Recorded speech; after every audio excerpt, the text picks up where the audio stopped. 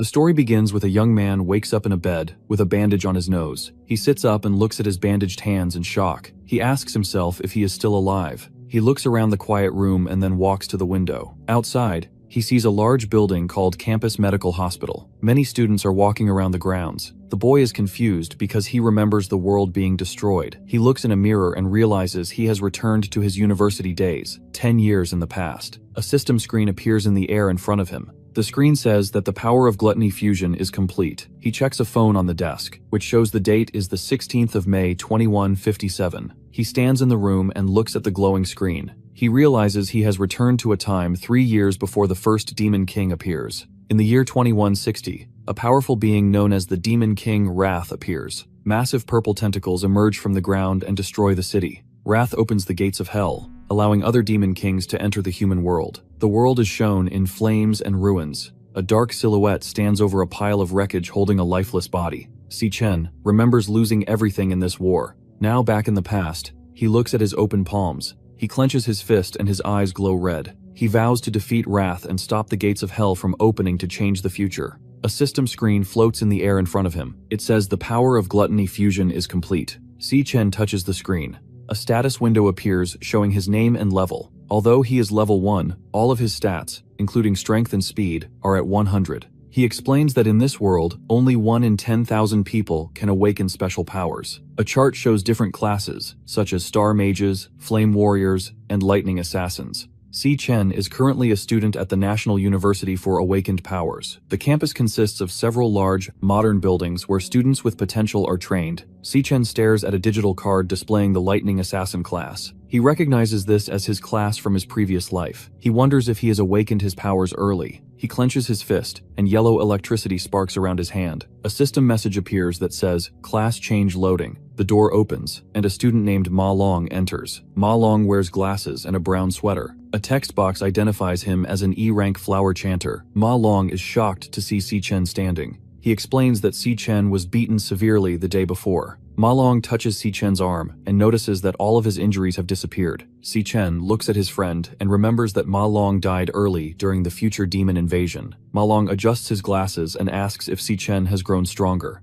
He then suddenly remembers that a ranking test is scheduled for the next day. Ma Long grabs Si Chen and pushes him toward the door. He tells Si Chen they must go and prepare for the test. Si Chen and Ma Long walking across the campus during a bright sunset. Other students play basketball and soccer in the background. Si Chen looks at the crowd and says it has been a long time since he saw living people. Ma Long looks at him with a confused expression. Si Chen looks up at the sky and remembers a dark, destroyed city from his previous life. He thinks to himself that he must find a plan to rank up quickly. Si Chen explains that major guilds control the dungeons, making it hard for others to get stronger. Si Chen views his system screen, which shows 100 points in every category. He looks at a chart showing the ranks from E to S. He notes that most students never move past E rank. While they are walking, a basketball flies through the air and hits Ma Long directly in the face. Ma Long falls to the ground with a loud thud and groans in pain. Si Chen looks over and sees a group of muscular students sitting on some stone steps. One man wearing a black tank top and dog tags smiles mockingly at them. He tells them he is surprised they recovered so quickly from their previous injuries. He tells his friends that the two boys can endure a lot of pain. The leader looks down with a smug expression and asks why they did not bring him cases of drinks. Ma Long bows his head and offers to go buy the drinks immediately. Si Chen stands calmly, with one hand in his pocket. He stops Ma Long and tells him it is not his fault. He states that the bullies are the ones who should be apologizing. As he stares at the group, his memories from the past begin to return. The student holds Si Chen's head underwater in a sink. Si Chen struggles and gasps for air. Ma Long sits on the floor nearby, looking terrified. He reaches out a hand and begs the bullies to stop. The leader smiles and claims he is trying to help Si Chen awaken his dormant powers. The other students stand in the doorway and laugh. Si Chen loses consciousness and falls to the floor. The bullies lose interest and walk out of the room, leaving him there. Ma Long rushes to Si Chen's side and calls out his name. Si Chen reflects on the cruelty he experienced from other humans. The scene shifts back to the present day on the campus. Gongcheng looks at Si Chen with a confused expression. Ma Long trembles and cries behind him. Gongcheng activates his power, and his right arm transforms into a glowing green stone. He is an E-rank flower warrior. Si Chen stares back with glowing red eyes. He thinks to himself that Gongcheng only bullies people because his older brother is the student council president. A group of students watches the fight from a distance. They point at Xichen and Ma Long, calling them the most useless students in the school. Gongcheng becomes angry and yells. He swings his large stone fist towards Xichen's face. Xichen stands his ground and raises his arm. He blocks the punch, creating a bright flash of light. The impact makes a loud sound. Xichen does not move from his spot. Gongcheng pulls his arm back and looks at it in pain. The students cannot believe that Xichen blocked a hit from a flower warrior. Xichen stands calmly while Gongcheng yells at him in a rage. Behind them, Ma Long looks on with a terrified expression. Gongcheng clenches his teeth and calls Xichen a weakling. Xichen looks down and watches as yellow electricity begins to spark around his fingers. He decides to test his new powers on the bully. A digital screen appears in the air, flashing the words, "Job switching." The screen updates to, "Job switch complete." Xichen is now a level 1 electric assassin. Massive bolts of yellow lightning erupt from his body, and his eyes glow with a golden light. His digital stat card shows his speed and strength doubling and tripling. Ma Long is overwhelmed with shock, and asks when Xichen awakened his powers. Gongcheng becomes even more furious. He activates a skill called Indestructible Demon Armor, causing his stone arm to grow larger and develop sharp spikes. He screams that he will give Xichen a killer jab, and lunges forward with a massive punch. Xichen moves with incredible speed, ducking under the giant stone fist. While low to the ground, Xichen delivers a powerful, lightning-infused punch directly into Gongcheng's chin. Xichen's punch sends Gongcheng flying backward through the air. The surrounding students scream and hold their faces in shock. Ma Long stares with wide eyes and his mouth open. Gongcheng crashes onto the ground and slides across the pavement. He looks up with a bloody face and yells at his friends to help him.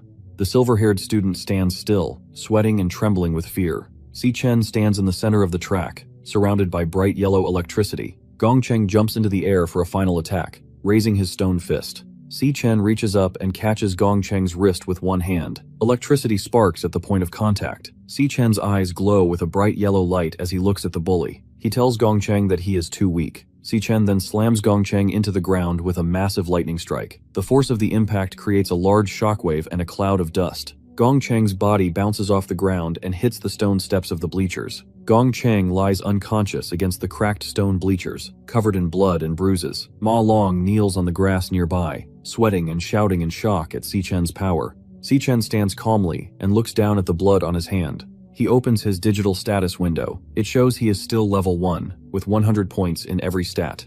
Xichen realizes that while his electric assassin form is strong enough to defeat low-level enemies, his stats did not increase after the fight. He determines that he needs a new way to gain experience. Xichen generates a sharp blade of yellow electricity from his hand. He begins walking toward the injured Gongcheng. The surrounding students look on with terrified faces, and Ma Long begs him to wait. Xichen ignores them and stands over the bully. His eyes glow with a fierce yellow light as he wonders if he must use the same violent methods from his past life to grow stronger. Xichen holds a blade of yellow lightning to Gongcheng's throat while grabbing his shirt. A blonde woman named Ling Yu, the vice president of the student council, walks toward them. She tells Xichen to stop, stating that the punishment he has given is enough. Xichen looks at her with a serious expression and then lets Gongcheng go. Gongcheng quickly runs away from the area. The crowd of students looks on in fear. Some say they will never provoke Xichen again. Xichen and Ma Long walk away together. Ling Yu watches them leave with a calm smile.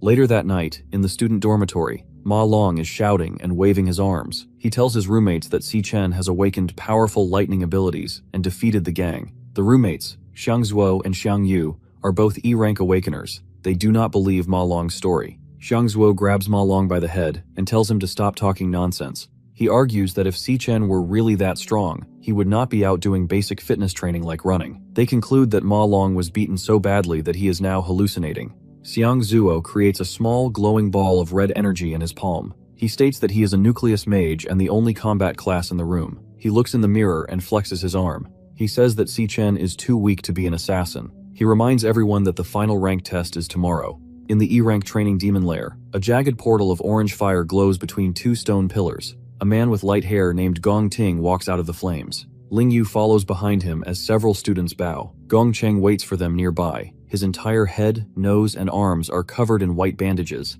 He looks up at his older brother.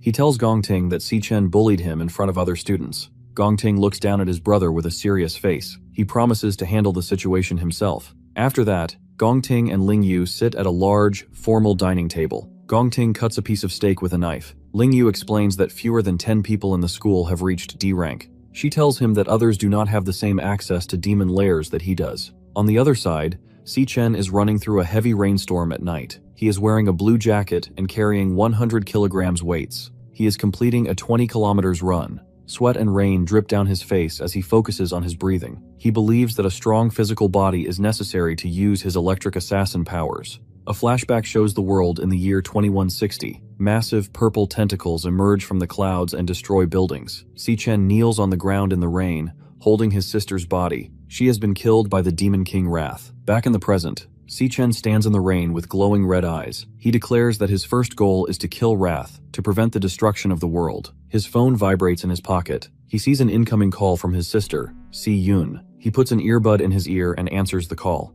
Si-chen stands still in the middle of the empty track. Si-yoon's voice comes through the phone. She asks why he called her many times today. She explains that she was at a competition and her phone was dead. She tells him that if she wins a prize, they can pay their rent. Si-chen looks down at the ground and remains quiet. He thinks about how he prayed to return to the past. Si-yoon asks if it is raining on his side and why he is silent. Si-chen smiles sadly. He tells her it is nothing and that he just wanted to hear her voice. Si-yoon is confused. She says they spoke only 2 days ago. She says goodbye and tells him to wait for good news. Si-chen looks up at the dark sky. He turns around and begins to run again. He says he needs 3 more laps. He returns to his dorm room after 8 hours in the past. Si-chen stands in the shower, looking at his reflection in the steam. He notes that while his body is younger and physically weaker than before, he is gradually adapting to it. Later, Si-chen sits on the edge of his bed, wearing a black robe. He reflects on the difficulty of leveling up, as major guilds control all the demon lairs. He wonders how he will find monsters to fight, and what the true nature of the power of gluttony is.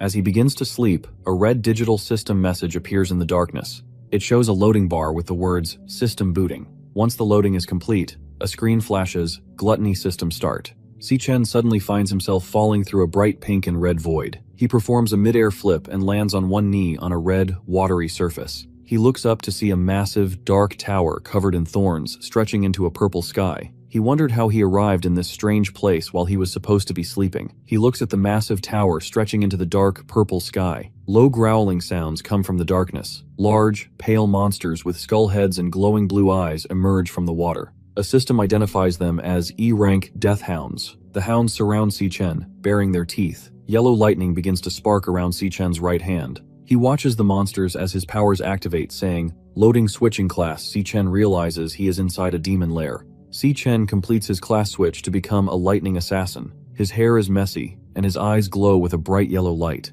Electricity sparks all over his body. 3 death hounds lunge at him at the same time. Si-chen moves with extreme speed and slashes through the monsters with his hands. One hound's skull head shatters into small pieces upon impact. A digital notification appears showing that he obtained 3 Death Forest items. Si-chen thinks to himself that these E-rank monsters are very easy to defeat. He watches as 4 separate experience point notifications for plus 52 EXP pop up on the screen.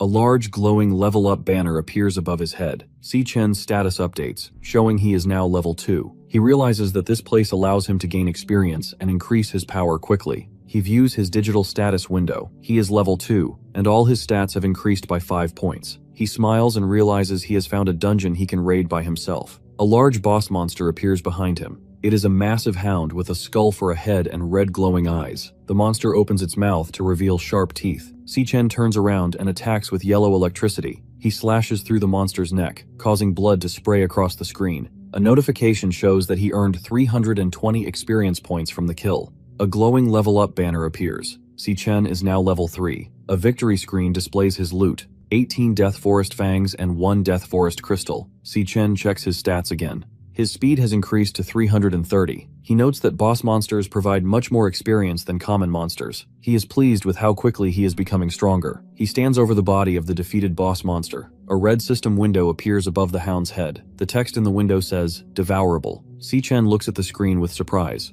He wonders if this is the true power of his gluttony system. He reaches out his right hand toward the corpse. A bright red and white light erupts from his palm. A massive red energy vortex forms above the monster and begins to pull the body inside. Si-chen clenches his fist as the red energy swirls around him. A digital message appears that says, "Finished." A card showing the boss monster appears in front of him. The card grants him a new ability called Frost Physique. This ability provides immunity to cold and increases all resistances in low temperatures. Si-Chen is shocked to see that the entire monster has been absorbed into a single card. He holds a glowing blue digital card in his hand. He looks at it with a serious expression. He realizes that he can absorb defeated enemies and turn them into new classes for himself. This is the Demon King Lanyu. Every person is born with only one class and specific weaknesses. This is an unchangeable law of their world. However, Si-Chen now holds two digital cards, Lightning Assassin and Frost Cloud Warrior. He possesses two classes at the same time. He looks up and realizes that if he continues to devour monsters, he can obtain infinite classes. Si-Chen looks at the massive, thorny tower in the distance. He wonders why he was given this unique power and what the purpose of the demonic tower is. He suddenly stops as he feels a heavy pressure. The monster appears inside a large burst of purple flames. The monster carries a massive sword on its back. He speaks, saying it has been waiting for Si-Chen for a long time. The government's ranking system for warriors, ranging from E rank up to S rank. A vision of the past shows Si-Chen being thrown through the air by a powerful force. He is covered in blood and groaning in pain. He remembers that reaching S rank in his previous life nearly killed him. Si-Chen is tired and breathes heavily. He holds a glowing yellow lightning sword in his hand. He realizes his power level is only D rank. The monster stands in a sea of red liquid. The monster is an S-rank boss with two large purple blades. Si-Chen is confused because the monster knows his name. The monster attacks with a large, curved blade. Si-Chen moves quickly to avoid the hit. The monster hits Si-Chen in the chest, and Si-Chen yells in pain. Si-Chen lies face down on the red surface. The monster looks down at Si-Chen and asks if he is still struggling. Si-Chen is heavily injured. He looks at the monster and thinks that it wants him to submit. The monster asks Si-Chen to stay and guard the tower. It calls this a rare opportunity. Si-Chen looks at the monster with a determined expression. He says he will never stay in this place. Suddenly, a purple energy blade slashes through the air. A large amount of blood sprays from Si-Chen's shoulder. He looks down at his wound in shock. The monster becomes angry. It points its purple sword at him. He says he has been patient because Si-Chen is the only one who can enter this lair. Ghostly skulls erupt from the red water all around them as Si-Chen stands alone as the purple light fills the sky.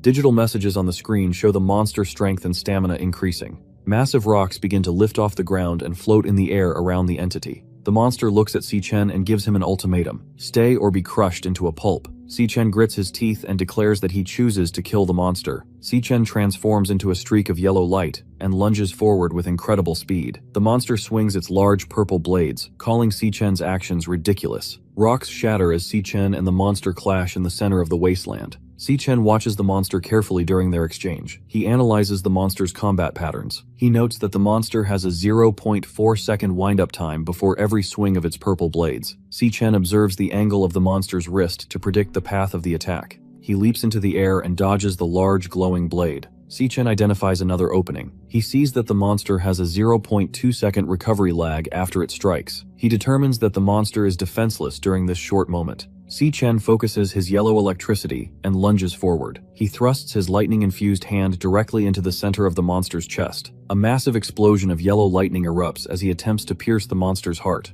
A digital notification appears above the monster saying status, paralyzed. Si-Chen knows he cannot kill an S-rank enemy yet. He decides to use the paralysis to escape. He activates a skill called Lightning God, which surrounds his body in bright yellow electricity and increases his speed 10 times. He runs toward a small point of light in the distance. He believes the light is the exit to the lair. Si-Chen leaps through the air, but the light suddenly disappears. He lands on the red ground in shock. A large explosion of dark purple energy erupts behind him. The monster reappears from the smoke. The monster tells Si-Chen that the exit was an illusion. It reveals that this location is not actually a demon lair. The monster reveals its true form as the Purgatory Rakshasa, an S-rank 1-star warrior. The Rakshasa looks at Si-Chen and tells him that he is the one who can bring hope. Si-Chen stares back with wide eyes. He recognizes the monster's form. He remembers that Demon King Lanyu had the same appearance in his previous life. In his flashback, the battlefield filled with bright orange explosions and streaks of yellow lightning. During the final battle of his past life, the enemy switched between many powerful classes easily.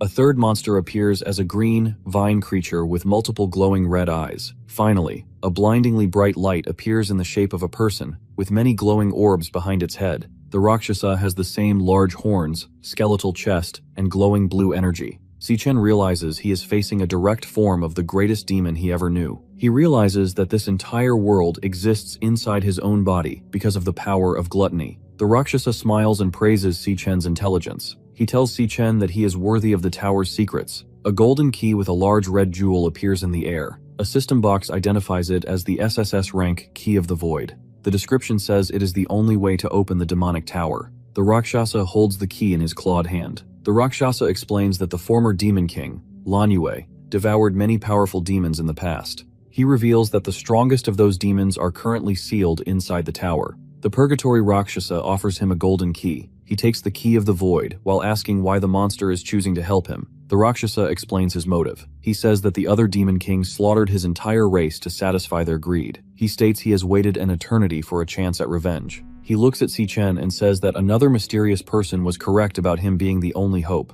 Si Chen looks confused and asks who the monster is talking about. The Rakshasa points toward the massive, dark tower in the distance. He tells Si Chen that all the answers he seeks are hidden inside. Suddenly, the Rakshasa begins to glow with a brilliant blue and white light. He starts to dissolve into glowing particles. He tells Si Chen to take his power and use it to make the demon kings pay. It tells Si Chen he must become unstoppable and open the demonic tower. It warns him that the demons inside are vicious and will not be easy to defeat. A dark silhouette of several demon kings appears in a red void. The Rakshasa tells him he must conquer and devour every one of them to reach the top of the world. The monster's head breaks into small, glowing pieces. Its last few fragments float in the air. The Rakshasa says that only a person with strong resolve is worthy of its power. Si Chen stands on the red surface as the monster's energy floats in the air. He raises his hand to absorb the purple light. A large notification flashes, Devouring level up. Si Chen is surrounded by bright yellow energy. His level increases to 10. A victory screen appears showing he obtained 2 items called Rakshasa's Underworld Bone. Si Chen looks down at his fist and says he will carry the monster's will. A digital message says Devouring complete. A card for the Purgatory Rakshasa appears. It shows the monster is a star warrior with skills called Bone Grip Ruin and Triple Gravity Strike. Si Chen says he will make his enemies pay in blood. Back in his dormitory, a window with bright sunlight shining through. A loud voice tells everyone to wake up and get up. He sits up in his bunk and looks toward the floor. His roommates get dressed in the background. He looks at his hands and chest, noting that all his injuries from the previous night have vanished. He wonders if the battle was just a dream. He opens his system window. It shows he is now level 10. All his base stats have increased to 150. The Purgatory Rakshasa card and other loot are visible in his inventory. Si Chen realizes he gained 9 levels in one night. He contemplates what his current rank would be in the government system. His roommate, Xiang Zuo, walks over and leans towards Si Chen. Xiang Zuo has a mocking smile and mentions that Ma Long called Si Chen a powerhouse. Ma Long stands nearby, looking nervous. Xiang Zuo glares at Si Chen and asks if he is trying to take over as the top student in the dorm. Si Chen stares back as Xiang Zuo tells them the rank test is about to start and leaves. After that, they walked down the campus stairs while eating bread. He explains to the group that each rank is divided into low, mid, and high tiers. A digital chart appears, showing that while most students are in the low E tier, the peak rank among current students is mid D tier. Xiang Zuo claims he is in the mid E tier and is stronger than 10 low-tier students. Ma Long turns to Si Chen and encourages him to aim for D rank to intimidate their rivals. They arrive at a large outdoor plaza where a giant screen announces the National Awakener University official rank test ceremony. A large crowd of students in uniforms has already gathered. In the hallway, 2 aggressive students shove a smaller boy against the wall. Ma Long recognizes them as Gong Cheng's followers and suggests staying away. The 2 bullies suddenly begin to sweat and look very afraid. They bow their heads low to the ground and call him Big Brother Si Chen. The roommates, Xiang Zuo and Ma Long, watch this with wide eyes and open mouths. Xiang Zuo is shocked and realizes that Ma Long's stories about Si Chen's power might be true. Si Chen continues walking calmly and does not look back at the bowing students. Suddenly, a man with blue-gray hair named Jiang Jian approaches Si Chen. Text identifies him as a student council officer. Jiang Jian smiles mockingly and mentions the incident Si Chen had with Gong Cheng. He reminds Si Chen that Gong Cheng is the younger brother of the student council president, Gong Ting. Ma Long and Xiang Zuo hide behind a nearby wall. They explain that Jiang Jian is a D-rank powerhouse and the president's assistant. They are worried that he is now targeting Si Chen. Jiang Jian leans in very close to Si Chen's ear. He tells Si Chen that he can smell the scent of a true powerhouse from a mile away. He then insults Si Chen, saying he only smells like a permanent bottom feeder. Si Chen looks at Jiang Jian and asks if he is a dog. Jiang Jian's face turns bright red with anger as he screams at Si Chen. His eyes are wide and his teeth are clenched as he demands to know what Si Chen said. Just as the tension peaks, Gong Ting steps forward and tells him to stop. He explains that he has investigated the fight. He admits that his brother, Gong Cheng, was at fault and deserved the consequences. Si Chen and Gong Ting share a long, silent stare. Both look very serious as they observe each other. In the main stage of the National Awakener University, a man announces that the assessments are about to begin. He instructs the students to proceed to the stage in order of their ID numbers. On the other side, the silhouettes of two people are seen standing in a high-rise office. They look out of a large window at the ceremony below, wondering if any interesting students will appear this time. Lingyu sips tea from a white porcelain cup and looks ahead with a calm smile. 1 hour passes at the National Awakener University. The announcer calls for the next student, Xiang Zuo. Ma Long stands in the crowd and cheers with his arm raised. Xiang Zuo looks nervous but determined as he walks toward the glowing blue portal on the stage. Xiang Zuo steps through the light and enters a dark room. Thick black wires hang from the ceiling and connect to a mechanical heart in the center. This is the magical core. The eye on the core is closed. The assessment requires the student to hit this core with their full power so it can absorb the energy. Xiang Zuo clenches his teeth and yells loudly. He raises his hands as a large ball of orange fire forms above him. He shoots a powerful beam of fire directly at the mechanical eye. A massive explosion occurs, and the room fills with bright light. They make a loud buzzing sound.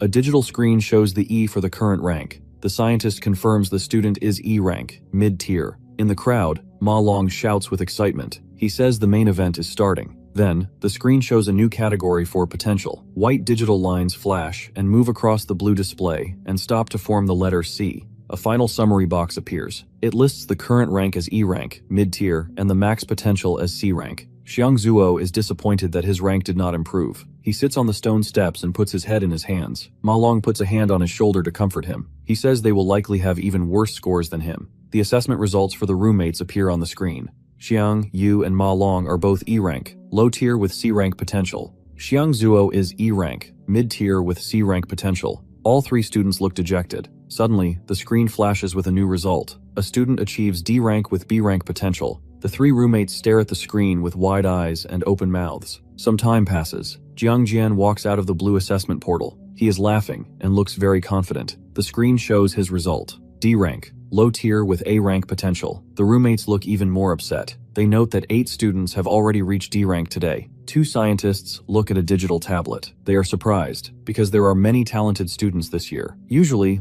only 2 or 3 students reach D rank during the ceremony. The announcer calls for the next student, Gong Ting. The student council president walks toward the stage. The crowd watches closely as it is finally his turn to enter the portal. They call him the heir to a powerful guild and the top student. Rumors say he reached D rank 2 years ago. The students wonder if he will break the school record. Inside the dark room, the mechanical heart thumps loudly. Its blue eye is wide open. Gong Ting reaches his hand toward the core. He decides to hold back some of his power. He wants to save his full strength for the graduation battle to make a bigger impression. Even while holding back, he plans to stay at the top of the school. Gong Ting's eye suddenly glows with a bright orange light. Outside, the digital screen flickers with white and yellow energy. The scientist with the mustache looks shocked as he watches the colors change. The screen finally stops and displays the results. Gong Ting is ranked as a high-tier D rank. His potential is an S rank. The crowd is stunned by the high numbers on the board. The crowd is cheering and screaming loudly. They raise their arms in the air.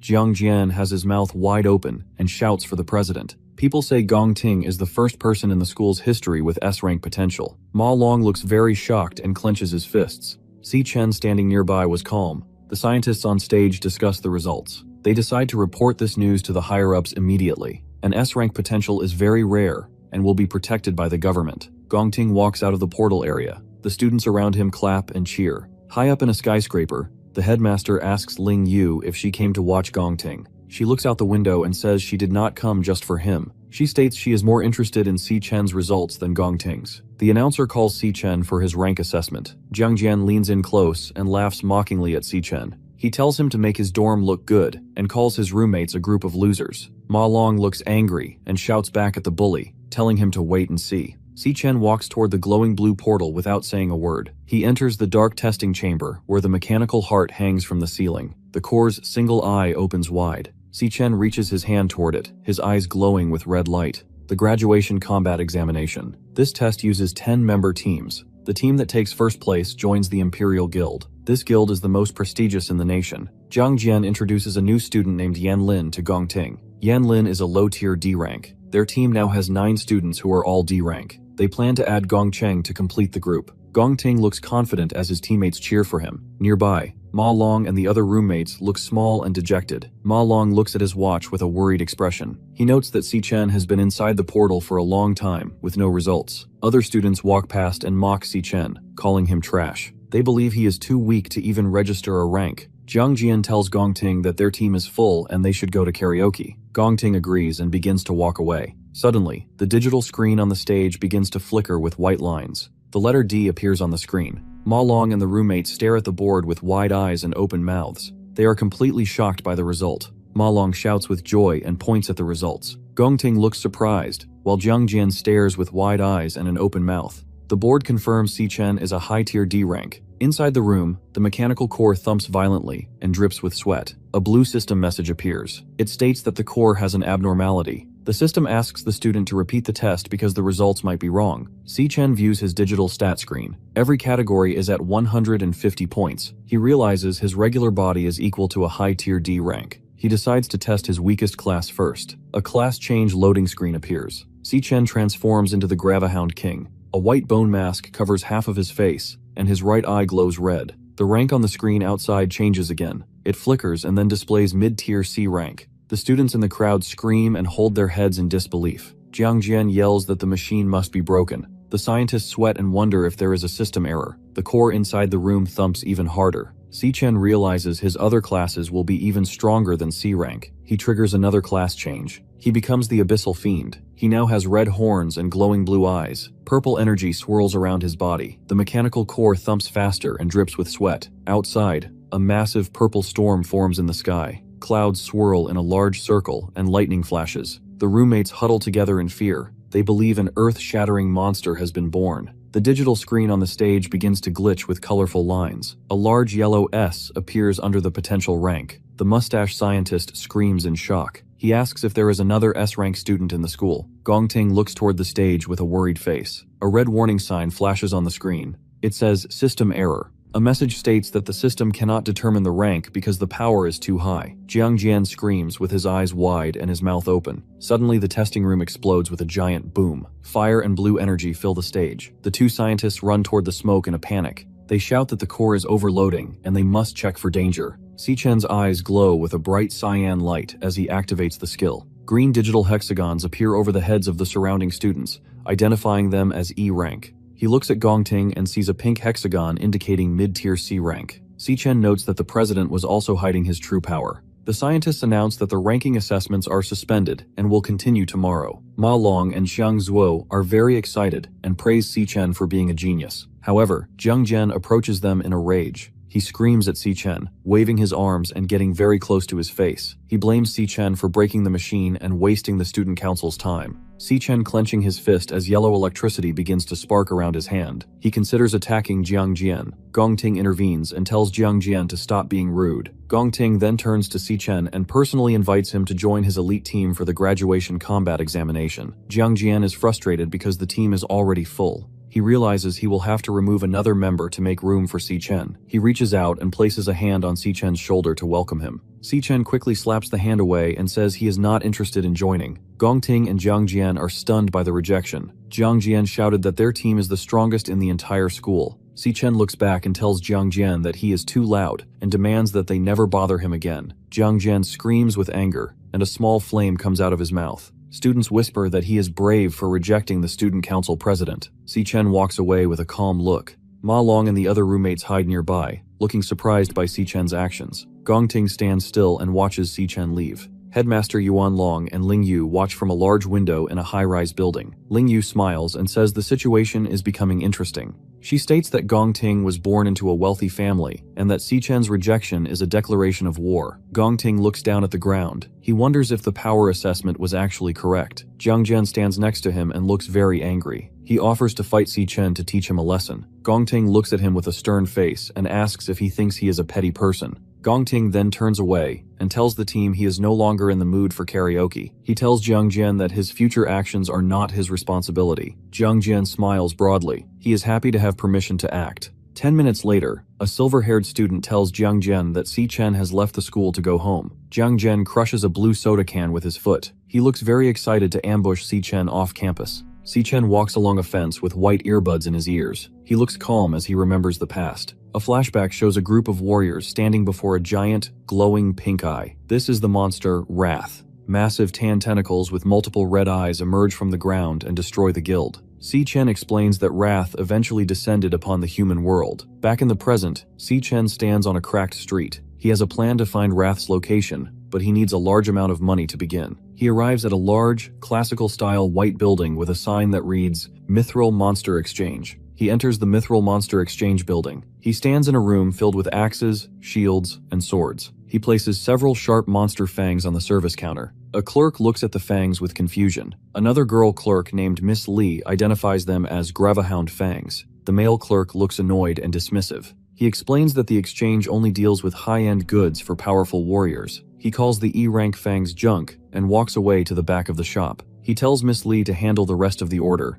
Si-chen looks at his phone and sees a notification for 18,000. He says this is enough money to pay his rent. Si-chen then raises his hand. Pink digital squares and purple light form in his palm. He pulls a massive, jagged purple sword out of the air. She stares at the glowing weapon. She believes the great sword is a rare A-rank item. The clerk mocks Miss Lee, stating that A-rank weapons are worth millions and very rare. Suddenly, a man named Ching Ji enters the room. He looks at the weapon and tells the clerk that the equipment is not A-rank or B-rank. He identifies it as an S-rank piece of equipment from the Abyssal Lands. The clerk is terrified. His face turns dark, his eyes bulge, and he screams in shock. Ching-ji quickly walks over to Si-chen and clasps his hand in a firm handshake. He tells Si-chen it is an honor to have his business and invites him to the VIP lounge. Si-chen looks at Ching-ji calmly and realizes he is the leader of the Mithril Guild. In the VIP lounge, they sit on ornate green couches with gold trim. Ching-ji asks how much Si-chen wants for the weapon. Si-chen looks at him with red eyes and says, 1 million. Ching-ji is stunned and explains that the sword is worth tens of millions. Si-chen explains that he only wants to use the sword as collateral for a loan. He promises to pay the million back in 1 month. Ching-ji was impressed by the student's wisdom and confidence. Si-chen sits on a luxury couch and sips from a small cup. Ching-ji watches him and thinks that he is not an ordinary man. Si-chen offers to repay the loan in 1 month with 10% interest. Ching-ji tells Miss Lee to step outside so they can speak privately. Ching-ji adjusts his glasses and smiles. He identifies Si-chen as a student from the National Awakener University. He explains that the school's graduation exam is in 1 month, and the prize is 1 million. He notes that the amount and the date perfectly match Si-chen's repayment plan. Ching-ji realizes Si-chen is in urgent need of money. He makes a new offer. He tells Si-chen he will loan him 1.5 million in cash immediately. He says there will be 0 interest for the first month. Ching-ji stands up and reaches his hand out to Si-chen. He says he wants to be friends. Si-chen listens silently as Ching-ji promises to keep their discussion confidential. Ching-ji smiles and asks Si-chen to consider his exchange facility for all future trades. Si-chen observes the guild leader and is impressed by his ability to analyze the situation. He decides that he needs trustworthy allies to help him eliminate the Demon King Wrath. The two men shake hands in the center of the bright office. Ching-ji places his hand on a magic scroll, and a yellow circular seal glows with electricity. A notification on Si-chen's phone confirms that 1.5 million has been transferred to his account. Ching-ji asks what weapon Si-chen will use for the graduation exam now that his S-rank sword is being used as collateral. He offers to lend Si-chen A-rank or B-rank equipment from the shop. Si-chen says there is no need for a loan. He raises his left hand, and pink digital squares appear in the air. He summons a second purple and gray greatsword that is identical to the first one. Si-chen holds the glowing weapon calmly. Ching-ji and his assistants are shown screaming and gasping in total disbelief. Si-chen walks out of the store while Ching-ji promotes Miss Lee to supervisor for her good service. Si-chen takes a yellow taxi to the Changchang County long-distance bus terminal. He stands outside the large building. A flashback shows him in his past life as a non-awakened worker, struggling to pay rent. His sister Si-yun, comforting him as they look at a bank balance of only $105.60. Si-yun is shown looking at an acceptance letter from the International Central Art Institute before tearing it into pieces. She cries and says she wants to stay near her brother. In the present, Si-chen waits by the fence until he hears a loud shout of, "Bro!" He turns his head as someone runs toward him. Si-chen hugs his sister very tightly. She looks shocked and wide-eyed. Si-chen smiles gently while hugging his sister Si-yun. Si-yun looks annoyed and punches him in the chest. She asks if he is acting strange because of a girl. Si-chen laughs and picks up her large yellow suitcase. They walk together past a fence under a bright sky. Si-yun talks excitedly while Si-chen watches her with a calm smile. He vows to protect her in this new life. The scene shifts to a dark alleyway. Jiang Jian stands in the shadows with several masked men behind him. He looks at a map of the area and points to the path Si Chen takes to go home. He tells his group to hide and wait for the right moment to attack. He remembers Si Chen telling him to be quiet. Jiang Jian clenches his teeth and says he will destroy Si Chen so he cannot take the graduation exam. Jiang Jian's face turns a dark blue as he pulls out a glowing, jagged dagger. He calls Si Chen a poser and laughs. In the open street, Si Chen and Si Yun are walking home together. Si Yun drinks from a small carton with a cow on it. She asks if he is stressed about the graduation test. She tells him to pull himself together. Si Yun then starts singing a song about believing in yourself. Si Chen looks at his sister and thinks about how men form emotional walls. They continue walking home together. In a dark alley nearby, Jiang Jian and two masked followers watch them. Jiang Jian laughs and says it is a lucky day because the alley has no cameras. Si Chen suddenly narrows his eyes. He smells the scent of the student council members hiding ahead. He looks toward the dark corner of the street and sees their silhouettes. Si Chen reaches into his pocket and takes out two white wireless earbuds. He gently places the earbuds into his sister's ears. He tells her he has been listening to this song lately. Si Yun closes her eyes and listens to the music. She says music can show a person's mental state. Si Chen walks in front of her. His eyes glow with a bright blue light. Jiang Jian and a group of masked men walk down the dark street. Blue digital hexagons appear over their heads, showing Jiang Jian is a D-rank warrior and the others are E-rank. Si Yun continues to listen to the song. Si Chen remembers losing his sister in the year 2160. He was reborn in the year 2167. He thinks about how he has finally been reunited with his family after 7 years. Si Chen's face turns red with rage. Yellow lightning sparks around his head and body. He glares at the approaching attackers with glowing eyes and clenched teeth. Si Chen moves with incredible speed, leaving streaks of yellow lightning behind him. He lunges at men and delivers a powerful kick to one man's face. The second attacker looks on with a terrified expression. Si Yun continues to walk with her eyes closed, listening to the music through her earbuds. Si Chen moves through the crowd of enemies, punching and kicking multiple men at the same time. He dodges a swing from a wooden club and sends an attacker flying backward with a kick. He grabs an attacker's arm and snaps the bone. The man screams in agony. Si Chen then delivers a powerful punch to the man's face. The impact creates a massive explosion with the word boom. They sweat and tremble while asking how Si Chen is so powerful. He continues to move through the alley, punching and kicking the attackers. Jiang Jian screams in rage and lunges towards Si Chen with a jagged knife. He delivers a powerful, electricity-infused punch directly into Jiang Jian's face. He crashes into the pavement, creating a massive cloud of dust and an explosion sound effect. Si Chen stands over the unconscious, bleeding bully. Si Chen's eyes glow with a bright red light as he looks down at Jiang Jian and tells him that he clearly warned him never to bother him again.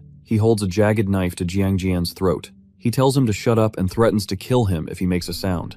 Jiang Jian realizes that Si Chen is not lying and truly intends to kill him. Si Chen stands over the bodies of the defeated gang members scattered across the alley. He tells Jiang Jian to remember every word he says. He warns the group that he does not care what happens to them, but they must never bother him again. He specifically states that if they ever threaten his sister or even appear near her, he will make them disappear forever. Si Yun is still listening to the music through the earbuds. She begins to cry as she hears the lyrics. She wonders why the song makes her feel so sad and lonely. She feels as though her brother has experienced great suffering in the time they were apart. Si Chen stands on the street and hands a small red box to Si Yun. She opens the box and finds a shining golden pen inside. She looks at the gift with surprise. Si Chen looks at her with a calm smile, but his clenched fist covered in blood. In the alley, Jiang Jian and his followers lie on the ground. They are badly injured and cry out for an ambulance. Later at home, Si Yun uses the golden pen to draw in the air. A glowing pink fish made of light appears and floats around the room. Si Chen sits at a small wooden table and eats a bowl of ramen. He tells Si Yun that he has already paid the rent for the entire year. Si Chen smiles and tells her that he found a good part-time job. Si Chen sits at the table with a gentle smile on his face. Si Yun looks at him with an affectionate expression and places her hand on his shoulder. They share a happy moment together in their home. The scene then transitions to Gong Ting standing alone, silhouetted against the glowing water and swimming fish. The director of the employment office approaches Gong Ting to discuss the recent assessment. Gong Xuan looks at the fish through his glasses and confirms that Si Chen is indeed a C-rank awakener. He points out that Si Chen is now the only student in the university with a higher rank than Gong Ting. Gong Xuan mentions that there is a vacancy that needs to be filled. He tells his uncle not to worry and claims he did not use his full strength during the ranking test. Gong Ting vows to prove that he is truly the strongest student. It is 23 at the National Awakener University male dormitory. Si Chen stands in the shower with water dripping off his shoulders.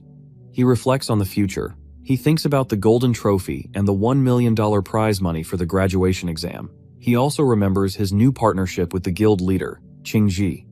Later, Si Chen lies in his bunk bed with his eyes closed, preparing to sleep. As he sleeps, the system message, "Gluttony System Activate," flashes on the screen. Si Chen suddenly finds himself back in the Red Wasteland. He stands before the massive, thorny demonic tower that reaches into the purple clouds. He looks at his updated status. He is now level 10 and ranked as a mid-tier C Awakener. He looks at the SSS rank Key of the Void glowing in his hand. He wonders what the interior of the demonic tower looks like. He approaches the massive stone gates and holds the key out.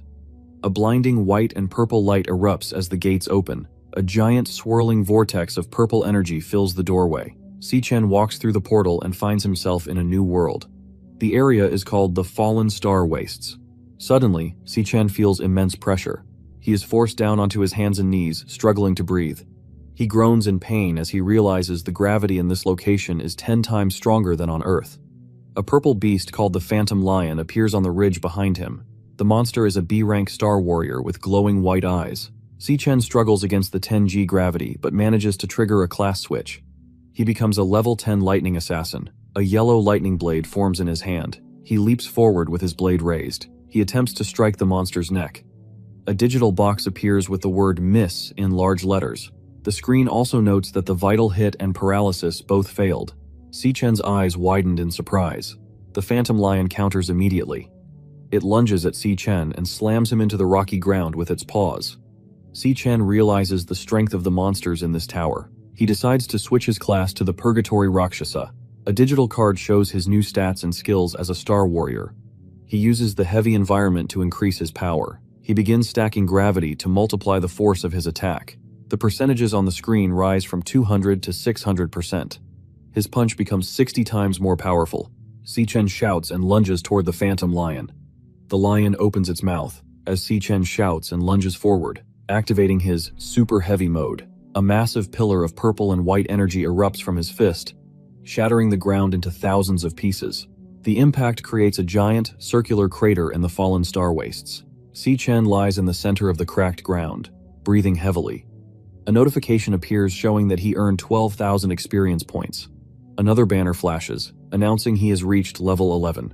He explains that each star on his class cards acts as a strength multiplier. His Purgatory Rakshasa class has 11 stars, while his Lightning Assassin has 9. He realizes his classes are breaking through the B-rank power limits. Si Chen stands over the glowing purple remains of the Phantom Lion. The system identifies the monster as devourable. He reaches out and absorbs the energy into his hand.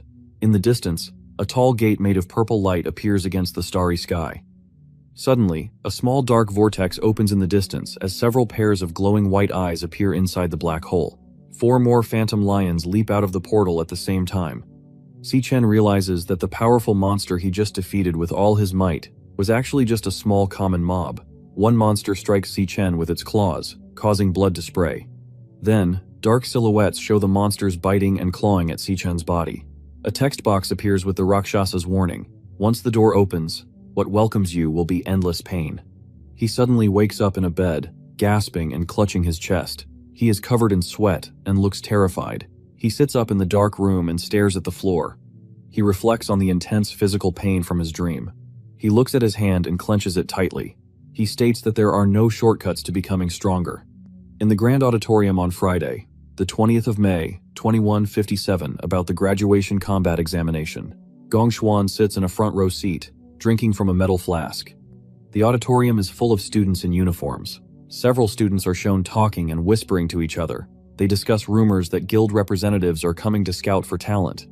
Si Chen sits silently among the crowd. He listens as the other students talk about the high expectations for this year's results. Gong Xuan speaks to the students from a podium. The students raise their wrists to check their displays. A blue list appears in the air showing the team assignments. Xiang Zuo, Ma Long, Xiang Yu, and Si Chen are all officially ranked as low E rank. Ma Long screams in total shock. He looks at Si Chen and asks how his rank can be so low after the assessment. Nearby students point at Si Chen and laugh. They mock him and call him a loser. Si Chen stares at his wrist display with a calm expression. Gong Ting watches him from a distance, with narrowed his eyes. He clasps his hands together and smiles. He plans to teach the students a lesson and ensure the opponents have no chance to resist during the exam. The students rush across the floor to find teammates. A large group surrounds Gong Ting, shouting for his attention. They beg him to let them join his elite team. One girl with pink hair yells about her healer class. A man with a headband shouts that he will be the president's dog.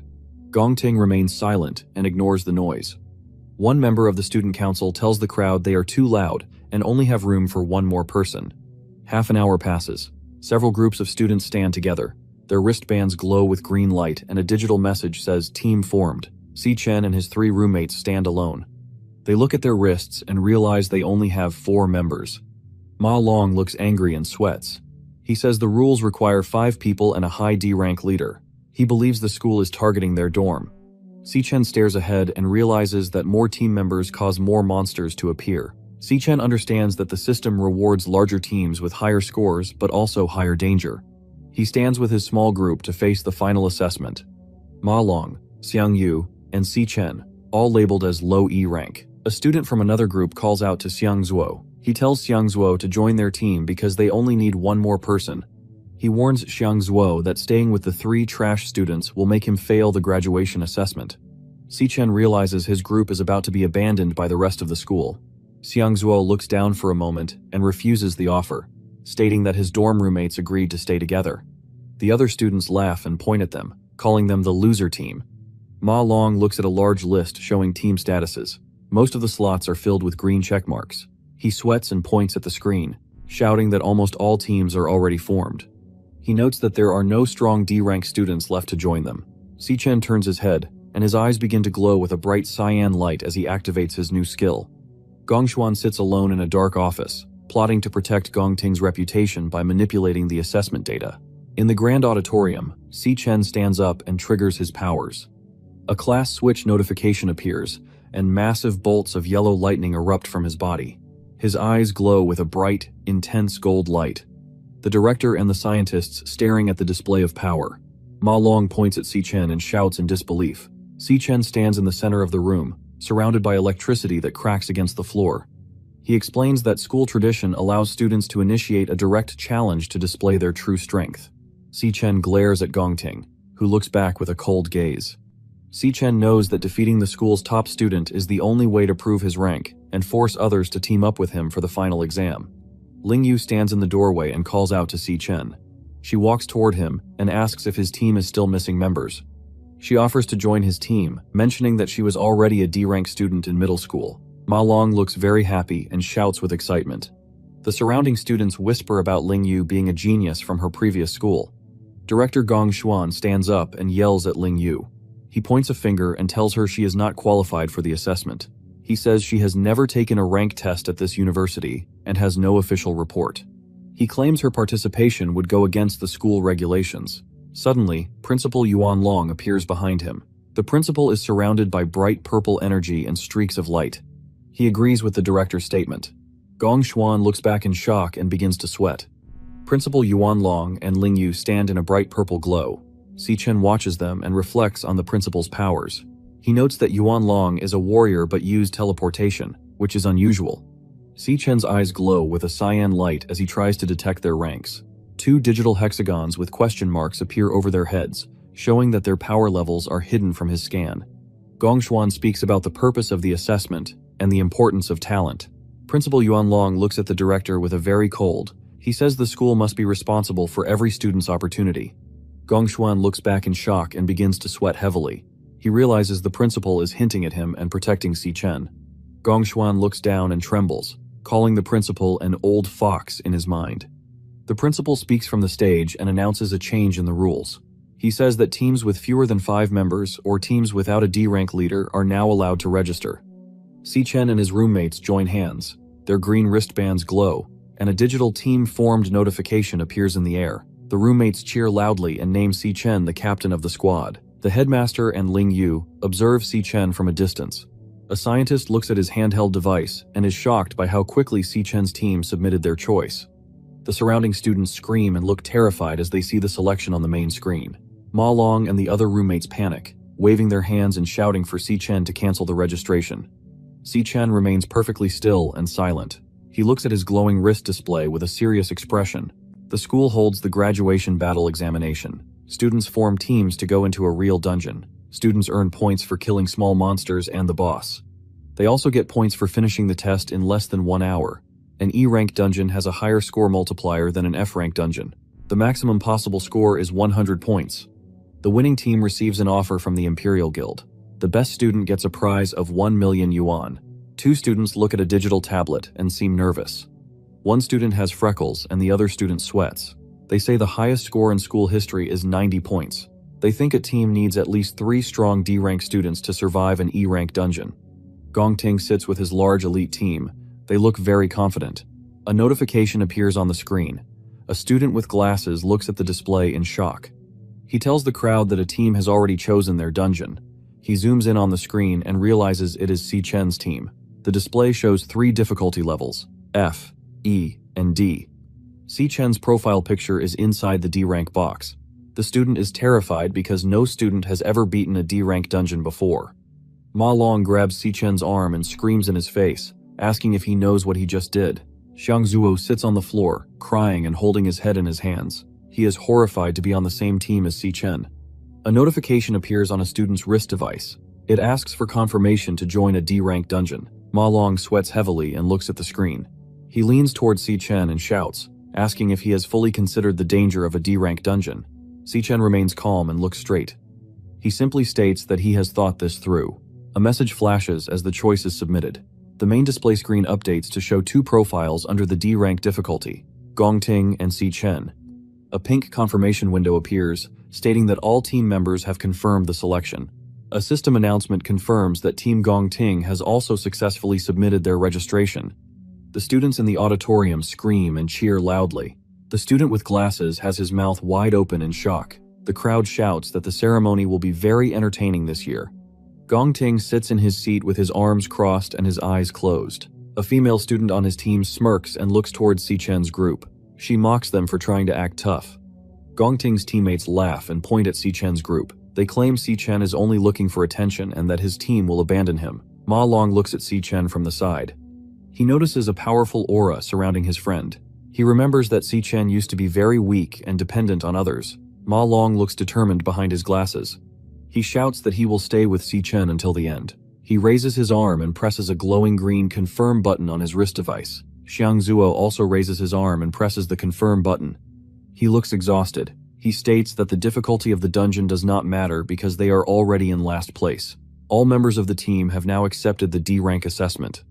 A system message announces that Team Si Chen has submitted their registration successfully. Si Chen stands in the center of the auditorium with his 3 roommates. Si Chen looks down with a serious expression and speaks to his team and tells them he is sorry. He explains that he chose the high-difficulty D-rank dungeon specifically to earn the MVP title. Si Chen looks at his roommates and tells them they are aiming for the top score together.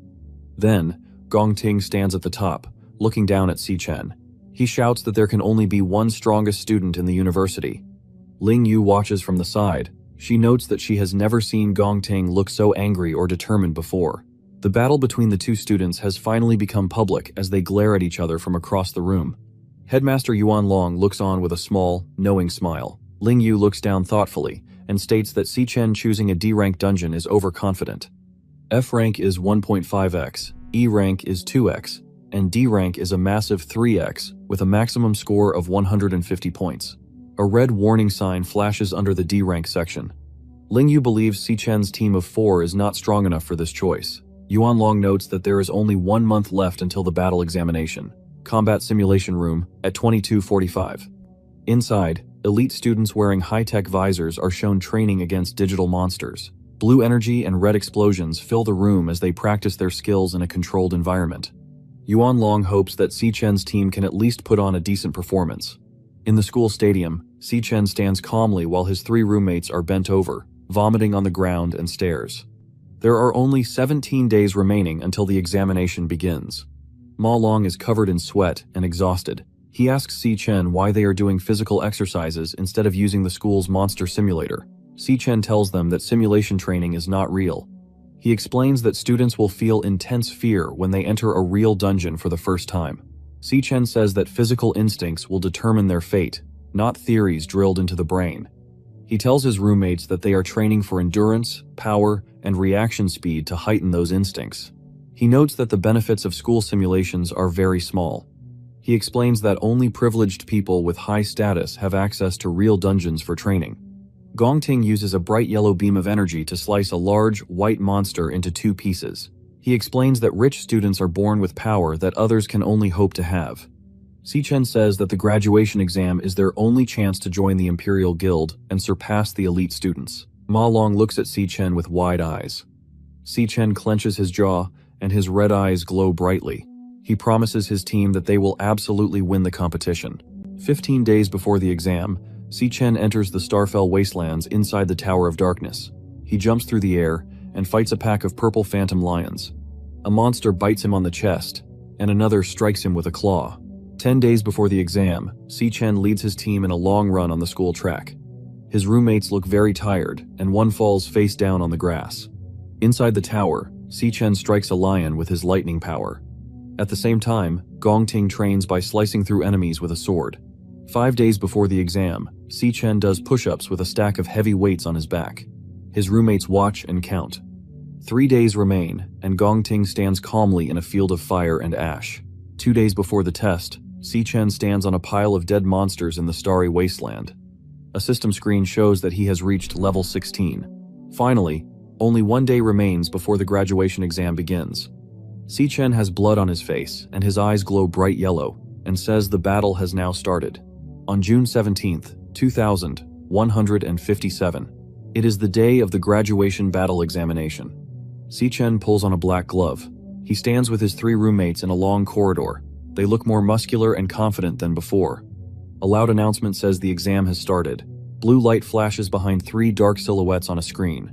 On the other side of the administration building, Headmaster Yuan Long shakes hands with a man wearing a brown coat and glasses. The man's name is Gong Lin. He is the leader of the Imperial Guild and the father of Gongting. A group of students watches from a balcony above. They look shocked to see such a powerful person on campus. A white car stops in front of the school building. Guards in black suits stand near the car. A man with pink hair steps out of the vehicle. He is Carl Cavendish, the vice chairman of the Global Guild Federation. He wears a long gray coat and adjusts his sleeve. Students on a balcony watch him and scream in shock. They cannot believe a high-ranking official is at their school. They explain that the Guild Federation is the most powerful organization in the world. Carl Cavendish walks toward the entrance with a woman. The woman is Sigrid, the Secretary General of the Federation. Inside a control room, Director Gong Xuan sits behind a desk. He looks at a large wall of video screens showing different areas of the school. Sigrid walks through a hallway with Principal Yuan Long and other staff members. The principal has a slight smile as he leads the guests. They walk past rows of monitors to observe the graduation examination. Many people follow behind the high-ranking leaders as they enter the viewing area. Students face dangerous monsters inside the graduation dungeons. A student uses a blue energy blade to strike a large water serpent called Ling Yao. In a different area, a giant sandworm with sharp teeth erupts from the water near 2 students. Inside a dark cave, several stag spiders crawl across the walls and ceiling. A student with glasses looks up and trembles with fear. In the control room, Director Gong Xuan watches the video screens. He explains that instructors are standing by at the gates to intervene if a student is in danger. A giant spider looms over a student who has fallen to the ground. The student screams and presses a button on his glowing wrist device. A red notification says, "Dropped," as he withdraws from the exam. He and his teammates are instantly teleported out of the dungeon in a flash of red light. Secretary General Sigrid watches the monitors. She notes that only 2 teams remain in the difficult D-rank dungeon. She says she is looking forward to seeing their performance. Director Gong Xuan watches the monitor. He believes the students will withdraw from the dungeon quickly. The team enters the D-rank dungeon named Cloudwood Summit. A creature crouches on a large, frozen tree branch. It is a wraithwing monkey, a D-rank monster with gray fur and long claws. Si-chen looks alert as snow falls around him. He tells his teammates to stay on guard. 3 monkeys fly down from the trees to attack. Si-chen moves with extreme speed. He creates 3 large slashes of blue energy in the air. The monsters are hit instantly and fall to the ground with a loud thud. Blood stains the white snow around their bodies. Ma Long sits in the snow and looks up in disbelief. Xiang Zuo is also shocked. He realizes that Si Chen just defeated 3 D-rank monsters by himself. Si Chen stands over a dead monster, while yellow electricity sparks around his body and the small yellow blade in his hand. Si Chen's eyes glow with a bright yellow light. His 3 teammates stand behind him. He tells his team that their current strength is not enough to handle the enemies. He tells them to stay back and protect themselves. He then lunges forward as a large bolt of yellow electricity strikes the frozen ground. He shouts for them to leave the rest of the fight to him. A student on the ground yells for the others to watch out. Another teammate slides across the ice and screams. One of Si Chen's teammates is thrown backward by an impact. Xiang Zuo finally realizes why Si Chen made them practice reaction speed and explosive power during their training. He understands that Si Chen never actually expected the team to help him fight the monsters. He concludes that the physical training was only meant to give the roommates a way to protect themselves and survive. He thinks about how he always considered himself the boss of their dormitory. He feels humiliated because he now has to rely entirely on Si Chen to carry him through the exam so he can graduate. In the background, Si Chen moves with incredible speed through the snow. He uses sharp yellow lightning blades to slice through a white, furry monster. His fast and violent attack against the remaining enemies. Giant white bat monsters fly through the snowy sky. They have human faces and open their mouths to roar. Many yellow lightning bolts strike the monsters from all sides. The electricity slices through their wings and bodies.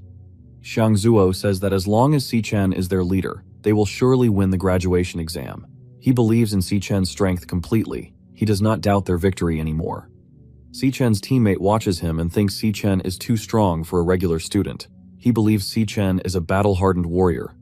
In the snowy valley, many yellow lightning bolts strike the small dark monsters. The monsters fall from the sky as blood sprays out. Xiang Zuo asks himself when Si Chen became so reliable. He feels that he has been left far behind by Si Chen's great power. A monster falling from snow. One student shouts a warning that another monster is attacking from the rear. The student raises his flaming arms to block the attack. He catches the monster's limbs as sparks fly from the impact. He calls out to Xiang Yu and Ma Long. He tells them that they cannot continue to act like deadweights. He declares that they should not rely entirely on Si Chen to win the battle. Ma Long and Xiang look at each other. They realize that this exam belongs to them just as much as it belongs to Si Chen. Xiang Zuo shouts with a wide-open mouth and declares that it is their graduation assessment too.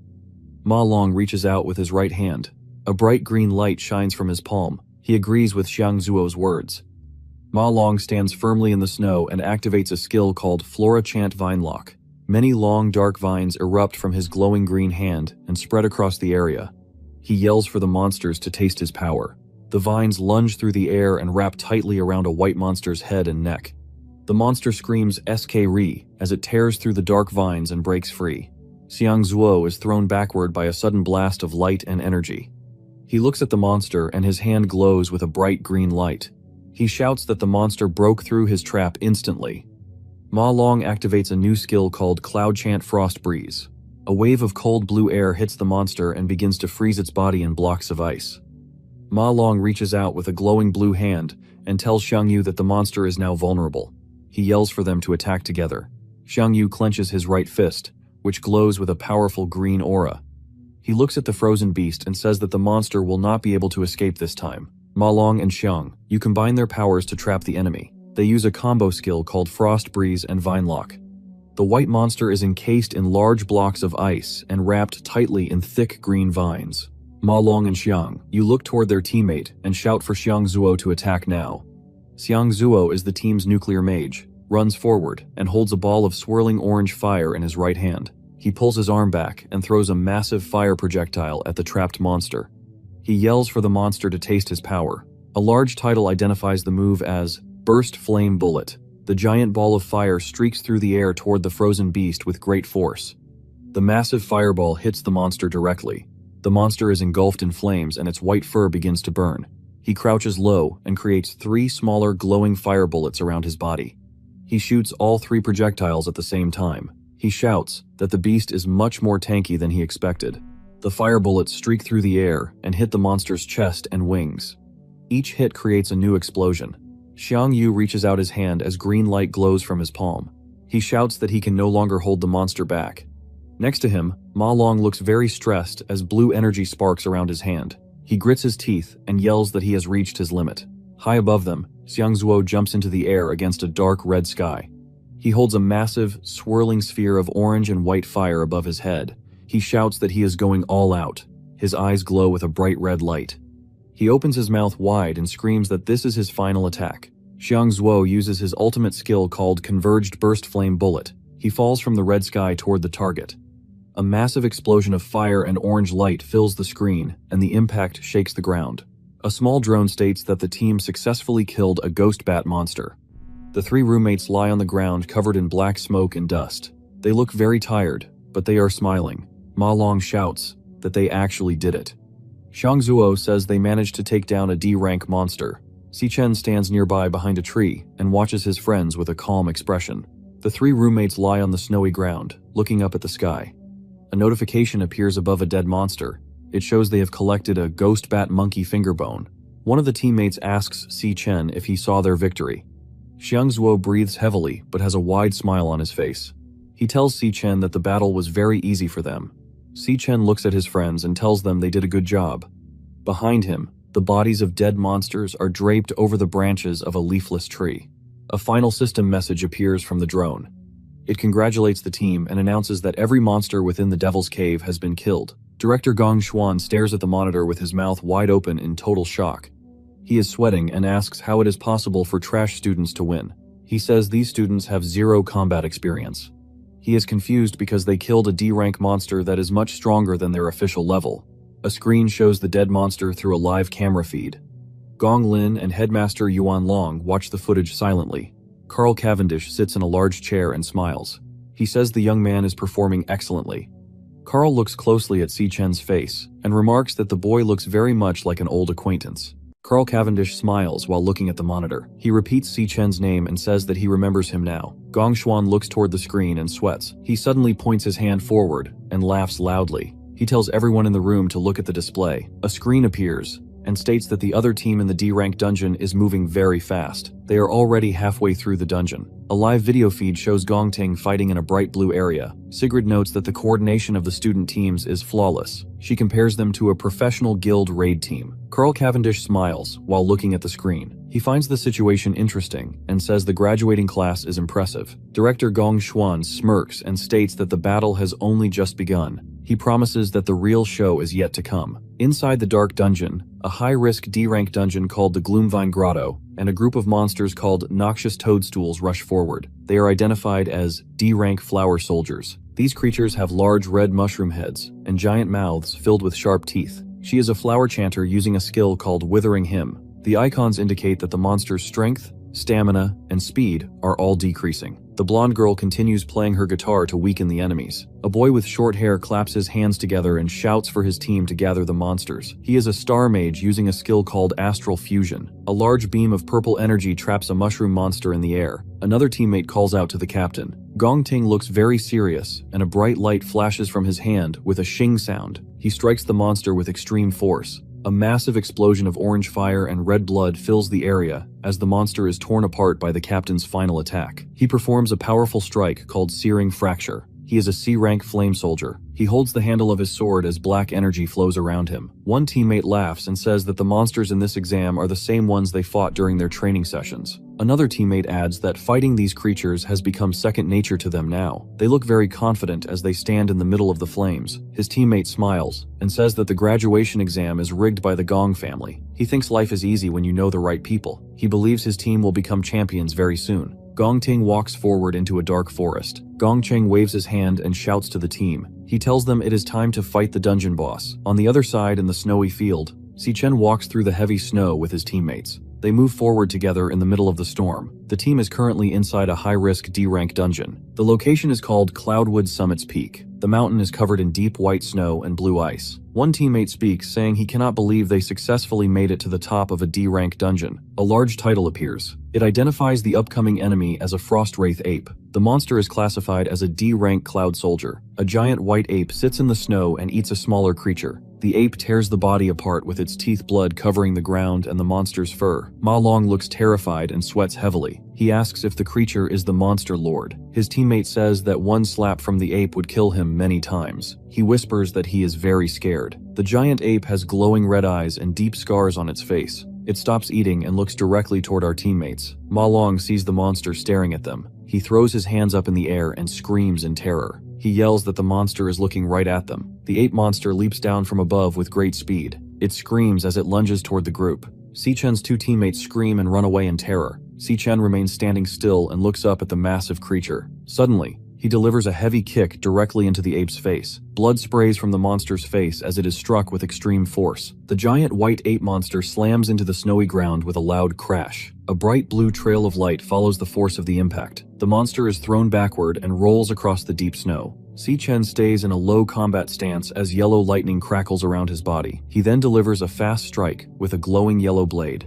The blade slices through the monster's jaw, and blood sprays into the air. Si-Chen turns and runs forward with extreme speed, and several sharp yellows cut through the monster's large body as the ape is sliced into many pieces. Ma Long stares at Si-Chen with wide eyes and is in total disbelief and asks if Si-Chen really killed the giant monster so easily. His roommate stands behind him looking shocked. Digital system messages appear in the air. They state that Si-Chen obtained 1 Frostwraith ape fur and earned 200 experience points. Si-Chen stands calmly in the falling snow as his team approaches him. Si-Chen thinks to himself he finds it strange that killing the lord of a D-rank dungeon gives such a small amount of experience. He also thinks the loot he received was very poor. Suddenly, a teammate shouts with excitement. They tell the others to look at a large collection of mana crystals. One of the teammates shouts to the others to come and look at a discovery. He points toward a large, jagged tree trunk sticking out of the deep snow. Si-Chen watches as his roommates run toward the stump. Inside the hollow center of the tree, there is a large cluster of glowing crystals. The teammate says the giant monster must have hidden these mana crystals inside the tree. He notices the large size of the gems and believes they are at least mid-tier mana crystals. The roommates lean into the hollow and look at the treasure with wide eyes and happy smiles. They laugh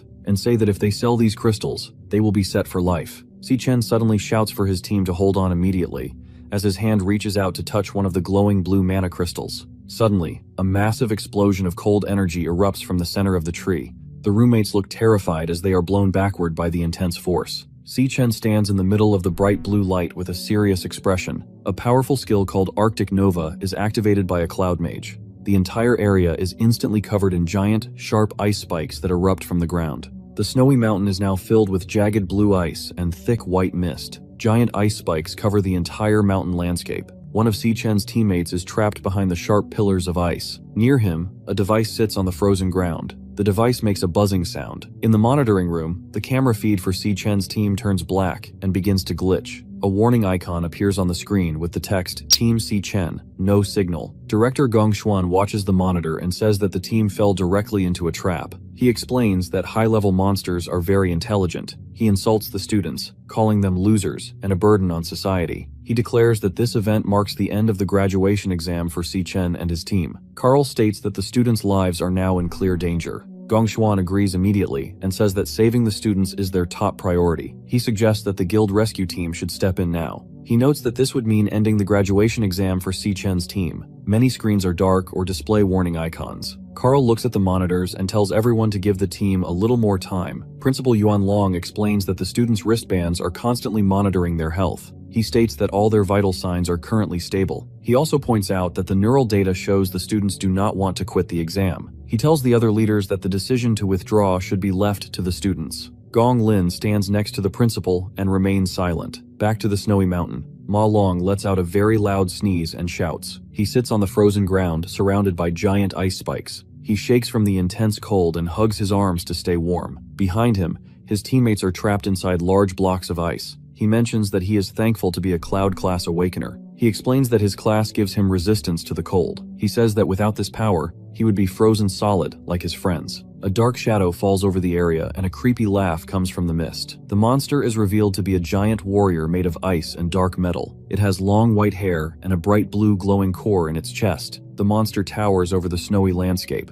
It looks down at Ma Long and laughs loudly while the snow falls around them. Ma Long looks up at the giant creature and asks if this monster is the true lord of the dungeon. He explains that he recognizes the monster from the school's monster manual. He identifies it as a frostbound Lich King, which is a C-rank cloud mage. He He says this type of monster is an elemental mage that can manipulate ice. Ma Long explains that it uses area of effect attacks and knockback abilities to fight. He tells his team that these monsters are very cunning and enjoy torturing their prey before they kill them. He realizes that the Arctic Nova attack they just faced was actually a trap set by the boss. The Lich King stares down at the students with its empty, glowing eye sockets. Ma Long runs across the jagged snow as the blue frost-bound Lich King follows him from above. Ma Long looks back and realizes the monster is a rare C-rank lord. He knows he cannot defeat such a powerful enemy by himself. He tells himself that he must hurry. Suddenly, a sharp spike of ice strikes Ma Long's lower leg. He screams in pain as the force of the attack throws him against a frozen mountain peak. The frostbound Lich King laughs while Ma Long is on his hands and knees in the snow, breathing heavily. A system message warns that he has a critical injury in his lower left leg.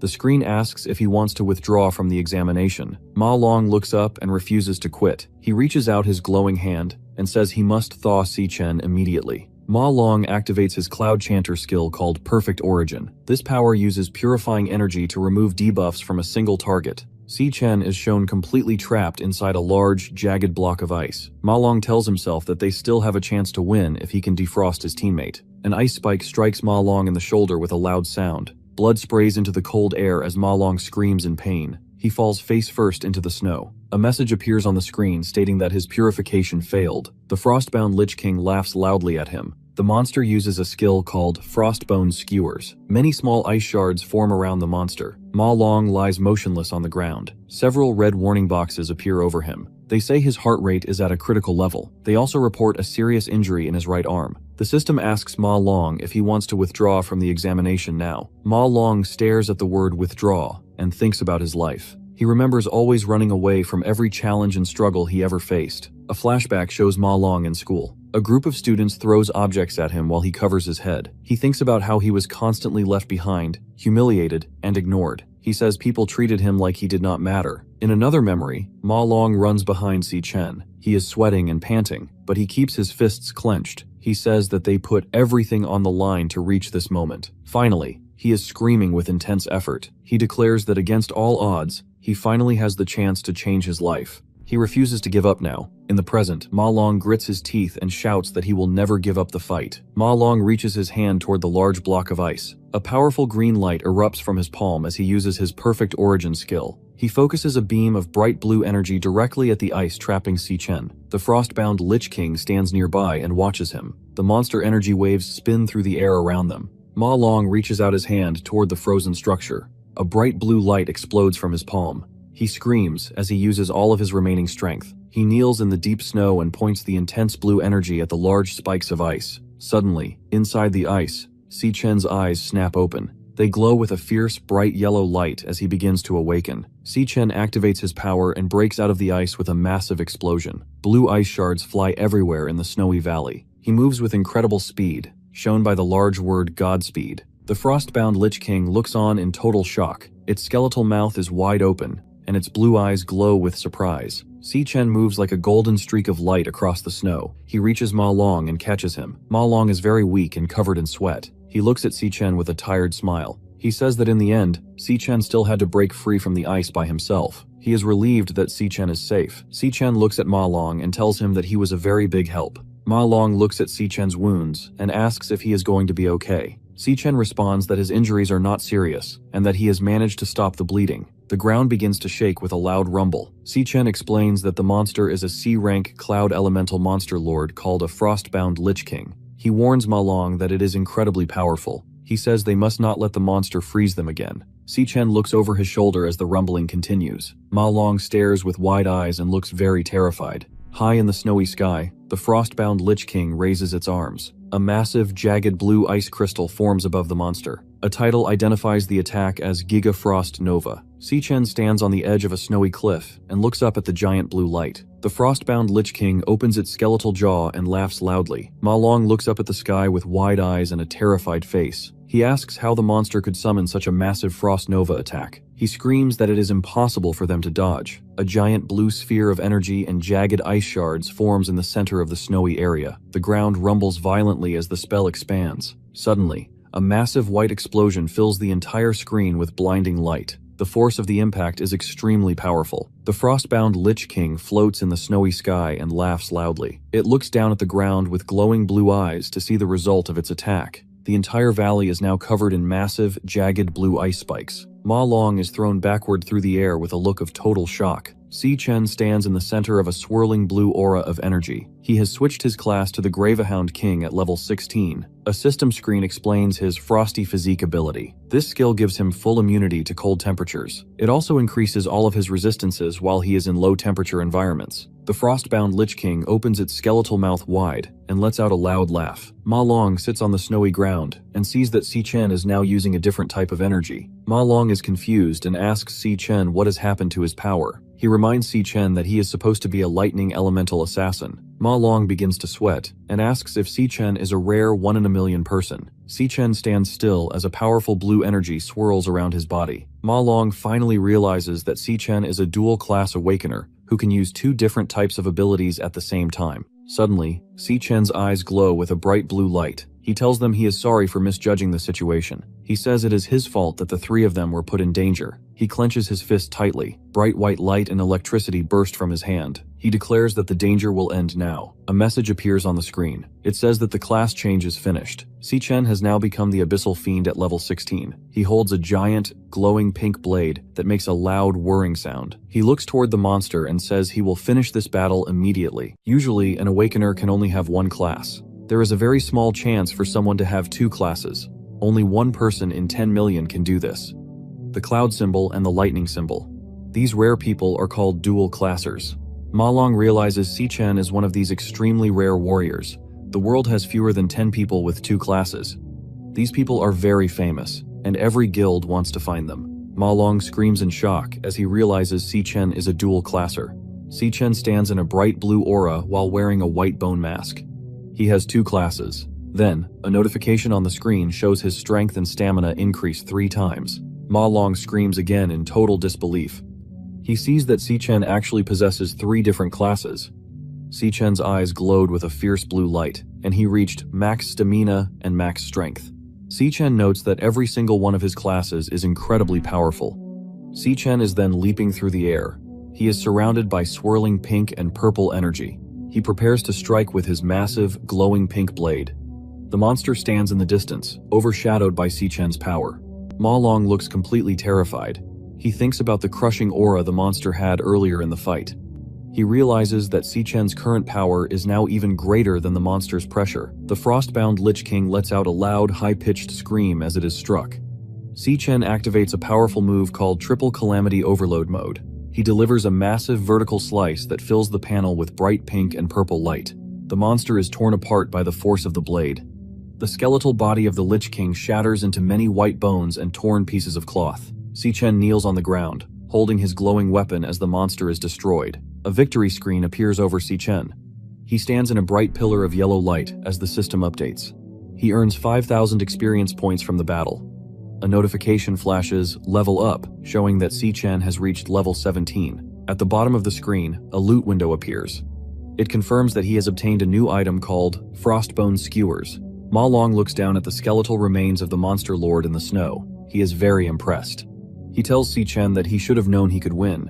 He says Si Chen defeated a C-rank monster lord with only 1 hit. Si Chen asks Ma Long if their other 2 roommates are still trapped in the ice.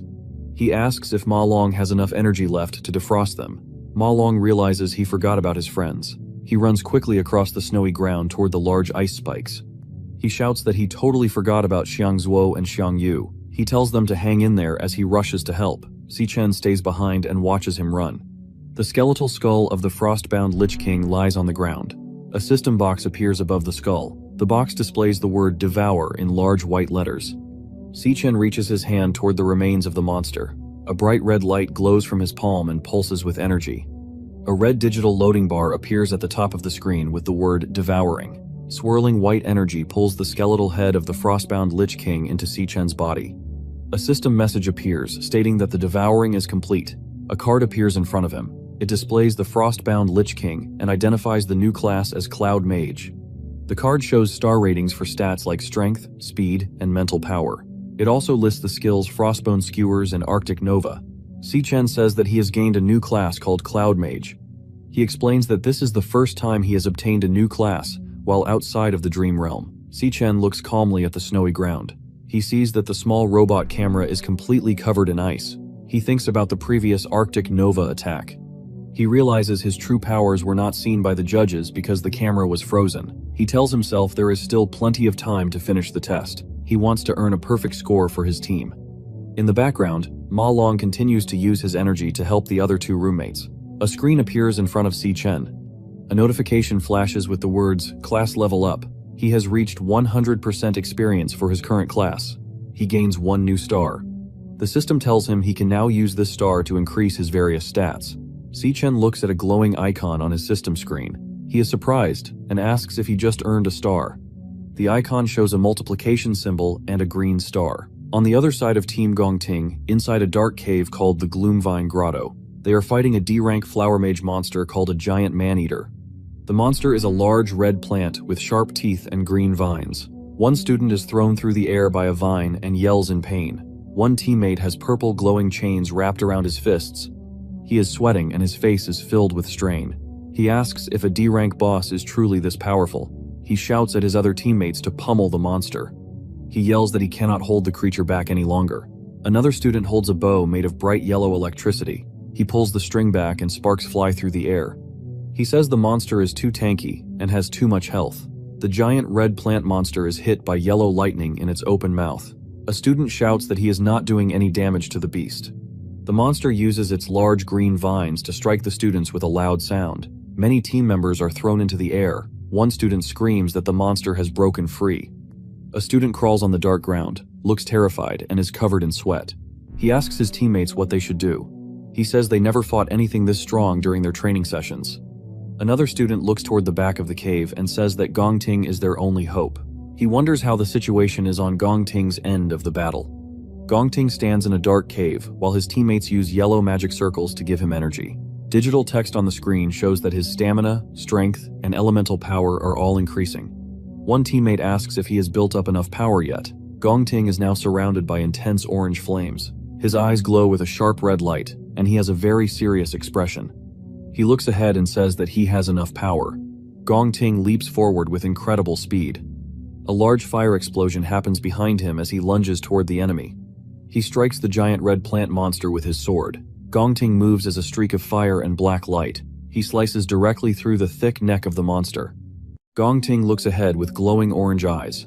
He yells, "Split," with great force. He activates a powerful skill called Sorrow Blade Burst. A giant explosion of orange and yellow fire fills the area. His teammates watch the explosion and begin to cheer. One student with light hair laughs and calls Gongting a legend. Another student shouts that the president is incredible and asks the others to look at his power. A notification appears on the screen. It congratulates Team Gongting for successfully clearing the D-rank dungeon. The screen shows the total time was 35 minutes. The team members laugh together.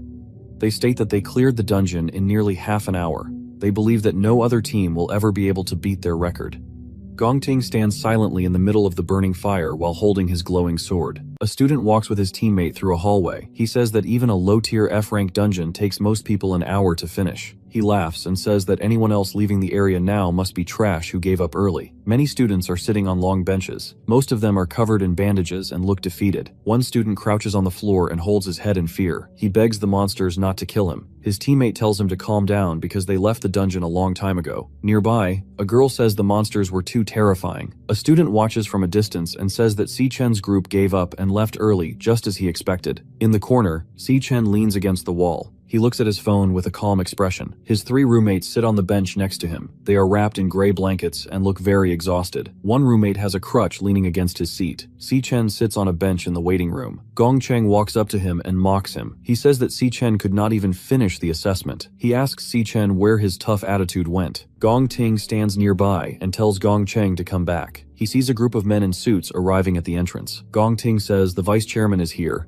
and tells his team they must go greet him. Carl Cavendish enters the room and claps his hands together. He shouts that the performance today was brilliant. He says they witnessed an outstanding performance during the test. Carl Cavendish walks down the center of the long waiting room. Gong Cheng looks very excited and says that Carl is the most powerful man in the world. He believes Carl is walking toward their team. Gong Ting reaches out with his hand, but Carl Cavendish walks past Gong Ting and his teammates. Gong Ting turns his head and looks back in shock. Carl stops directly in front of Si Chen. He tells Si Chen that he is truly remarkable. Carl places his hand on Si Chen's shoulder and explains that Si Chen cleared the D-rank Devil's Cave in only 21 minutes. He tells him that even professional raid teams would find this goal hard to reach. He calls Si Chen's performance truly brilliant. Gong Cheng is shocked and screams in disbelief. He thinks to himself that Si Chen and his friends are pieces of trash. He is amazed they successfully cleared a D-rank cave. He is especially stunned because it only took them 21 minutes. Si Chen stands quietly while his 3 roommates smile behind him. They greet the vice chairman happily. Si Chen thinks about Carl's identity. He knows Carl is the vice chairman of the World Guild Alliance. He believes Carl is the second most powerful person in the world today. Si Chen wonders why a man with such high power would come to the school. Carl looks at Si Chen and smiles. He asks Si Chen to confirm his name. Carl thinks to himself that this trip was not a waste of time after all. Carl Cavendish looks at Gong Lin and speaks. He says that the young master of the Gong family performed very well. He mentions that leading a team to clear a D-rank Devil's Cave at a young age is a great achievement. Carl says that Guildmaster Gong Lin taught his son well and that they are very similar. Gong Lin looks down and tells the vice chairman that he is flattering him. Carl says it is getting late and he must head back. Carl and his assistants walked through the room. Carl thinks to himself that the principal is lucky to have found 2 great prodigies. He says that finding 2 geniuses like this is a very rare event that happens once in 1,000 years. Director Gong Xuan looks nervous and has sweat on his face. He clears his throat and says he will announce the results for both Si Chen's and Gong Ting's teams. He explains that both teams have a tie for a perfect score. He prepares to make the final announcement. The director announces that both teams are tied for the championship. He tells the students that every member of both teams is now allowed to join the Empire Guild. Si Chen's roommates celebrate with great joy. They shout that they are now set for life and have a ticket to the top of society. Gong Ting stands nearby with a quiet expression. The director speaks again to announce the final details. He states that Captain Gong Ting and Captain Si Chen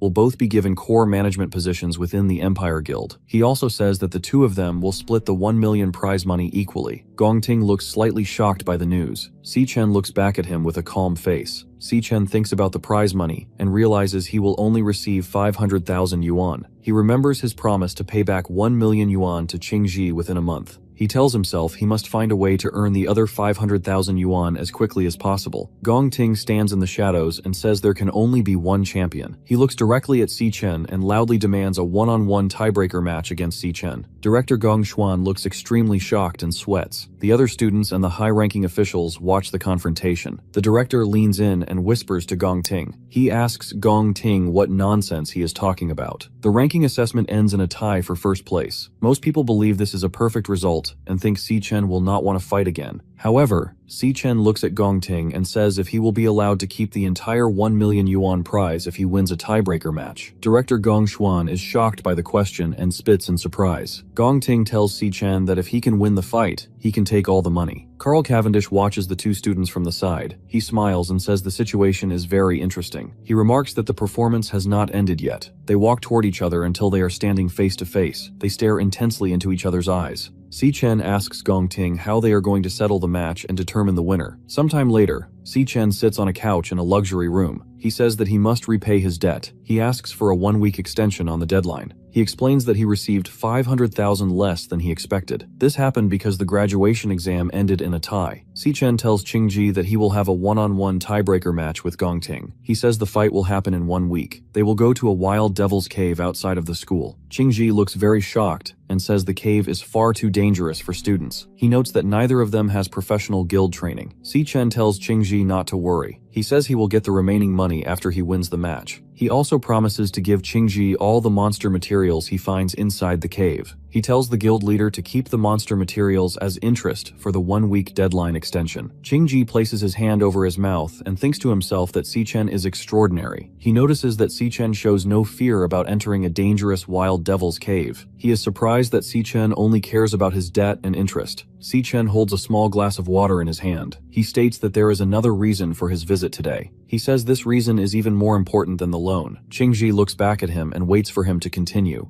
Si-chen prepares to speak as the two men stare at each other in silence. Si-chen begins to speak about the important matter he mentioned earlier. Ching-ji suddenly stands up from the sofa. He looks shocked and stares at Si-chen in silence. In the afternoon of June 17th, the location is Qingshui Middle School in Gangchang County. Si-yun stands outside the school and stretches her arms. She says she is happy because her final exam is finally over. Other students walk behind her. They discuss the difficult multiple-choice questions from the test. One student says he did not even understand the questions. Si-yun looks relieved to be finished with her schoolwork. She looks at her phone and has a small smile. She says that her summer vacation is starting now. She suddenly remembers that today is the day of her brother's graduation assessment. In a flashback from 4 years ago, Si-chen holds up a large envelope. He tells Si-yun that the university detected elemental potential in his body. He shouts that the National Awakener University has accepted him. Si-yun looks at him with wide, sparkling eyes. She asks if he is going to be an awakener, just like their mother and father. Si-chen holds his sister's hands in a room filled with stacks of books. He tells her that he can now join a top guild and earn a lot of money. He promises her that he will make sure she lives a better life. He tells his sister that he will find the truth behind their parents' disappearance. Si-yun looks at him with a wide, happy smile. She tells him that he is the absolute best and will definitely become an incredible awakener. Time passed, and Si-chen is now a senior at the university. He sighs and wonders why he hasn't awakened his powers yet. Si-yun stands near him and tells him that it is totally fine. Si-chen gives a small, tired smile. Si-yun encourages him by saying he just needs to keep working hard. After getting into the university, Si-chen worked harder than anyone else. However, he ended up being the only student who failed to awaken. He had to spend his time watching every other person around him gain their special abilities one by one, while he remained powerless. Suddenly, a girl runs up to her. This classmate is very excited and calls out to Si-yun. She asks if Si-yun has heard the big news. She explains that the National Awakener University produced 2 genius graduates this year. The 2 girls walk together through the school building. The classmate says that both geniuses led their teams to perfect scores. She adds that the vice chairman of the Guild Alliance met them in person and praised them. The girl says the news is everywhere and will make their county famous. She then remembers that Si-yun's brother goes to that same university. She asks Si-yun about him. Si-yun looks down and feels nervous. She does not know how to respond and only makes a small sound. Suddenly, a man with messy pink hair appears. He looks directly at Si-yun and says good afternoon. He tells Si-yun that he booked a private penthouse room at the Zifeng building. He says she should be free at 8 p.m. and invites her. Si-yun's friend looks very surprised and covers her mouth. She asks Si-yun how she knows the school idol. Si-yun looks down and remains silent. Suddenly she turns and runs away quickly. Her friend and Jin Duoxin watch her leave with confusion. Ju Tong shouts to ask why she is walking so fast. While running, Si-yun has a sad vision in her mind. She sees the silhouettes of successful students holding a trophy and celebrating. Her brother was kneeling on the ground and crying because he could not awaken. She thinks about how her brother's classmates are making the news for their perfect scores. She feels deep pain because her brother failed to gain any powers. She tells herself that it breaks her heart just thinking about it. Si-yun decides to hurry home to cook a large feast for Si-chen to cheer him up. It is the night of June 17th inside the siblings' rented apartment. A large feast is spread out on the table with a steaming sukiyaki hot pot as the main dish. Si-chen looks at the meal with wide eyes and is surprised. He asks Si-yun how she had enough time to prepare so much food. They sit across from each other, and Si-chen holds his chopsticks and remarks that the food smells amazing. A news report plays on the television in the background. The reporter announces that the Dongsan National Awakener University has finished its graduation combat assessment. The news mentions that Vice Chairman Carl Cavendish visited the students in person. Si-chen continues to eat his meal with a calm smile. Si-yun rests her chin on her hand and watches him with a sad expression. She thinks to herself that her brother is only acting tough to hide his feelings. She believes that failing the assessment was a massive blow to him, and she is worried because he is not showing any signs of disappointment. The news reporter announces that the graduation assessment had a rare result with 2 champions. The university discovered twin geniuses, who both earned perfect scores. Vice Chairman Carl Cavendish specifically names Si-chen and praises his performance. Si-yun's eyes go wide, and she looks completely shocked. She stares at the screen and realizes the reporter is talking about her brother. She looks over at Si-chen,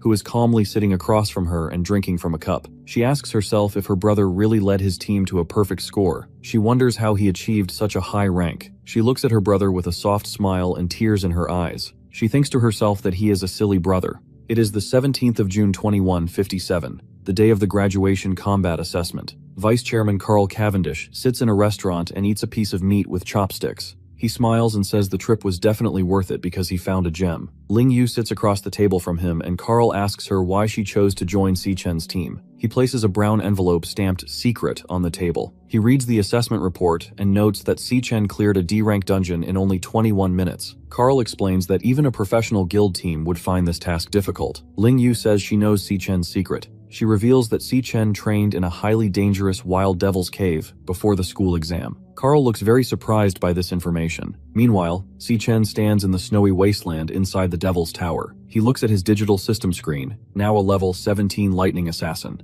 Si Chen sees that his stats have increased significantly after leveling up, and his speed is now at 405. A notification card shows that he earned 1 new star point to add to his stats. 10 days remain before the graduation combat assessment. He explains that he has been training continuously on this floor. This hard work allowed him to successfully upgrade the star levels of his classes. His stat numbers quickly increase on the digital screen. However, he reveals some bad news. 2 dark purple phantom lions prowl on the snowy ground. Suddenly, a massive purple phantom lion king appears. Si Chen explains that the monsters on this floor have started to mutate into B-rank bosses. Just then, he activates a skill called Divine Flash and shoots forward like a bolt of lightning. He strikes the giant Lion King and swings his sword down in a blinding flash of light. Si Chen says that despite their new power, they are still just regular monsters to him. He states he can finish the fight in seconds. He explains that the real problem is the endless number of enemies. As several more phantom lions appear over the snowy hill, he notes that every time he clears a group,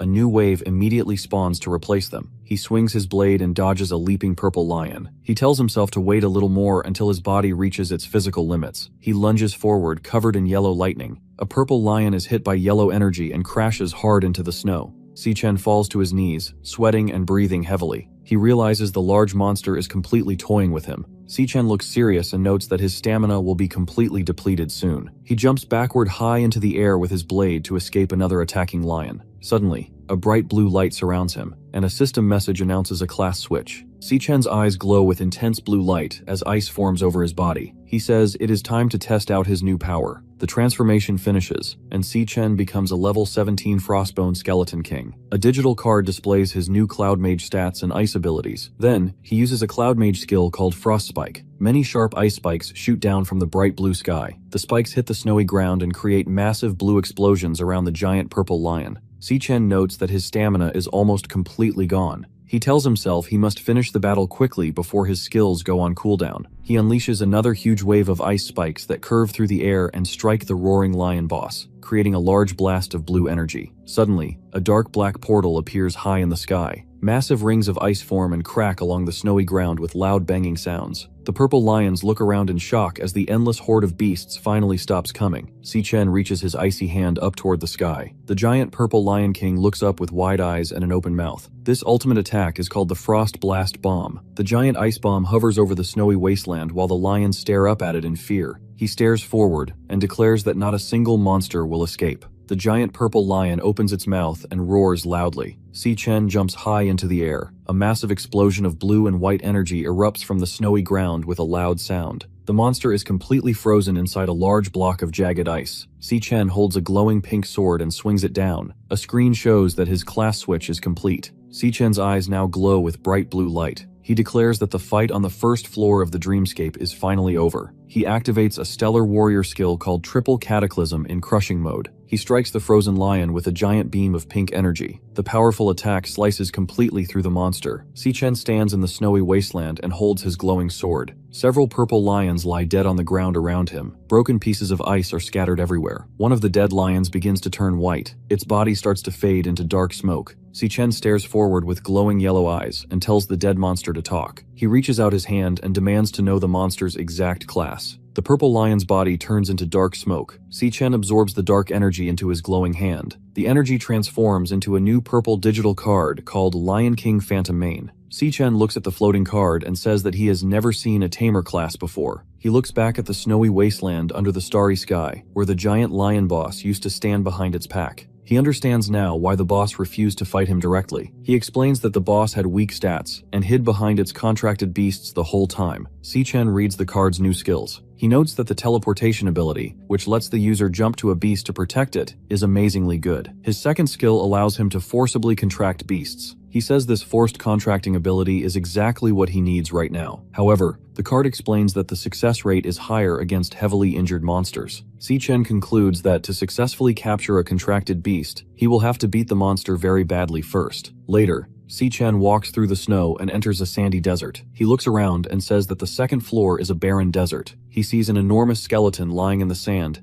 and notes its massive size. A glowing orange pillar stands nearby, and a message states that the door to the second floor has finally opened. Inside the skeleton, 2 pink eyes glow brightly. Si-Chen quickly turns his head. He approaches a small ribcage in the sand. A tiny purple creature with pink eyes growls at him from inside the bones. Si-Chen calls the creature a feisty little guy and decides he must use force. He summons a yellow lightning blade in his hand. Si-Chen states that he is heading out now. He wonders what happened to the graduation exam while he was busy inside the tower. He looks at the small purple creature and says that it has an exceptionally strong bloodline. Si-Chen shouts that he will forcibly tame the creature right now. Si-Chen strikes the large skeletal monster with yellow lightning. A small white creature falls onto the sand with a plop. Si-Chen looks down at the creature and says he can see right through its disguise. He tells the small beast to stop acting. He smiles slightly and explains that nothing escapes his Eye of the Watcher ability, including the creature's true Lion King title. The small white lion looks up in surprise. Si-Chen turns around and walks toward the desert. He says the creature is out and sleeps deeply, so it is time for him to head to the next floor. Suddenly, a pink digital screen pops up behind him with a buzzing sound. The system screen announces an incoming beast contract request. It explains 2 passive skills. The first shares experience points equally between the master and the beast, and the second halves the cost of teleporting to the beast. Si-Chen looks back over his shoulder in surprise. The white lion sits calmly in the sand. A system window above the creature labels it as contractable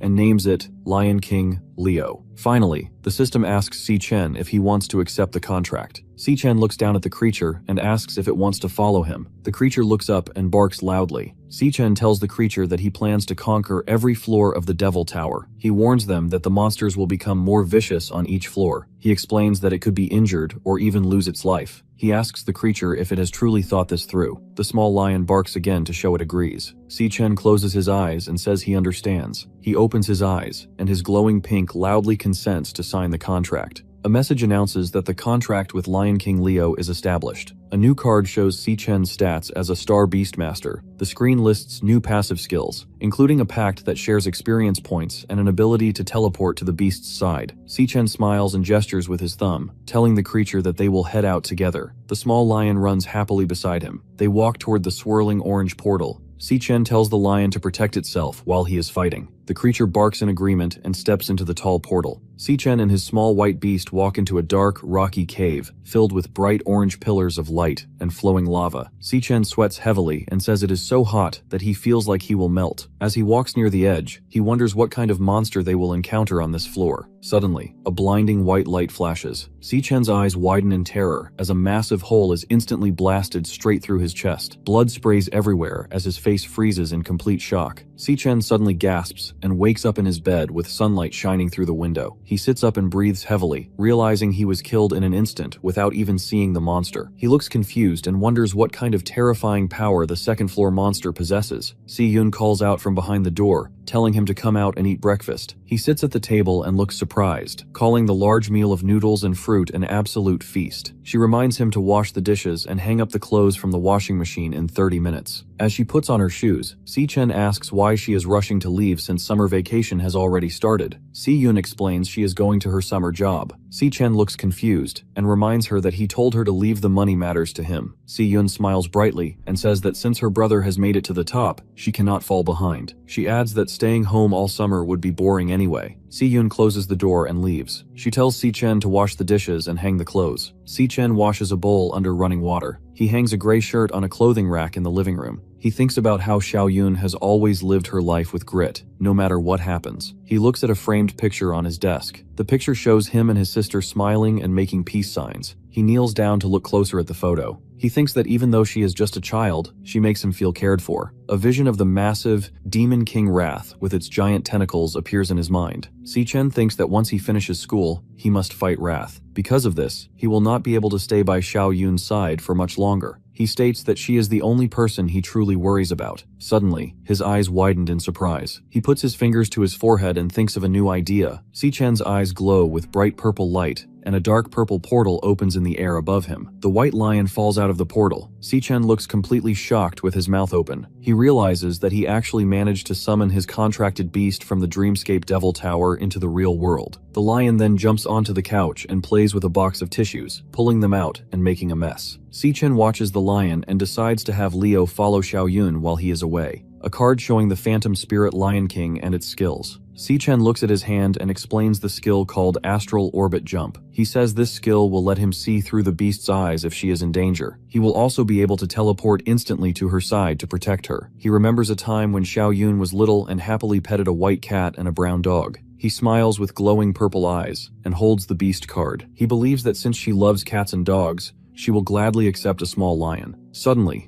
a loud clanging sound comes from the kitchen. Si-chen quickly turns his head to look behind him. He walks in and stares blankly as the lion eats a ceramic plate on the messy counter. Si-chen thinks that his sister can surely accept the creature. On the other side, a wounded man covered in blood kneels on the ground holding a broken blue weapon. He breathes heavily and looks up in terror. He yells for man to stay away and asks what it is. A sudden red slash strikes the man. Blood pours down his face as he stares with wide eyes, asking what kind of monster this is. The man is lifted into the air by white energy lines, and a red bar shows that the dark figure is devouring him. Later, Si-Yun walks down a street at sunset, carrying 2 plastic bags. She looks exhausted and says she is finally off work. She explains that standing all day selling milk tea is very tiring. She stops near a wall and wonders if her brother will like the drink she bought. She walks alone down a quiet alleyway. Suddenly, she stops and looks surprised when a voice speaks to her from the shadows, telling her that she has finally arrived. A boy named Jin Duoxin steps forward holding a large bouquet of beautiful red roses. He smiles and tells Xiaoyun that he has been waiting for her. He explains that she left school very fast last time, so she missed his date invitation.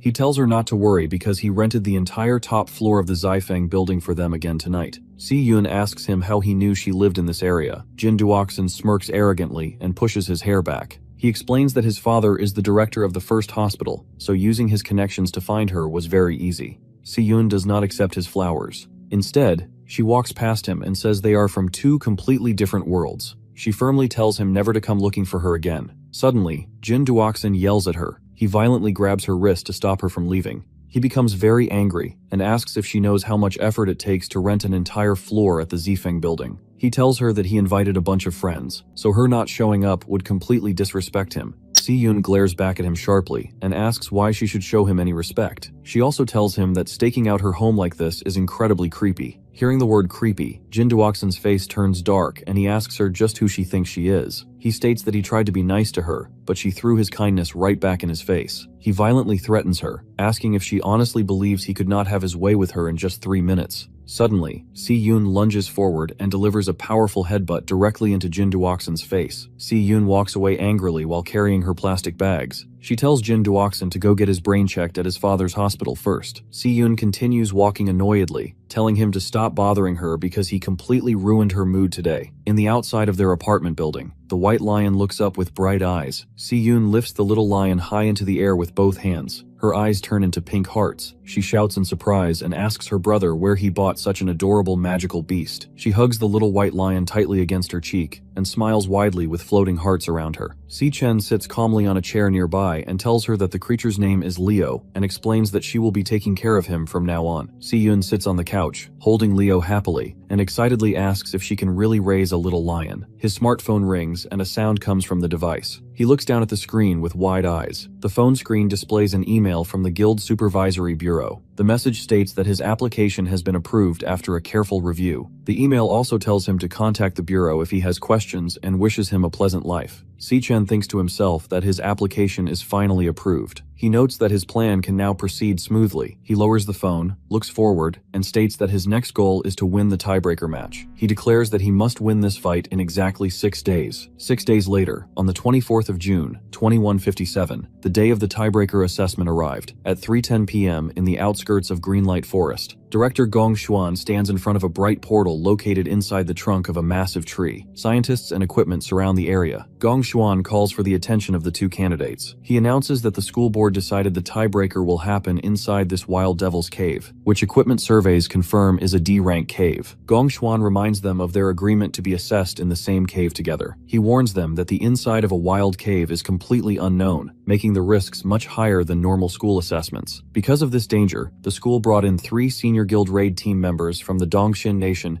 to act as accompanying examiners. These 3 professionals stand quietly in the grass. One of them is a man named Ivan from the Empire Guild, who is a C-rank flora chanter. Gongshuan explains that these examiners will follow the candidates into the cave to provide protection and give them a real-time score based on their performance. Kai Yu from the Divine Eye Guild wears a brown hat and an orange mask over her face. She is a C-rank nuclear shooter. Yuta Sato from the Yinfeng Guild has dreadlocks, a mustache, and wears dark sunglasses. He is a C-rank star warrior. An announcement states that the final results of the test will be decided by the scores these 3 examiners give. The 3 examiners on a large blue screen and smiles evilly and touches his chin. He thinks to himself that the examiners must perform their duties well and ensure everything is done without leaving a single trace, hinting at a secret plot. Later, inside a room, Gong Lin and Yuan Long stand near a sofa. Vice Chairman Carl Cavendish sits relaxed on the couch. Gong Lin asks Carl why he is still at the school, noting that his scheduled trip ended 2 days ago. Carl smirks and asks what could possibly be more interesting than what is happening here. Carl continues to smile and explains that he wants to stay because he has not witnessed a duel between true geniuses in many years. Director Gong Xuan stands in front of a massive swirling green portal. He raises his right hand up toward the bright light and announces the start of the event. He says this is the National Awakener University class of 2157 graduation combat assessment, one-on-one tiebreaker. He declares the match is between Si Chen and Gong Ting, Si Chen's eyes glowing with intense yellow light. The announcement states that the match officially begins. Si Chen and Gong Ting walk forward into the bright green portal. The 3 examiners walk in behind them, accompanied by a small floating camera drone. Kai-Yu looks at the surroundings and notes that there are dead trees everywhere. She explains that it looks like a flora-type devil's cave. Behind her, Ivan holds up a cigarette and asks Yuta if he wants a smoke. Yuta refuses and reminds Ivan that they are proctoring an exam and the cameras are still rolling. Suddenly, a jagged red light begins to flash brightly on Si Chen's chest. Massive red signs appear directly in front of him. He thinks to himself that this is the first time he has ever seen the Devil Heart issue a warning. Si Chen thinks to himself that this is the first time the Demon Heart has ever thrown out a warning.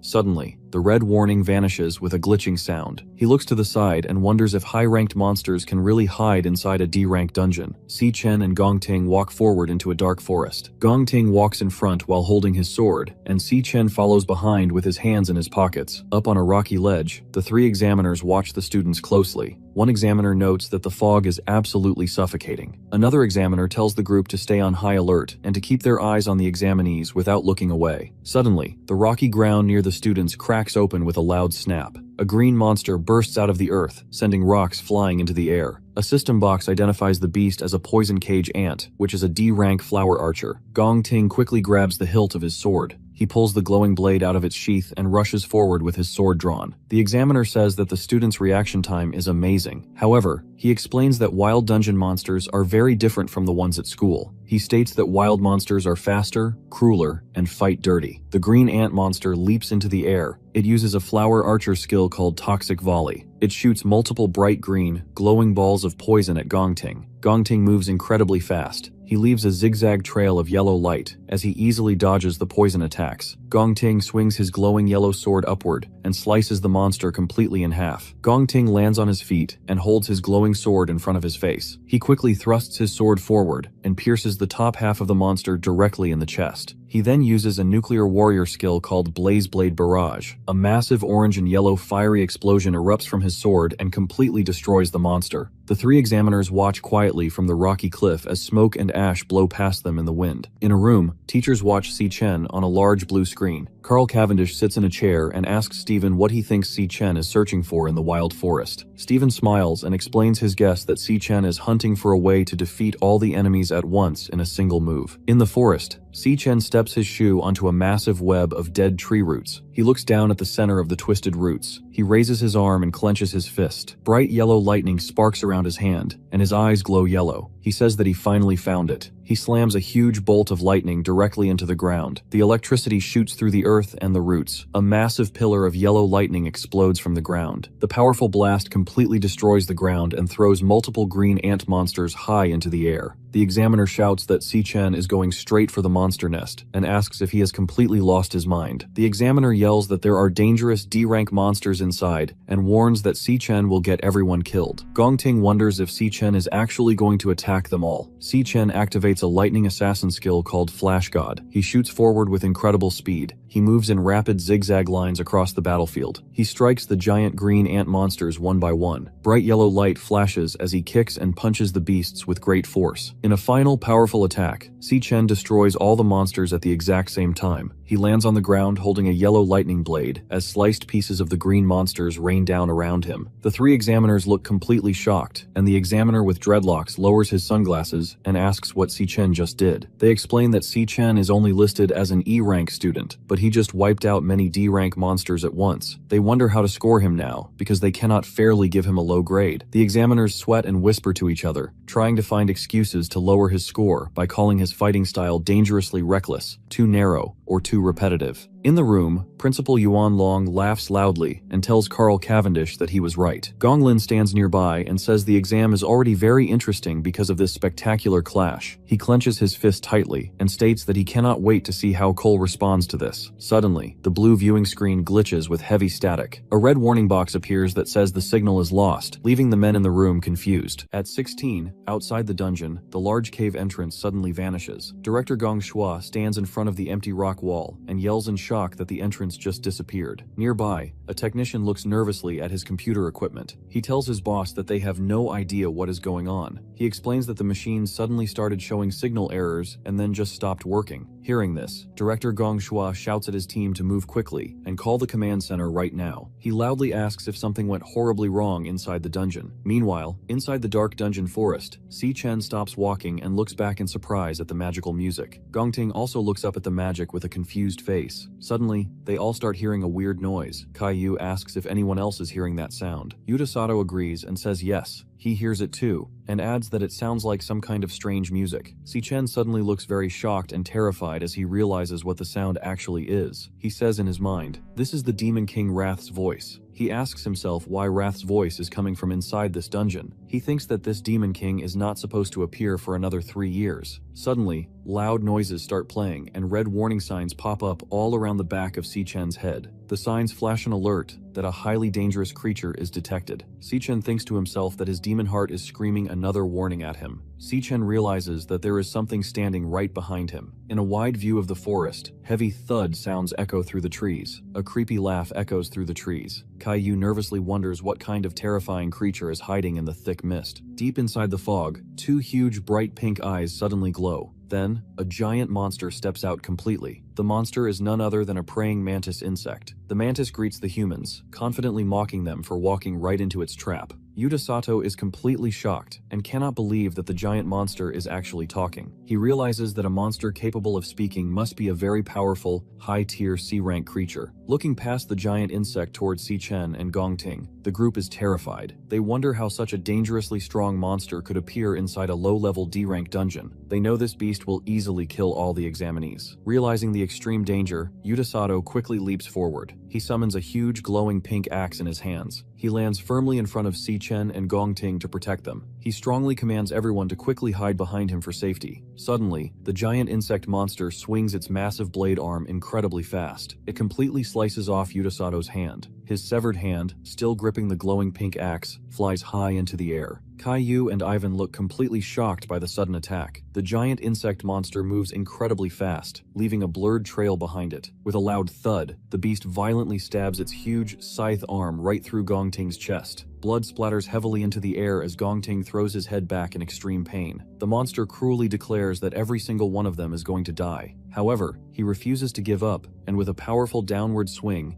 he he fiercely strikes back at the monster. The giant insect eyes widened in sudden surprise. With a loud bam, Gong Ting delivers a powerful kick to the creature's body. The strong force sends the monster sliding backward across the dirt path. Gong Ting turns his head slightly and says that because the monster managed to hurt him first, the rules of combat priority mean this battle belongs only to him. Gong Ting's eyes glow as he strictly warns Si Chen not to interfere in the fight. Looking past Gong Ting, Si Chen uses his power to scan the distant creature. A glowing sign pops up over the monster's head. The scan reveals that this dangerous beast is a C-rank mid-tier monster. The monster is actually a more dangerous C-rank high-tier creature. In the background, Ivan runs down the rocky hill and Caillou urgently yells at Gong Ting. She tells him that he needs medical treatment right away. She strongly suggests they stop the exam and escape immediately because the monster is far too powerful for him. Gong Ting quickly heals his chest with his hand and simply says no. Si Chen realizes that Gong Ting is using the extreme heat of his own fire magic to burn and seal his bleeding cut. As smoke rises from Gong Ting's chest, he grips his sword, which now blazes with bright, hot flames. Gong Ting loudly shouts that the battle will not end until one of them is dead. The giant insect monster stares back at him with its huge pink eyes. Gong Ting leaps high into the air, gripping his sword with both hands and swings his weapon down fiercely. At the solid rock wall where the dungeon entrance used to be, a man with long white hair stands looking at the blank wall alongside the man and several guards. The man calmly explains that they have seen dungeon entrances disappear like this before. He says this means a very smart monster is controlling the dungeon from the inside. This intelligent creature leaves the door open on purpose to trick humans into entering, and then it firmly shuts the trap to lock them inside. His name is Silas Lin, and he is the leader of the King Squad from the Imperial Guild. Right behind him, Director Gong Shua is panicking and asks Silas Lin what they are supposed to do now. He desperately asks if there is any way at all to force the dungeon entrance back open, because a man named Cole is still trapped inside. Silas Lin looks serious and explains that there is only one way to make the exit appear again. He says that someone trapped inside must find and kill the boss monster, known as the Overlord. Director Gong Shua smiles nervously and feels a little bit hopeful. He thinks that since it is supposed to be a weak D-rank dungeon, the boss is only a C-rank monster, which means the fighters inside might actually win. However, Silas quickly ruins his hope and explains that the D-rank reading was a complete lie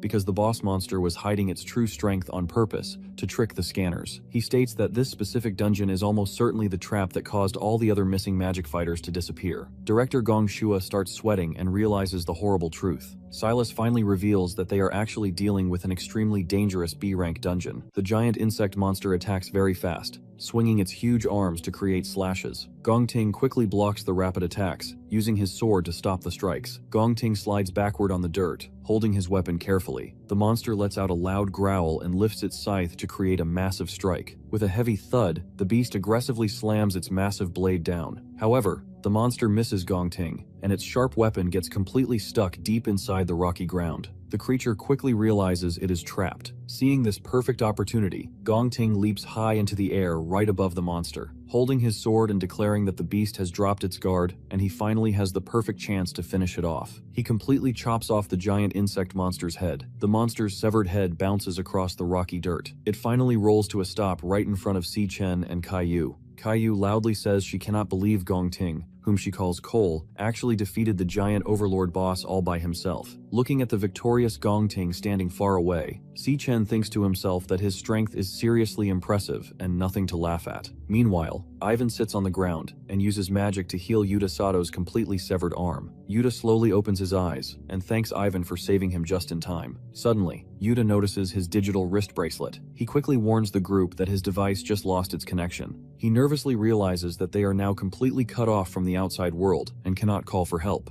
Caillou confirms that her signal is also dead. She explains that their compass positioning system is completely broken too. Nearby, Yuta Sato looks nervously at the broken camera drone on the ground and asks when the drone stopped working. Suddenly, Gong Ting hears a strange noise and looks back. The headless body of the giant insect monster starts moving as bright green blood drips from its neck. The beast jumps high into the air and raises its sharp arm to attack Gong Ting from behind. Gong Ting turns around in complete shock. Right before the monster can hit him, Bright slashes rapidly across its body. With a loud smash, the giant monster is instantly cut into many flying pieces. Si-chen stands right behind the monster's remains with his arm swung out, having quickly destroyed the beast to save Gongting. Glowing text appears near Si-chen, showing he just gained 2,000 experience points. Gongting loudly asks how the creature was still able to move and attack after he had completely chopped off its head. Si-chen strictly warns the rest of the group to escape the dungeon immediately. He explains that any of them could be the next person to get hypnotized by the strange magic. Gongting looks very confused, sweating slightly as he asks Si-chen how he could possibly know that. Yuta Sato looks angry and yells, asking Si-chen if he is crazy. Yuta explains that this dungeon is only supposed to have one C-rank overlord boss. Yuta argues that the beast they just killed was a very strong, high-tier C-rank creature. Because of its high power, Yuta firmly believes it had to be the final boss. Suddenly, Si-chen looks terrified as red warning signs pop up all around his head, alerting him that another highly dangerous creature has been detected nearby. Deep inside the cave, a loud buzzing sound continues. The strange magical music reaches Kai-yu, and her eyes instantly glow bright pink as she is hypnotized. The glowing pink magic also wraps around Ivan's head, making his eyes glow pink too.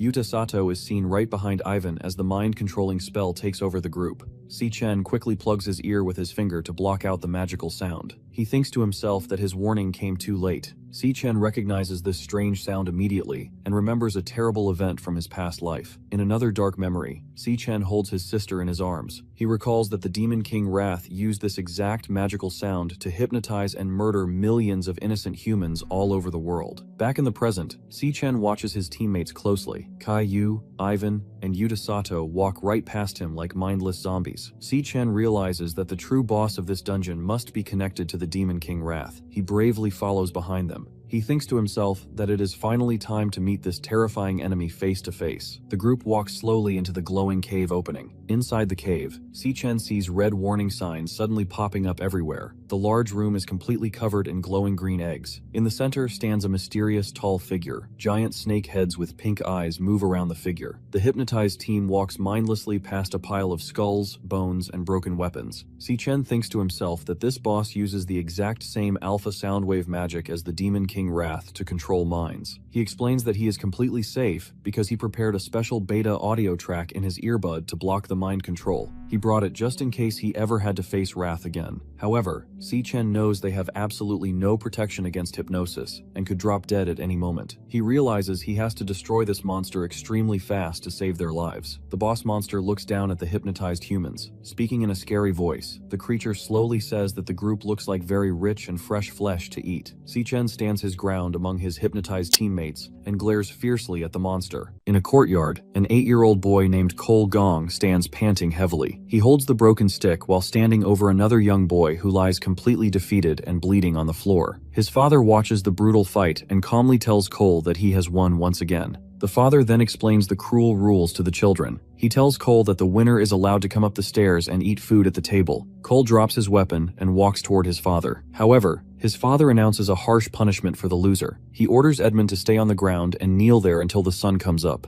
Time passes, and the moon shines in the dark night sky. Edmund is still kneeling alone on the ground. He looks down sadly as his empty stomach loudly growls from hunger. Suddenly, a hand reaches out to offer a piece of bread to the hungry Edmund. It is his brother Cole, who is also covered in bruises and has a bandage on his head. Cole tells Edmund to take the food. Edmund looks up in surprise and whispers in fear. He nervously warns Cole that their father will punish him badly if he catches him helping. Cole simply tells his brother to be quiet and just eat the bread. Suddenly, Cole is hit violently across the face with a loud smack. After some time, Cole kneels on the floor, shaking in pain. His back is covered in fresh, bleeding cuts. The father looks down coldly and asks Cole if he wants to know why the Gong family is so successful and powerful today. The father explains his cruel belief. He states that the family is strong because he has never lost a single time in his life. He proudly declares that the winners are the ones who make all the rules. He coldly adds that the losers have no choice but to follow those rules. He asks his father if beating him in a fight means Cole will finally get to make the family rules. His father just smirks and laughs at the idea. Suddenly, a broken wooden training sword falls to the floor with loud clanging sounds. Cole is then coughing up a puddle of blood in extreme pain. In the background, Silas Lin stands holding a blue sword made of ice. Cole struggles and angrily asks his father a question. He wants to know why his father cheated by using Silas and the powerful King Squad to beat him when Cole had challenged him to a fair, one-on-one fight. The father explains that his true strength is not just about how hard he can punch. He tells Cole that real strength is the political power and influence he controls behind the scenes. The father continues his cruel lesson and tells his son that the real world does not follow fair or honorable rules. The father clenches his fist tightly and firmly declares that the only absolute truth in the world is to win, no matter what it takes. His father continues his harsh lesson. He tells Cole that how a person wins does not matter at all. Only the final result is important. He strictly demands that his son must always be in first place, even if he has to completely abandon his family, his loyalty, and all his dreams to achieve it. The father cruelly states that winning is the absolute only reason Cole is allowed to be alive. Young Cole looks down with sad eyes and deeply accepts this dark truth. He repeats to himself that winning is his only purpose for living. Back to the present inside the cave, Si-Chen reminds himself that the monster uses an alpha sound wave to control minds, so his special beta audio track keeps him perfectly safe. However, he looks at his friends walking like zombies. He knows they have absolutely no protection and could drop dead at any moment. Realizing the extreme danger, Si-Chen decides he must kill the monster very fast to save them. Bright yellow lightning magic starts crackling fiercely around his hand. Gongting suddenly grabs Si-Chen's wrist from behind to stop his lightning attack. He quietly whispers to Si-Chen to hold on. Gongting tightly grabbed his own bloody chest wound. He hurts himself on purpose to cause extreme pain. Drops of fresh blood fall onto the rocky floor. Gongting tells Si-Chen, whom he calls Ash, that he does not know how Si-Chen escaped the mind control. However, Gongting explains that he is using the sharp pain from his open wound to stay awake and fight off the hypnosis. Gongting then leans in very close behind Si-Chen's shoulder. He seriously warns Si-Chen not to attack yet. He explains that if they make a move now, the monster will know they are awake, and all their hypnotized friends will be killed instantly. Gongting asks Si-Chen to look at the strange eggs. He explains that if they make a loud noise and trigger the eggs, dozens of dangerous C-rank monsters will hatch and attack them all at once. Gongting reveals the monster's evil plan. He explains that the boss purposely made this place look like a weak dungeon. It was a clever trap to trick human fighters into entering so the beast could kill them and drain their blood. Gongting is sweating as he seriously shares his plan. He tells Si-Chen that they should stay completely hidden because the monster will eventually come to them. He suggests that the second the terrifying beast gets close enough, they should strike it together and finish it off. Si-Chen calmly admits he is surprised Gongting came up with such a smart idea. However, Si-Chen explains why that plan will completely fail. He states that this powerful overlord boss does not even need to move a single muscle to fight them. Si-Chen explains that because of the strong mind control magic, the monster only needs to think one single thought. If the beast gets angry, it can simply command every single hypnotized person to commit suicide instantly. The horrifying truth of his warning is then shown. The hypnotized Yuta Sato smiles creepily while holding his glowing pink energy blade right against his own neck. Next to him, Kai-Yu points a loaded gun directly at her own head. Finally, Ivan uses both of his hands to tightly choke his own throat. Suddenly, Si-Chen moves incredibly fast and quickly strikes Ivan, Chai-Yu, and Yuta Sato one by one. He successfully knocks all three of them safely unconscious before they can actually hurt themselves. The boss monster looks completely shocked by his sudden interference. Looking down at the unconscious humans lying perfectly still on the dirt floor, the angry boss complains that its perfect meal has been ruined. Suddenly, the giant green eggs start to crack open with loud popping noises. The boss monster commands its hidden army to attack the humans. The monsters burst completely out of the eggs. They look just like the giant praying mantis monster from earlier. A system screen appears, revealing that these hatched creatures are C-rank monsters, known as Blade Arm Mantis Flower Assassins. A massive swarm of these dangerous mantis monsters stands up. They march forward to completely surround Si-Chen, Gongting, and their helpless, sleeping friends. Gongting realizes the situation is terrible and says it is time to use their emergency plan. He pulls his sword out of its dark sheath. He calls out to Si-Chen, asking him to do just one important thing. Gongting steps forward bravely, holding his sword ready, and strictly tells Si-Chen to grab the sleeping teammates and escape the dungeon immediately. He confidently promises to stay behind and keep the monster swarm busy. Si-Chen looks back in surprise, his eyes wide. Gongting honestly admits that he knows he cannot defeat all these monsters by himself, but he is sure he can buy Si-Chen enough time to run away. Suddenly, a mantis monster leaps fiercely through the air at him with a loud, scary shriek. Gongting quickly swings his flaming sword to block the beast's rapid strikes. Gongting explains that he feels responsible for this mess because he was the one who demanded the tiebreaker competition, which dragged everyone into this deadly trap. Kneeling on the dirt and panting heavily, he firmly states that this deadly trap is entirely his fault, so he must be the one to fix it and clean up the mess. Suddenly, Si-Chen steps forward confidently as a digital system screen pops up in front of his chest, showing that he is currently loading and switching his battle class. Si-Chen tells Gongting that he completely misunderstood him. He reminds Gongting that he was not the only person who agreed to the tiebreaker trial, meaning they share the blame. A new system screen appears above his head, finally revealing his true power. It shows that Si-Chen is actually a level 24 lightning assassin. Gongting watches in complete surprise from behind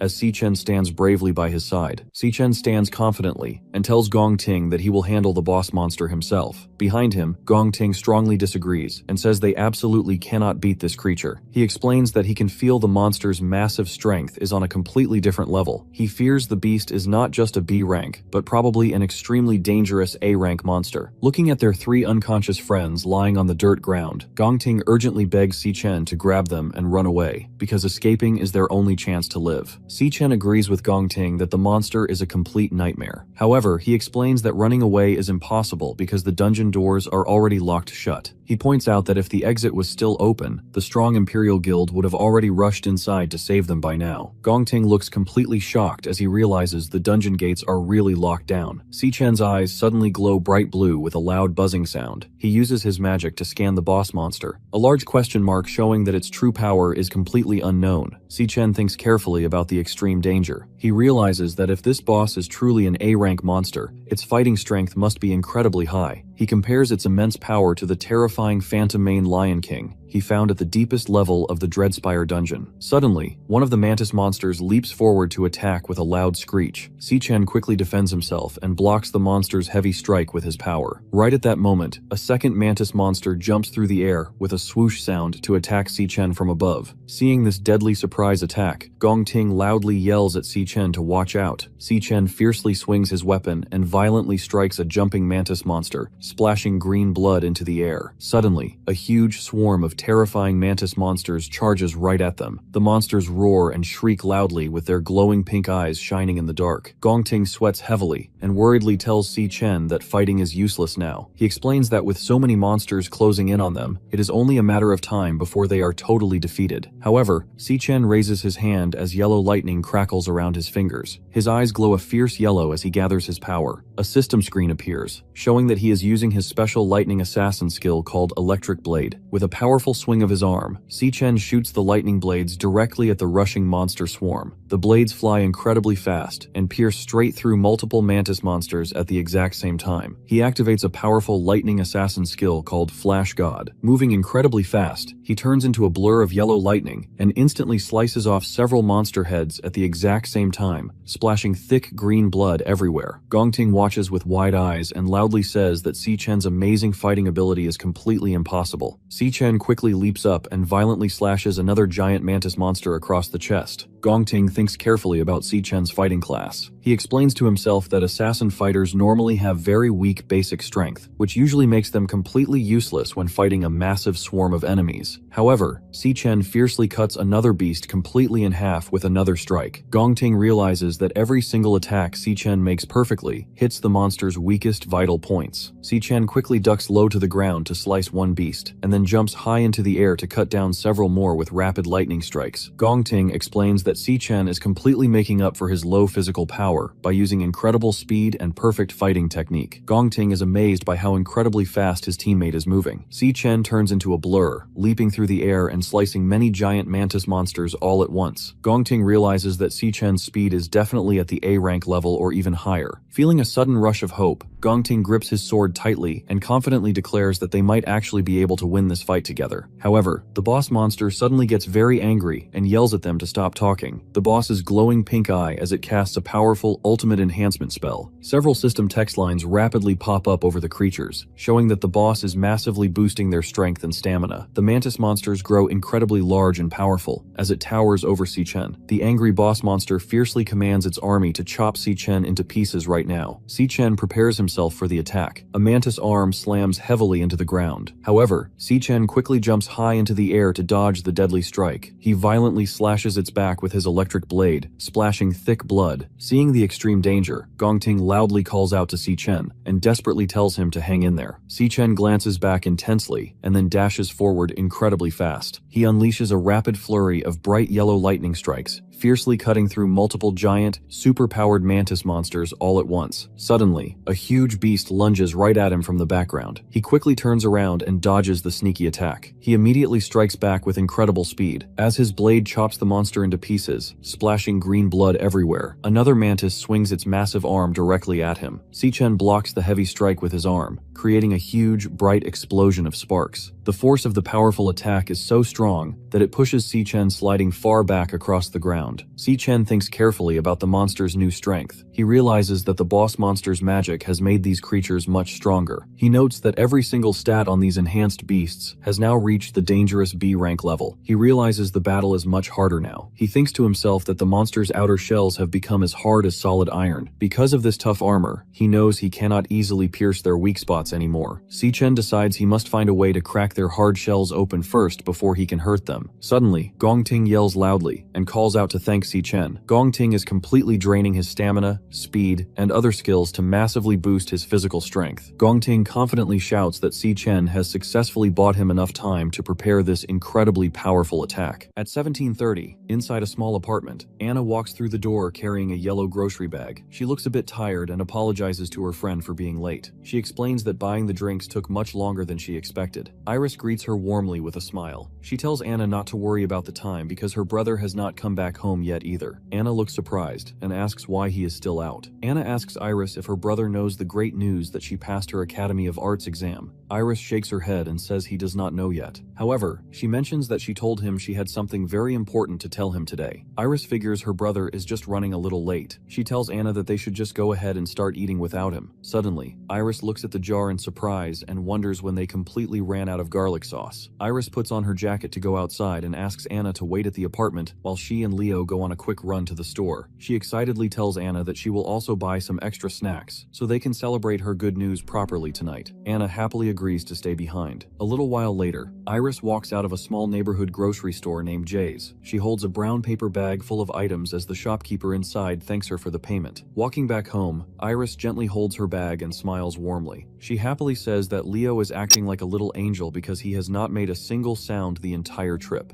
Inside of her bag, Leo is happily hiding inside, loudly munching on a tasty snack while keeping completely quiet. Iris happily laughing and hugging her fluffy pet. She smiles and tells Leo that he is a very good boy, promising to buy him cookies the next time they go out. As she walks away, some men secretly watch her from a hidden corner. The man in the beanie confirms to his partner that he has his eyes on Iris. The man's dirty hand holding a small photograph of Iris wearing her school uniform. Looking at the picture, the creepy man eagerly asks his partner if they should move in and grab her right now. A voice from a small earpiece speaks, telling him to stay calm and keep following Iris. The boss strictly orders the men to wait until they are completely out of the security cameras' view before they attack her. The man smiles wickedly and agrees to the evil plan. Iris is walking down the street while, right behind her, the bad men loudly tap on the ground as they follow her path. Iris suddenly stops, smiling, and looks back over her shoulder. She is very alert and realizes that these two men have been secretly following her ever since she stepped out of the grocery store. She thinks to herself, wondering what exactly these dangerous guys want from her. Just behind her, the men continue to follow her closely. Leo pokes his head out of the paper bag, and he lets out a low, angry growl. Iris notices this and asks Leo if he also senses the dangerous men behind them. To protect him, she quickly hugs the brown paper bag tightly against her chest. She softly whispers to her pet, strictly telling him to stay hidden inside and not to come out at all. Looking back over her shoulder and a drop of sweat on her face, she bravely thinks to herself that tonight has just become very interesting. Inside the dungeon, Si-Chen thinks about the extreme danger of his current battle, realizing that the boss monster's magic has made the giant mantis creatures much stronger. He notes that every single skill of these enhanced monsters has now reached the highly dangerous B-rank level. He looks up at a massive mantis monster and thinks about how the monster's outer shells are now as hard as solid iron. He realizes that his attacks cannot easily pierce through to their weak spots anymore. He knows he must find a way to crack their tough armor open first. Suddenly, Gongting loudly thanks Si-Chen, calling him Ash. As the system screen appears, showing that Gongting is purposely draining his own speed, stamina, and magic control to massively boost his physical strength. Gongting's power reaches its absolute maximum limit. He confidently shouts that the extra time Si-Chen bought for him allowed him to finally unleash his ultimate attack. Gongting swings his sword with all his might to unleash his ultimate move, a powerful skill called Extreme Blaze Rift. Gongting shouts fiercely, declaring that he does not care if the enemy is a powerful A-rank overlord because he will completely blast it into nothing. The massive wall of fire crashes directly into the giant mantis monsters. The powerful wave of fire crashes directly into the boss monster with a loud boom. Instantly, a massive explosion completely fills the area with another huge boom. After the giant attack, Gongting knee heavily drops to the hard ground with a loud bam. He sweats and pants heavily while leaning on his sword just to stay upright. He groans in pain and tiredness. The warning text shows that his stamina, mental control, and magic control are all completely empty. Gongting looks very tired and feels relieved, and whispers that the fierce battle is finally over. The battlefield is completely covered with the dead bodies of the giant mantis monsters. Suddenly, a voice speaks from the flames. The boss monster laughs wickedly at them. It mocks Gongting and asks if that attack was really the best he could do. Hearing this terrifying voice, Gongting opens his eyes wide in pure shock. Behind him, Si-Chen also turns his head in surprise. They realize that the powerful boss monster easily survived the huge explosion, the boss monster standing completely unhurt in the fire. He called Gongting a human and mocking him by saying his attack was very disappointing. Gongting looks completely pale and terrified. He thinks to himself in total despair that he used every single drop of his energy for that fiery strike. Gongting cannot believe that his ultimate move did not even leave a single scratch on it. Si-Chen carefully watches the beast and figures out exactly how it survived the massive explosion. He realizes that right before the fire hit, the monster sucked all the magic energy out of the eggs. It used that stolen power to build a super strong shield that could block any attack. Nearby, Gongting leans heavily on his sword. He sadly asks himself if this is really how they are going to die. Suddenly, Si-Chen steps forward and stands in front of Gongting. Si-Chen calls him by his real name, Cole, and suggests that they make a deal. A system screen pops up in front of him, showing that he is currently loading and switching his fighting class. Si-Chen explains his deal to Cole. He promises to let Cole take the first place win for the exam, but he demands that the entire 1 million prize money must go to him. Si-Chen's hand tightly gripping a new weapon handle. He tells Cole that there is one strict condition for their deal. Si-Chen then transforms and holds a massive weapon in his hand. A new system screen pops up above his head to reveal his second secret power. It shows that he is now a level 24 Infernal Rakshasa. Si-Chen seriously warns Cole to never tell anyone a single word about the secret power he is about to see. Cole stutters in pure disbelief and understands the amazing truth, and asks if Si-Chen is actually a very rare dual-class user, which means he can fight using two completely different classes. Suddenly, on the ground, bright pink magic energy starts floating up from the dead bodies of the defeated mantis monsters. This glowing energy flies directly into Si-Chen. A system screen appears and reveals his terrifying new skill called Ossuary Collapse. This dark power drains the leftover strength and stamina from all the dead bodies nearby, and turns it completely into his own energy. Many text alerts pop up, showing that Si-Chen's strength and stamina are rapidly increasing. Cole watches this incredible display from a distance. He is completely amazed by Si-Chen's overwhelming new power. The boss monster stares shocked by the sudden burst of power. As Si-Chen breathes out a puff of white smoke, the screen shows that his stamina and strength have reached their absolute maximum limits. Looking incredibly powerful, Si-Chen confidently speaks to Cole. He reminds Cole of their earlier agreement and firmly declares that he will defeat this dangerous boss monster all by himself. The boss monster has a powerful spell called Soul Rest. A giant green magic shield quickly forms around the boss to protect it. Cole grabs his head in terrible pain, and his hand bleeds. He angrily curses because the monster's mind control hypnosis is taking over his brain again. However, Si-Chen stands perfectly still as the magic swirls all around his body, but he is completely unaffected. The boss monster looks very confused by this. The beast angrily asks why its strong hypnosis magic is not working on Si-Chen at all. Si-Chen ignores the monster and now holds a weapon in his hand. Seeing this, the angry boss monster decides to use its ultimate attack. With loud slamming noises, the monster announces its finishing move. The beast unleashes a terrifying attack called Sonic Hell from inside its green shield. The monster's powerful magic storm hits the ground with loud sounds. Cole falls to his knees and holds his sword to stay upright. He groans in pain as the strong magic crashes into him with a heavy thud noise. However, Si-Chen stands perfectly fine inside the dangerous storm. He steps forward with a loud tap of his boot. He walks calmly through the swirling storm right towards the monster's green shield. The boss monster says this is impossible and loudly asks why its strongest attack cannot hurt Si-Chen at all, as the angry boss orders the giant snake to bite Si-Chen and tear his body into shreds. Si-Chen tightly grips his jagged weapon and swings the blade with incredible power and slices completely through the giant purple snake head. With a loud thud,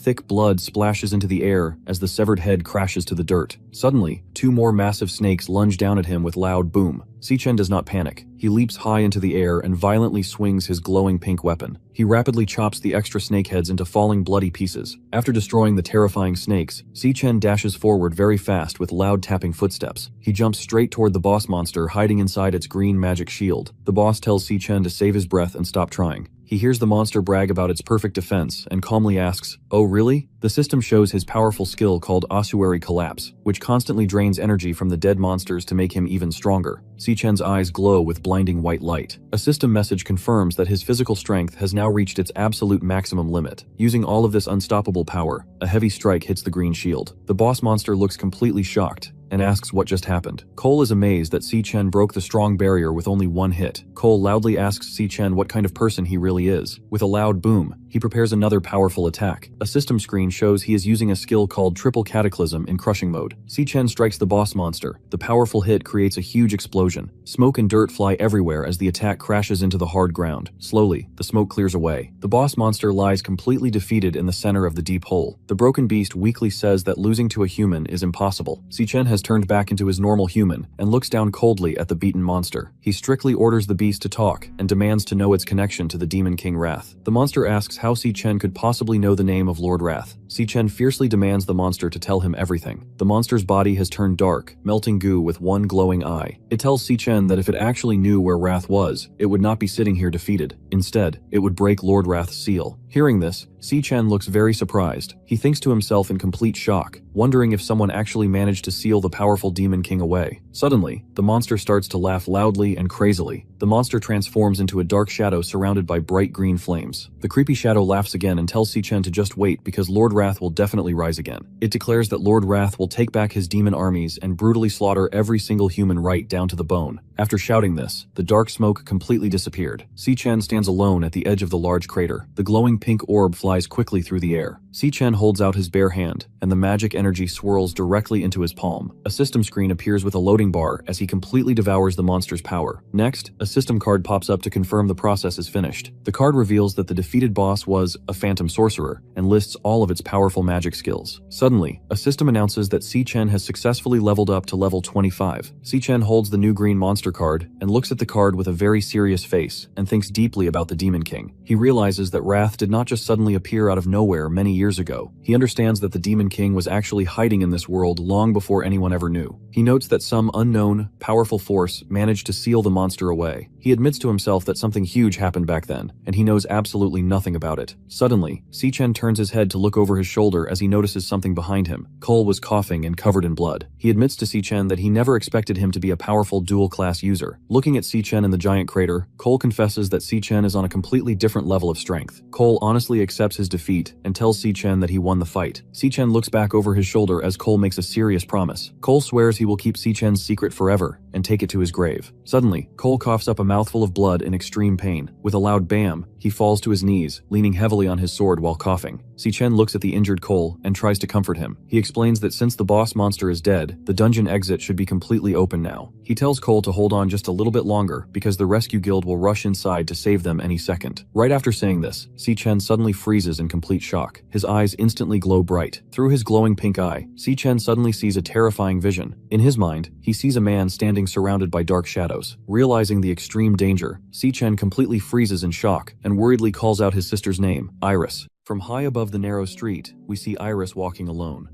She suddenly looks back over her shoulder and realizes that 2 suspicious men have been secretly following her ever since she left the store, and she wonders exactly what they want from her. Just behind her, 2 creeping men continue to follow her closely. Suddenly, her fluffy Leo pokes his head out of her bag, and he lets out an angry growl. Iris notices this and asks Leo if he senses the danger too. To keep him safe, she tightly hugs her paper bag against her chest and strictly whispers to Leo to stay completely hidden inside. Iris does not look scared at all. She sweats slightly but glares back, thinking to herself that tonight has just become very interesting. She then remembers the most important safety rule for when someone is following you. The rule is to quickly get to a crowded place. Following this smart plan, Iris walks down a set of outdoor stairs and heads straight into a very busy street. She knows that Restaurant Row is full of people at this time of the evening, hoping the large crowd will protect her from the bad men. Iris quickly walks into the busy crowd. She makes a smart plan in her head to blend in with all the people. Behind her, the two scary men struggle to push through the busy street.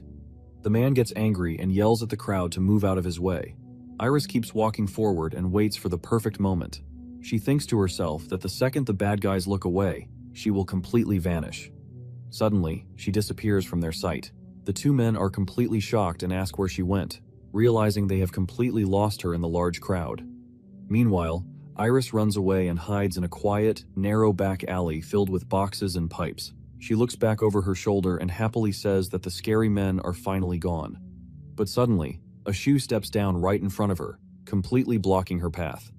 A man smokes a cigarette and tells her that he has been waiting forever because her door was locked. Iris stops and angrily asks who they are and how they know where she lives. She then looks back and sees the two scary thugs from the street running up behind her. The man in the beanie laughs and says that she can run really fast. Trapped, Iris quickly tries to sprint away down the alley with fast tapping footsteps. The three men chase after her while the man laughs loudly. Suddenly, sharp blue ice crystals shoot out of the ground and completely freeze her foot. Iris trips and falls hard onto the ground with a heavy BAM, crying out in pain as she drops her bag. The man walks up to Iris. His hand glows with bright blue ice magic. He cruelly mocks her, asking if the little girl is completely tired out. He coldly tells her to take a little rest. The creepy man is drooling and laughs wickedly. He reaches his hand out to grab her. He cruelly tells her that she is going to keep him entertained for a while. Iris screams out loud in fear. Suddenly, a massive paw violently punches the thug right in the face. With a loud bam, the heavy punch sends the thug flying backward through the air. He crashes hard onto the stone stairs. The man stands nearby and watches this happen in complete shock. Next, a claw steps heavily onto the ground with a loud thud. Leo is completely surrounded by a bright pink magical aura and angry growl at the bad men. Iris looks at Leo and slowly stammers his name. The man screams in pain and asks where Leo came from. He complains that the person who hired them never warned them about dealing with a monster like this. Leo opens its mouth wide and lets out a terrifying, loud roar. The second thug in the hoodie screams in pure terror as he holds up his fists, which suddenly glow with bright yellow magic. However, with a quick poof of smoke, Leo loses his power. He instantly shrinks back down to his normal and falls onto his back on the hard ground. Iris worriedly shouts Leo's name again as she sees her tiny pet lying helpless on the floor. She kneels on the ground and gently holds her small pet and asks him if he is okay. The man looks disappointed and says he thought the pet was special. Suddenly, tentacles burst out of the ground with loud snap. The man walks forward as he controls the tentacles and mocks the tiny pet. He complains that the beast could not even stay transformed for 10 seconds. With loud swish sounds, the tentacles swirl quickly around Iris. She hugs Leo tightly to protect him. She steps back in fear and loudly tells the man to stay back. The scary man walks right up to her and traps her inside the tentacles. He looks very angry and tells Iris not to waste his time. He asks if she is going to take it off herself. The man glares at Iris and threatens her, asking if he has to forcefully take the pet from her himself. Suddenly, a system screen appears, revealing a stellar tamer skill called Stellar Warp. This special magic allows a person to instantly teleport directly to their pet beast. Out of nowhere, Si-Chen violently stomps his foot straight down onto the man's head, crushing him face first into the ground and splashing blood everywhere. The incredibly heavy strike creates a massive shockwave that blows the other two thugs backward. The man is blasted straight through nearby and breaks it into flying pieces. Si-Chen calmly apologizes to Iris for being late. He explains that a sudden problem came up and took much longer than he expected. He then gently asks if she and Leo are okay. Watching this, the thug in the hoodie sweats in pure terror. He nervously curses and wonders where this incredibly strong guy just came from out of nowhere. Iris loudly tells him that she does not know how these men track them down, but she warns him that they are all dangerous magic users called Awakeners. She panics and asks what they should do now. Si-Chen smiles calmly at her and tells her to take a deep breath because he has got her safe. Suddenly, a hand bursts straight through the wall. The man has recovered from the heavy stomp. Glowing green vines quickly wrap around his arm as he curses, complaining that he let his guard down. He furiously yells at Si-Chen, calling him a punk, and says he just made the biggest mistake of his life. The man threatens to bring both of their heads back to his boss and force him to pay triple the original rate. Si-Chen completely ignores the angry man. He calmly tells Iris to get behind him and stay there. He confidently states that fighting these thugs will not take long at all. In his flashback, a group of cruel bullies violently beats up young Si-chen. The boy angrily yells at Si-chen. He calls him a disgusting little parasite and asks if he is still refusing to behave. As Si-chen covers his head on the ground to block the heavy blows, the leader orders his friends to beat him right into the dirt. Suddenly, someone shouts at the bad guys to stop. The boy turns around in surprise and sees Iris bravely stepping forward while holding a heavy metal pipe. She fiercely tells the bullies to keep their hands completely off her brother. The boy looks annoyed and cruelly mocks her, asking if the little parasite really thinks she can come to the rescue. The boy then starts walking straight towards Iris to hurt her, causing her to scream in fear. Seeing this terrible danger, Si-chen desperately reaches out his hand from the ground. He angrily warns the bully not to take a single step closer to his sister. Si-chen fiercely reminds the cruel leader that he made a strict promise to never lay a hand on Iris. The bully smiled wickedly and confidently admits that he lied about his promise not to hurt Iris. He laughs loudly and cruelly, says it is not his fault because she walked right up to them herself. While he laughs, another large bully holds Si-chen down on the dirt floor. Suddenly, Si-chen grabs a heavy brick from the ground with a loud clack. With a powerful pow, Si-chen violently smashes the brick directly into the large bully's face. The brick breaks into pieces, and the big bully falls backward in pain. The boy turns around and looks completely shocked. Si-chen quickly stands up, holding a piece of the broken brick in his hand. He looks incredibly angry and glares at the leader. With fast tapping footsteps, Si-chen charges straight toward the boy to protect his sister. Si-chen angrily yells that the bully has a lot of nerve to break his promise. The boy looks completely terrified as young Si-chen charges at him. With a loud pow, Si-chen violently smashes the broken brick directly into the leader's face. Si-chen angrily yells that the bully broke his promise not to hurt Iris. The heavy strike sends the boy flying backward into the dirt. The bully lies on the ground with a very bloody face, crying and screaming in terrible pain. He looks up in fear and yells that Si-chen is completely insane and out of his mind. In the background, young Si-chen pants heavily but stands bravely in front of young Iris to protect her. He gently tells his sister that everything is okay and not to be scared. He strictly tells her to stay safely hidden behind him and not to move at all, then smoothly changes back to the present day in the alleyway. Older Si-chen stands in the exact same protective pose in front of older Iris, who is tightly holding her pet Leo. He looks fierce and confidently tells her that defeating these men will not take long. Right in front of him, the two thugs rush forward to attack. One thug is covered in glowing yellow magic, and the other holds a glowing blue weapon. They charge straight at Si-chen, while the man covered in green thorny vines watches from the far back. Iris looks very worried and sweats in fear. She nervously points out that there are 3 dangerous magic users standing right in front of them. She states that these men look completely desperate and have nothing to lose. She strongly believes there is absolutely no way her brother Ash can fight all 3 of them by himself. Suddenly, the thug in the hoodie rushes forward with his fist covered in bright yellow lightning. He angrily calls Ash a pretty boy and cruelly mocks him for just standing still during the fight. However, Ash easily defends himself. Ash violently punches the lightning thug. The powerful strike sends the bad guy flying backward to crash hard against the brick wall, splashing blood everywhere. Iris watches her brother's incredible strength in pure shock. Right after that, the second thug, wearing a beanie, quickly charges in with fast tapping footsteps. He jumps high into the air and fiercely swings down a blue dagger, but Ash remains perfectly calm. He simply reaches his arm up and tightly catches the thug's wrist with his bare hand, completely stopping the deadly blade before it can even touch him. Still holding the second thug's arm, Si-chen delivers a fierce kick right to the man's face with a loud pow. The powerful hit sends the thug flying backward. He crashes heavily into a wall, and some trash cans break the boxes around him. Suddenly, the dangerous vine slashes right past Si-chen's face. However, Si-chen does not even flinch and stands perfectly still. The vine misses him completely and violently strikes the brick wall behind him. The man growls in anger and cruelly mocks Si-chen, calling him nothing but a skinny kid in a simple school uniform.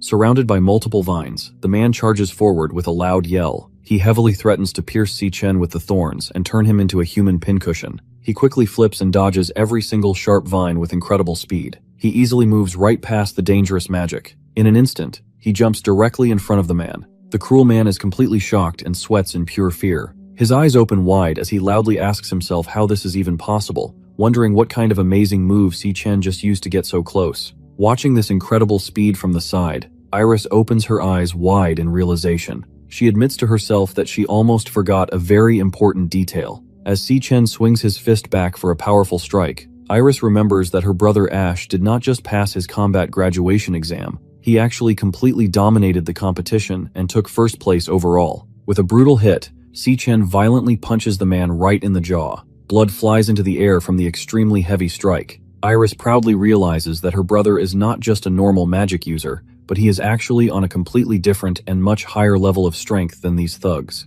The powerful punch sends the man flying high into the air. Blood splashes heavily from his face. He crashes violently into a brick wall and trash cans. The heavy hit shatters the wall and sends broken pieces flying everywhere. He falls to the ground with a loud wham. His face is completely covered in blood, and he is knocked out cold. Si-chen stands calmly behind his defeated enemy. The other two thugs, the man in the beanie and the man in the hoodie, are also shown completely beaten and bleeding. They slump unconscious against the trash bins and walls in the alley. With all three bad guys defeated, the fight is finally over. Si-chen looks back toward his sister. He tells Iris to take little Leo and go straight home right now. Si-chen smiles gently at her. He explains his plan, saying he will drop these clowns off at the guard station to get them arrested. He promises her that he will be back home before she even knows it. Iris holds her fluffy pet tightly in her arms. She looks very relieved and happy. She quickly agrees to his plan and safely replies, "Okay, you got it." Later that night, the man groans and slowly opens his eyes. He wakes up to find himself and his two friends tightly tied to a large concrete pillar with thick ropes on an empty rooftop. Si-chen stands quietly right in front of them. The man panics and loudly asks where they are and why Si-chen dragged them out here. Next to him, the thug in the beanie groans in extreme pain, complaining that his head feels like it is cracking in half. Si-chen states that he knows they are from a group called the Black Mountain Society. He explains that this group only does things for money. Si-chen strictly demands to know exactly who paid them to attack his sister. The man just smiles with his missing teeth and laughs. He tells Si-chen that since he is only in it for the money, he will never talk. He explains that the exact moment he reveals the boss's name, he will be a dead man in this business. Si-chen simply replies, "Well then." A system screen appears above his head, showing that he is loading and switching his battle class. Si-chen glares fiercely at the men and confidently declares that if they will not talk, they will have to do this the hard way. A system screen pops up to announce that the class switch is completely finished. A new title shows that he is now a level 25 Phantom Sorcerer, a system card for his new Phantom Sorcerer class. It explains all of his new amazing powers and shows his high stats for speed, strength, and stamina. The card also summarizes his 3 new magic skills in detail. The first skill is Soul Rest Enigma, which lets him hypnotize and completely control any enemy weaker than him. The second skill is Ripple Hell, which shoots a massive mind blast to destroy everything nearby. The third skill is Spirit Gathering Barrier, which allows him to steal magic energy from his hypnotized targets to build a super strong shield. Si-chen controls the powerful energy. He confidently states his threat. He tells the unconscious men that he plans to forcefully pull out all their memories. He adds that doing this might make them lose some of their basic human functions forever. Hearing this terrifying warning, the man wakes up completely and panics. He sweats heavily and begs Si-chen to stop, admitting defeat. The scared man immediately yells that he will give up and finally talk. He loudly promises to tell Si-chen absolutely everything. The man shouts out the answer, revealing that the person who hired them is the son of the first hospital director.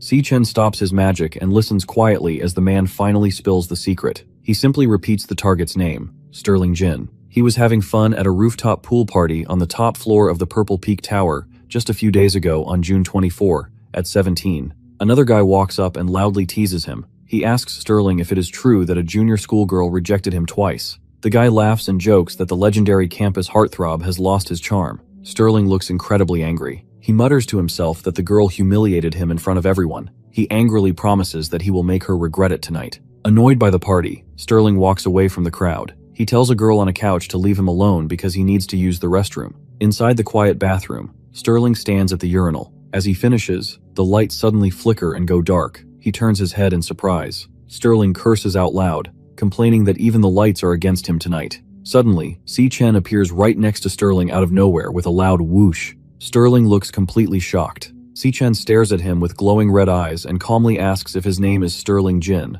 In the security room, 2 guards sit at a desk with many camera screens. One guard drinks coffee and mentions that the spoiled rich kids rented the entire top floor of the Purple Peak Tower again. He explains that this is why all the security cameras on that floor are turned off. The guards chat about how the rich boys are probably having a great time using their money and power. One of the guards leans in close to whisper a dark secret. He tells his partner that most of the girls at those parties do not actually go there willingly. He explains that the girls are tricked and trapped inside. The other guard sweats and asks if he is serious. The first guard nods and shares a terrible story. He says that not long ago, the rich boys severely harmed a young student at one of their parties, leading to her tragic death. He angrily explains that the rich parents used their massive wealth to completely cover up the crime and make the problem vanish. Si-chen's hand crackles with yellow lightning as he completely crushes the thug's cell phone into pieces. Sterling Jin stares at him in absolute terror. Sweating and panicking, Sterling screams and asks what Si-chen did to his hired man. He yells loudly, demanding to know who Si-chen really is. Without saying a word, Si-chen violently attacks. With a massive smack, he strikes Sterling incredibly hard. The powerful hit sends Sterling flying backward right through a large glass window. The glass shatters into flying pieces as Sterling crashes onto the ground with a loud pow. He slides across the floor, bleeding heavily from his face. Sterling desperately screams for help. He yells for anyone to come and save him right away. Suddenly, he stops screaming, and his eyes open wide in pure shock. He looks at the pool and realizes something is terribly wrong. The water is filled with the party guests, but no one is moving. Everyone is floating face down in the pool or slumped over the chairs, completely unconscious. Si-chen walks slowly toward Sterling with heavy tapping footsteps. Looking up at Si-chen, Sterling cries and asks what is wrong with him, and what he ever did to deserve this. As Si-chen gets closer, Sterling yells at him to stay back. He desperately tries to threaten Si-chen, shouting that his father is the powerful director of the first hospital. Sterling screams that if Si-chen even touches him, his father will absolutely bury him.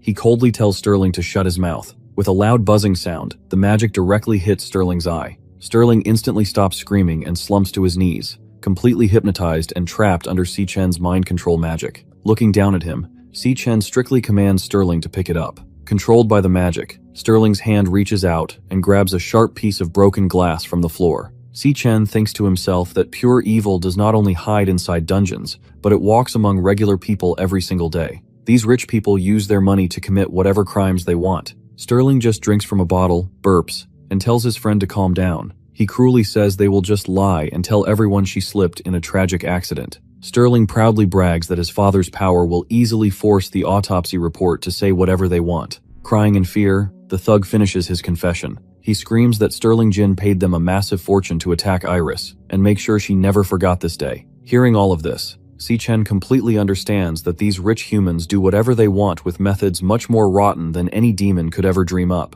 Cole sits on the ground, coughing and bleeding. He looks up at Ash and promises to tell everyone the truth when they get out. He wants the world to know that Ash is the one who saved them today. Suddenly, Ash's eyes flash bright pink with a loud buzzing sound. He sees a quick vision of the man standing in the dark alley. Ash instantly realizes something is terribly wrong. A system screen appears, revealing another class called Stellar Tamer. It shows a skill called Stellar Warp, which lets him teleport directly to his pet. Ash realizes his sister Iris is in extreme danger. With a loud zap, Ash instantly disappears from the dungeon. Cole sits alone on the ground and looks completely shocked. He remembers Ash using lightning magic, then transforming into a horned demon, and now teleporting. Cole realizes that Ash actually has more than 2 different fighting classes at the same time. Cole smiles weakly and wonders just how many more secrets Ash is still hiding. Suddenly, loud tapping footsteps echo across the rocks. A group of guards and medical workers run toward the crater. One man points and shouts that they finally found them. The men quickly rush forward to save the survivors. Medical workers quickly arrive and treat Cole. One worker uses magic to stop his bleeding, while another opens a medical kit for bandages. Director Gong Shua walks over to them and asks Cole how bad his injuries are. The director states that the dungeon boss had B-rank power, so both of them surviving is an absolute miracle. Nearby, another medic uses magic to heal Yuta Sato. The medic reports that Yuta is unharmed, purified, and stable. The guards search the large crater area. They suddenly notice that Si-chen, also known as Ash, is completely missing. A guard reports that there are no other dead bodies anywhere. They wonder if Ash got scared and ran away, so they decide to spread out and keep looking for him. Director Gong Shua looks extremely angry. He loudly blames the inspection agency for the whole disaster. He tells Cole that he got hurt because of their complete incompetence. The director firmly promises to fire every single one of those workers the second he leaves. Suddenly, Cole's father walks up with Silas Lin walking right behind him. The father smiles calmly and disagrees with the director. He says that this situation is actually perfect for them. The director bows respectfully to the father. Cole's father explains his new plan. He says they will just tell the public that an unexpected incident happened during the examination, and the examiners were defeated by monsters. Cole's father smiles and happily explains his plan. He wants to tell the public that his son bravely stepped forward and saved everyone when all hope was lost. He thinks this fake story is absolutely perfect. Sitting on the ground, Cole tries to tell the truth. He explains that Ash was actually the one who defeated the Overlord and all the other monsters. Suddenly, his father violently smacks Cole right on his injured shoulder with a loud smack. Cole groans in pain. His father leans in close and pants heavily. He strictly tells Cole that he was the one who took care of the monsters. Nearby, director Gong Shui and Silas Lin stand quietly and watch. The director points out that every single person there watched the real events happen with their own eyes. Ignoring them, the father tightly grips Cole's bloody bandages. He glares at his son and firmly repeats his order, forcing Cole to accept the lie that he took care of it. Cole's father calmly wipes his hands. He tells Cole to quickly clean himself up. He proudly announces that tomorrow's graduation ceremony is where Cole will finally step into the spotlight as the big hero. On the other side, in a small rental apartment at 20, three hands happily clink glass soda bottles together with a loud clack. Ash, Iris, and Anna sit around a warm table eating hot pot and laughing. Little Leo sits safely on the table next to them. Anna cheerfully congratulates Iris for getting accepted into the prestigious Central International Academy of Arts. Anna tells Iris that she is finally achieving her dream and will definitely become an incredible artist one day. Meanwhile, Ash quietly drinks his soda with loud glug sounds. He looks completely calm and a bit blank. Iris leans in close with a cute face. She asks Ash why he looks completely dead inside right now, acting as if he already knew the good news all along. Ash looks surprised for a second. He then smiles warmly and promises his sister that he really is happy for her. However, he secretly thinks to himself that Iris actually got her acceptance letter on this exact same day in his past life too. Sitting next to them, Anna looks a little sad and sighs. She honestly tells Iris that she is very jealous of her. Anna explains that getting to study in the famous city of Sandhaven is a rare, once-in-a-lifetime chance that most people never even get close to achieving. Iris looks down at the table with a sad face. She worries that Sandhaven is just too far away and the cost of living there will be insanely high.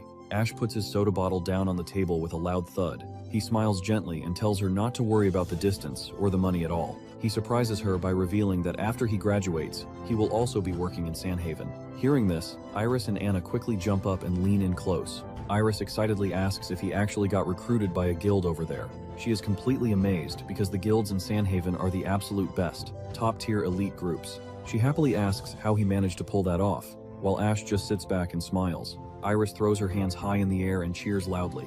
She is thrilled that they get to move to Sandhaven together. Anna laughs and says she is super jealous, promising to work hard and get into a school there too. Watching his sister celebrate so happily, Ash smiles warmly. He thinks to himself that in this second life, Iris will never have to give up her dreams for anyone. Later, as the water splashes over his head, he thinks about everything that just happened. He is relieved that the dangerous threats against his sister are finally handled, and that his graduation exam is completely wrapped up. Ash remembers his deal with Cole back in the dungeon. He agreed to let Cole take first place, but Ash gets the entire 1 million prize money tomorrow. Ash thinks to himself that this money is just enough to finally clear Theo's debt.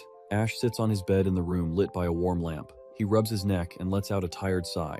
He thinks about the terrifying truth that the Demon King Wrath was actually sealed away after secretly crossing into the human world. Ash realizes that his original 3-year plan to prepare is getting much riskier every single day. He knows he needs to move to Sandhaven fast and make finding Wrath his absolute top priority. He thinks to himself that before he does any of that, he desperately needs someone he can actually trust to watch his back. He decides that tomorrow's graduation ceremony is exactly the perfect opportunity he has been waiting for. On the other side, Ling Yu seriously reports that a dangerous target known as the Glutton was recently spotted in Everfield County. Carl casually drinks from a small teacup. He looks interested and asks her to tell him absolutely everything. She explains that the moment she got the tip, she went straight to the crime scene to investigate. One photo shows a completely destroyed security camera hanging by broken wires. Another photo shows a concrete pillar covered in fresh bloodstains and rough scuff marks. Ling Yu explains that all the security footage was already wiped clean before she arrived. She states that the messy scene is exactly the same as every other time.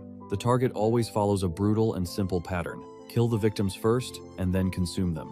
Lingyu admits that they have absolutely no pictures or videos of the glutton. However, she reminds the red-haired man about Ash's recent battles. She points out that they both watched how Ash fights and how his powers are growing incredibly fast in a way that makes no logical sense. She explains that she currently has two possible theories. Her first theory is that the dangerous killer has his sights set on Ash and wants to hunt him. Carl holds his teacup and quietly interrupts her. He finishes her thought and reveals the shocking second theory, asking if the glutton is actually Ash himself. In a large office, a woman asks the school president if he is really going to skip the graduation ceremony, especially for the students he raised himself. The president opens the cage door and explains that he only gave them a safe place to land, back when they were too weak to fly. He watches the white birds fly out into the bright sky. He says they have grown up now and must find their own path. He then notices one single bird still sitting inside the cage. He gently asks the small bird if it does not know where it wants to go yet. At the graduation ceremony on June 26th, at 1 p.m. Si Chen's friend says it is his first time ever seeing the school use such a huge hall. His muscular friend smiles and explains that the school had to go big because all the top elite guild leaders are coming to watch the event today. In the crowded auditorium seats, the muscular student wonders who won the extra trial between Ash and Cole. He notes that the school kept the results completely secret without a single leak. The boy with glasses confidently cheers, bragging that his friend, Ash, definitely crushed the competition. Hearing this, a guy angrily yells at the boy with glasses to stop talking about Ash. He gives a huge thumbs down and confidently declares that Ash has absolutely no chance against his brother. He firmly states that his brother, Cole, will be the final champion. The two groups of students angrily argue and give each other thumbs down signs. Meanwhile, backstage, Cole's father explains that every single major guild in the country sent someone to watch this graduation ceremony. He looks out from behind the red curtain and sees the audience. He notes that the entire board of the powerful Imperial Guild is sitting in the crowd. Down in the aisles, students cheer as very important guests arrive. Guam Yuan, the Imperial Guild co-founder, and Titan Ming, the Imperial Guild founder, walk toward the front VIP seats, surrounded by bright camera flashes. Cole's father thinks to himself that the Imperial Guild's next board election is coming up very soon. He watches the guild leaders closely. His vote count for the election is currently tied with Titan South. He sees today's ceremony as the perfect chance to win over the undecided board members to his side. With a serious look, he confidently declares that the chairman's seat will soon be his. He then turns to his son and explains the schedule. He tells Cole that Vice Chairman Carl will personally hand him the champion's trophy right after the ceremony starts. The father continues his strict lecture. He tells Cole that the whole world will remember this day because it marks the start of his climb to the top. He calls it the most glorious moment in their family's history.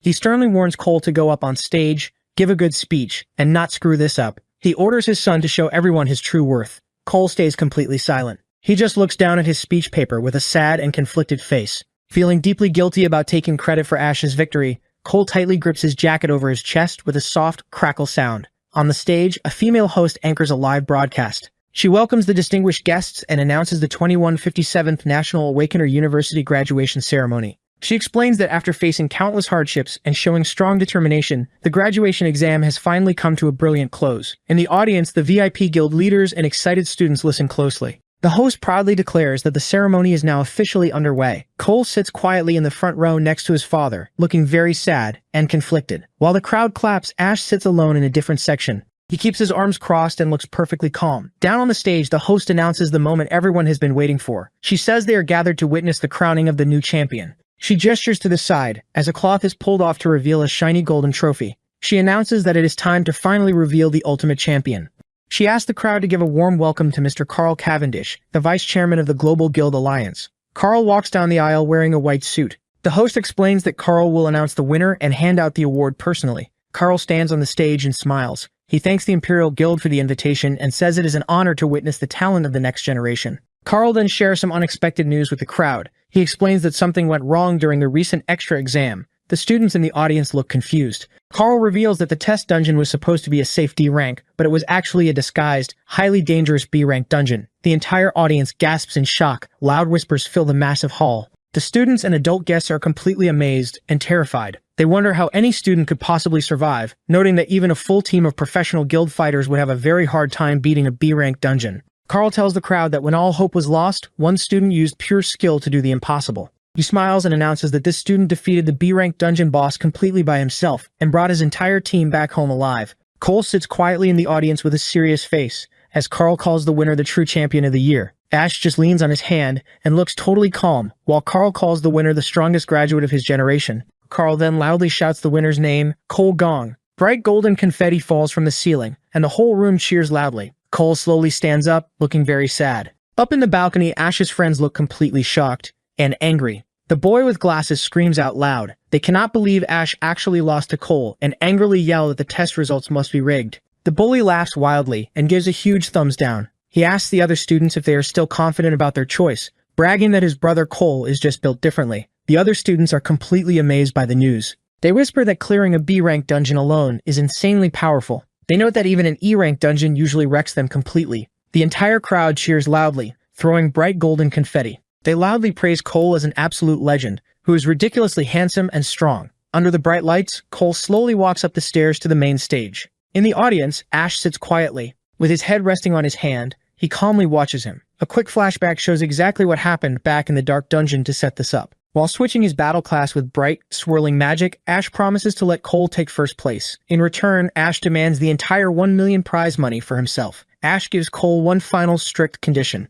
He orders Cole to never say a single word to anyone about the secret powers he is about to see. On the stage, Cole stands alone in the spotlight. The people in the crowd smile and loudly praise him. A woman calls him a dignified young man, and a bearded man calls him a true hero in the making. In the audience, Cole's father, Soren Gong, smiles very proudly. The guests around him praise the powerful Gong family name, saying Cole is truly worthy of being Soren's son. Cole just stands silently on the stage, facing the bright lights and the cheering crowd. He remembers his father's strict order to give a good speech, not to screw up, and to show everyone his true worth. Cole looks down sadly at his paper. He questions himself, wondering if this fake victory is what his true worth really is. Standing next to the shiny golden trophy, Cole thinks about Vice Chairman Carl's grand speech. Cole admits in his mind that Carl was completely right about the amazing feats in the dungeon. Someone really did face an unbeatable monster. Someone really did pull a whole team back from death and defeat the dungeon overlord. However, Cole looks down and sadly accepts the truth. He admits to himself that he did not do any of those things. He knows that every single bit of that glory actually belongs to Ash.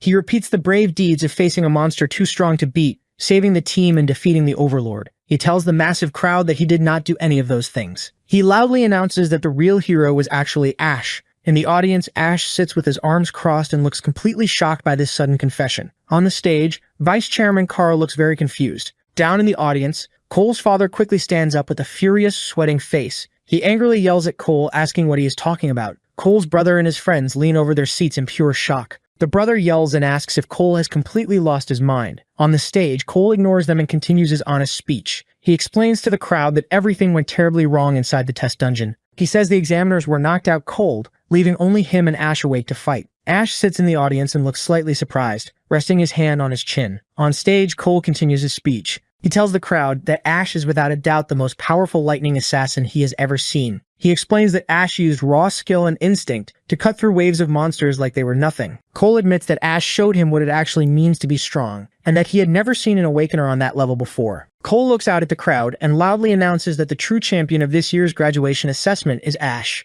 Ash realizes that Cole kept his promise and hid his secret about having multiple classes. Down on the floor, the massive crowd starts murmuring loudly in confusion. The guests ask what in the world is going on. They wonder how the results could be fake, if the King Squad verified them. Vice Chairman Carl watches the chaos unfold with a sly smile, and says that this is very interesting. Up in the balcony, Asher's friends are furious. The boy with glasses points down and yells that he called it, claiming the whole exam was a setup from the start. Beside him, his muscular friend angrily demands a full investigation right now. In the VIP seats, the older guild founder Titan Ming watches silently with a small smile. Next to him, Cole's father, Soren, sweats and looks completely furious. Another guild member asks Soren to explain exactly what his son just did on stage, stating that the crowd deserves an explanation. Soren is so angry that he grips his wooden armrest tightly, breaking the wood with loud crackle sounds. Letting out an angry grunt, Soren stands up and walks away from his seat with heavy, tapping steps. Soren walks right past the stage where his son is standing. Up in the bright spotlight, Cole looks down at his prepared fake speech.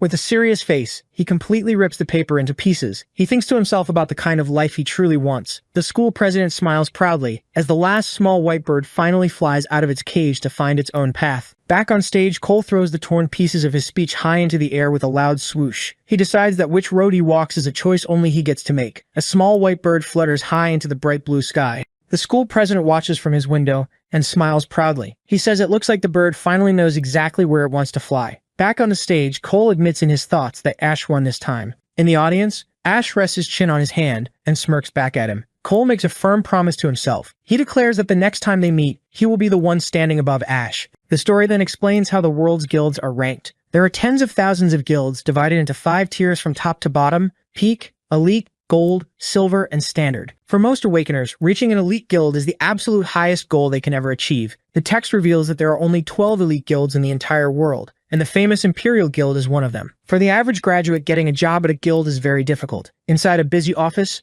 a sweating student desperately begs a woman to look at his resume one more time. The woman sitting at the desk rejects him. She explains that the Divine Eye Guild is not taking any support class fighters this year, and tells him to try his luck somewhere else. Outside, 2 tired students slump against a wall in defeat. They complain that the job market is completely cutthroat because they did not get a single offer. However, things are very different for the lucky few who managed to get into an elite guild. A hand picks up a shiny red card with a gold lion symbol. Inside a quiet office, an older man with glasses named Charleston sits at a desk. He is the HR manager for the Imperial Guild. Charleston tells the student that his identity registration is complete. He hands over the red employment certificate and explains that as a member of the champion team, the student gets direct entry into the Imperial Guild. Marlon Ma holds the glowing red card up and cries tears of joy. He realizes he has finally achieved his life goal. Marlon and his friends cheer loudly while holding up their new red cards. Marlon happily yells that he is going to the Monster Research Office. His muscular friend shouts that he got put into combat, and another friend says he is in research too. Outside the large Imperial Guild building, the group of friends jumps and hugs each other while laughing. They excitedly shout that they actually did it, and finally set foot inside an elite guild. 2 students cry tears of regret, wishing they had joined Ash's team when they had the chance. Sitting nearby in the waiting area, Cole's brother looks angry and complains that seeing these people at work every day is going to be terrible. Cole just sits silently beside him, looking tired and looking away. Meanwhile, inside an elevator, the Imperial Guild founder Titan Ming talks with an assistant about the recruitment progress. The assistant explains that because 2 teams got perfect scores this year, they have a lot more new members to register. With a loud ding, the elevator doors open. Titan Ming looks surprised to find Vice Chairman Carl waiting right outside. Titan Ming greets him and asks if Carl is also heading to the recruitment floor. Carl smiles and calmly replies that he is just here to see someone off. Hearing this, Titan Ming laughs and guesses that Carl must have a personal interest in Ash as well. Carl smirks back at him and simply says that the Imperial Guild got incredibly lucky to recruit a talent like that. At the registration desk, the HR manager checks his computer screen. He adjusts his glasses and notices that one person is still missing. He angrily yells at the boy with glasses, asking why his teammate Ash has not registered yet. He complains that Ash is the only one left and tells the students to stop wasting his time. The panicked friends frantically look around the large lobby and shout Ash's name. Suddenly, Ash calmly walks out of the restroom with his hands in his pockets. His friends spot him and point, yelling that he is over there. They rush up to him and loudly scold him. They ask why he has not turned in his form yet and complain about him wandering off for a bathroom break at a time like this. They warn Ash that the Imperial Guild staff is already breathing down their necks. Sitting at his desk, the manager sighs and opens his metal thermos. He rolls his eyes and complains about kids these days acting arrogant and playing hard to get. The manager takes a sip of his hot drink. He strictly tells Ash that even the first place winner has to follow the rules, just like everyone else. He proudly calls the Imperial Guild the absolute pinnacle of success. He orders Ash to come over and fill out his registration form right this second. Standing in the middle of the lobby, Ash stays completely calm. He plainly announces that he is not joining the Imperial Guild. Hearing this massive shock, the manager's eyes go wide, and he violently spits his drink straight out of his mouth. Ash's friends immediately panic and loudly yell no. They ask if he has gone completely insane, and beg him to think very carefully before he says another word. The manager continues to cough and choke on his hot drink. The shocking news quickly spreads across the busy lobby. Other students, including Cole's brother, look completely stunned. They loudly ask what Ash just said and cannot believe he really wants to reject the Imperial Guild. The whole crowd starts whispering to each other, wondering what kind of game Ash is playing. In the back, Titan Ming hears the commotion and looks very shocked. Beside him, Vice Chairman Carl just watches silently. The HR manager gets extremely angry. His face turns bright red as he violently slams his fist on the desk with loud bam sounds. He yells at Ash, telling him this is not the time or place for pulling stunts. The manager angrily explains that the Imperial Guild specifically saved a high-level senior management position, just for him. He asks if Ash has any idea how many people would throw away everything for that chance, noting that many veterans work their entire lives and never even get close to that level. Ash just looks at him with a calm face and glowing red eyes. He simply repeats that he never actually agreed to join the Imperial Guild. The manager yells, demanding to know why Ash is even here then. Vice Chairman Carl steps out from the crowd, with loud tapping footsteps. He smiles and says that his timing could not be more perfect. The students in the lobby are completely shocked to see such a famous man there. Someone quickly bows and greets him. Carl walks right up to Ash. He calmly says that since the Imperial Guild is not his style, he has another idea. Carl asks Ash how he feels about going to the city of Sandhaven with him. Ash looks back silently, with his glowing red eyes. Carl smirks and offers to personally recommend Ash to the local Emberstar Knights. Hearing this name, everyone in the room freezes in pure shock. Cole and his brother look completely stunned. Even the Imperial Guild founder, Titan Ming, opens his eyes wide in surprise. The massive crowd of students immediately starts yelling in disbelief. They cannot believe Ash just got an offer from the globally famous Emberstar Knights. The students loudly explain that it is a legendary peak guild. Sweating in amazement, they state that there are only 6 peak guilds in the entire world. One boy excitedly adds that the Emberstar Knights are so incredibly strong that they could easily destroy an entire nation if they wanted to. The students explain that peak guilds never recruit people publicly. They only accept new members through strict internal referrals and special invitations. Ash calmly reaches inside his black shirt pocket. He tells Vice Chairman Carl that he will pass on the offer because he is not looking to join any guild. Ash pulls out a solid black card and holds it up. He looks forward with his glowing red eyes and explains that his only reason for being here today is to find teammates. Carl looks very surprised by this answer. Ash's friends are completely shocked. They yell out loud and ask if he actually started his own guild. The bald HR manager points his finger and angrily tells them to give him a break. He yells that a fresh graduate running his own guild is not how things work. A close-up shows Ash's black card. It has a bird logo and the words Black Raven Guild printed on it. The manager reads the name and says he has never heard of it in his entire life. Holding the card up, the manager breathes heavily and angrily explains the strict rules. He tells Ash that guild registration only opens for a set time each year. He also states that anyone making a new guild has to pay a 1 million registration fee right at the start. The angry HR manager continues to yell at Ash. He states that a new graduate could never get a guild approved without a referral from a big, established guild. The manager laughs cruelly and asks how a kid with absolutely no connections and no backing could possibly make this happen. Suddenly, a female worker at a computer interrupts him. She looks completely shocked and tells the manager that the Black Raven Guild is actually real. The manager freezes in pure shock. The computer screen clearly shows the official guild page. It reveals that the Black Raven Guild was registered on May 18th and officially approved on June 18th. It also lists Ash C as the founder and shows the 1 million registration fee was fully paid. Sitting nearby, Cole hears this and looks completely stunned. He realizes the May 18th date is very important. As Ash calmly walks past him, Cole figures out the amazing truth. He realizes that Ash started building his own guild a full month before their graduation exam even began.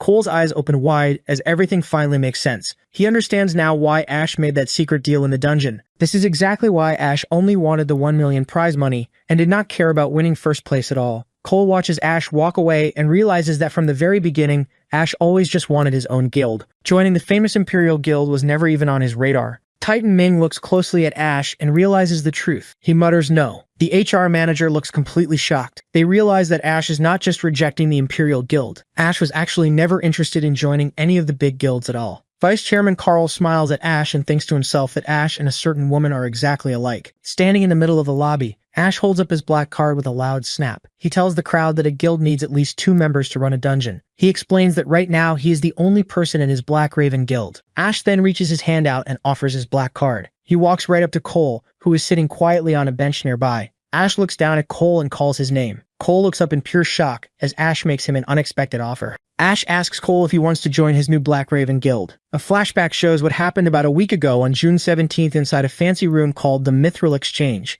Ash tells the man that he came to share 2 things today. He explains the first thing is about his debt repayment. He asks for 1 more week to pay the money. He says the tie for first place in his exam left him short of the cash he was expecting to win. Ash holds a silver cup and says the second thing is much more important. Ash reveals a massive secret. He calmly tells the man that he is actually from 10 years in the future. The man with glasses looks very surprised. Ash explains that 10 years from now, a group of demon kings will completely destroy the world. Ash states that he is the very last magic user left alive in that terrible future. He says the first demon king to attack is named Wrath. He warns that Wrath uses powerful ripple waves to tear the entire world apart. Ash then talks about a brave entrepreneur named Theo Ching. He explains that Theo steps up during the war and donates a special piece of equipment he built himself, which is called the Stillstone. The man realizes Ash is talking directly about him and his secret invention. Ash continues his story. He explains that the Stillstone lets countless people safely survive the Demon King's ripple attacks. It buys humanity enough time to catch their breath and fight back against the monsters. Hearing this, Theo stands up from his chair in complete shock. He stammers that he really did design the Stillstone to block ripple magic. However, he nervously explains that the idea is barely even a concept in his head right now.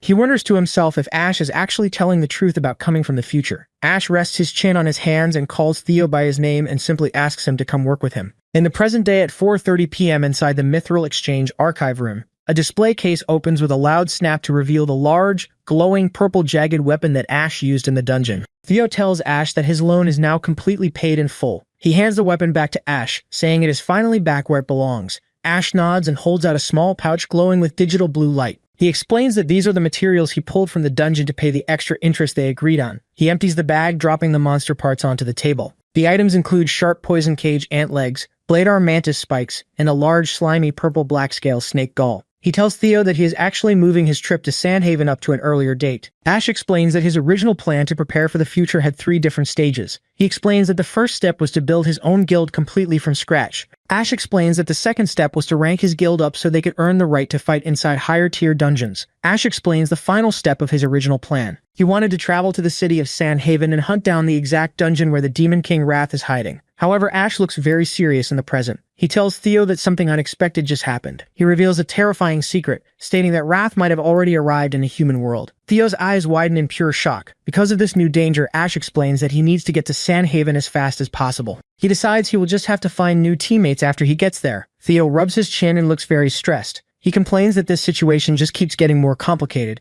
Theo then reaches his hand inside his suit jacket. He tells Ash that he does not know if this next item will actually help him. With a sharp snap, Theo places a small object on the wooden table. The screen displays an active audio track, and bright blue sound waves and music notes magically float in the air all around the device. He explains that this track is a pop song made by a friend. It is secretly encoded with a special beta frequency. Theo reveals that he already contacted a famous superstar named Michael Bruno. He explains that the famous singer will release this exact song as his new lead single this year. Because the singer is so popular, the music will be playing everywhere in the world within just 1 week. He reminds Ash that the beta frequency can safely block the Demon King Wrath's mind-controlling alpha ripple attacks. Theo admits that releasing this song is the best defense he could quickly create right now. Ash is amazed and asks how Theo actually managed to pull all of this off in just 1 single week. Theo adjusts his glasses and smiles slightly. He tells Ash that if the future really is going to be destroyed, then helping to save it means more to him than anything else he has ever done in his entire life. Theo then turns and grabs Ash's arm. He remembers something else and says he has one more special thing to give him. Theo commands the storage ring to open. The ring suddenly glows with a bright blue light and floating digital blocks with a loud buzzing sound. Theo explains that this is a special Demon King radar. He reverse engineered it from a regular smartwatch. He says it will sound an alarm and lock onto the exact location if it senses an S-rank demon or higher. It can even trace the target's movements going back 10 full days. Theo smiles and says Ash will not find a device like this anywhere else. He hopes it will help him track down the Demon King Wrath. Ash puts the glowing radar on his wrist and looks at it in pure amazement. He thinks to himself that the device works a lot like his own demon heart, but it shows exact positions much more clearly. He cannot believe Theo actually hand-built something so incredibly advanced. Theo sighs and looks down sadly. He wishes he could become a magic-using Awakener too so he could make a real difference in the coming war, but he knows he cannot.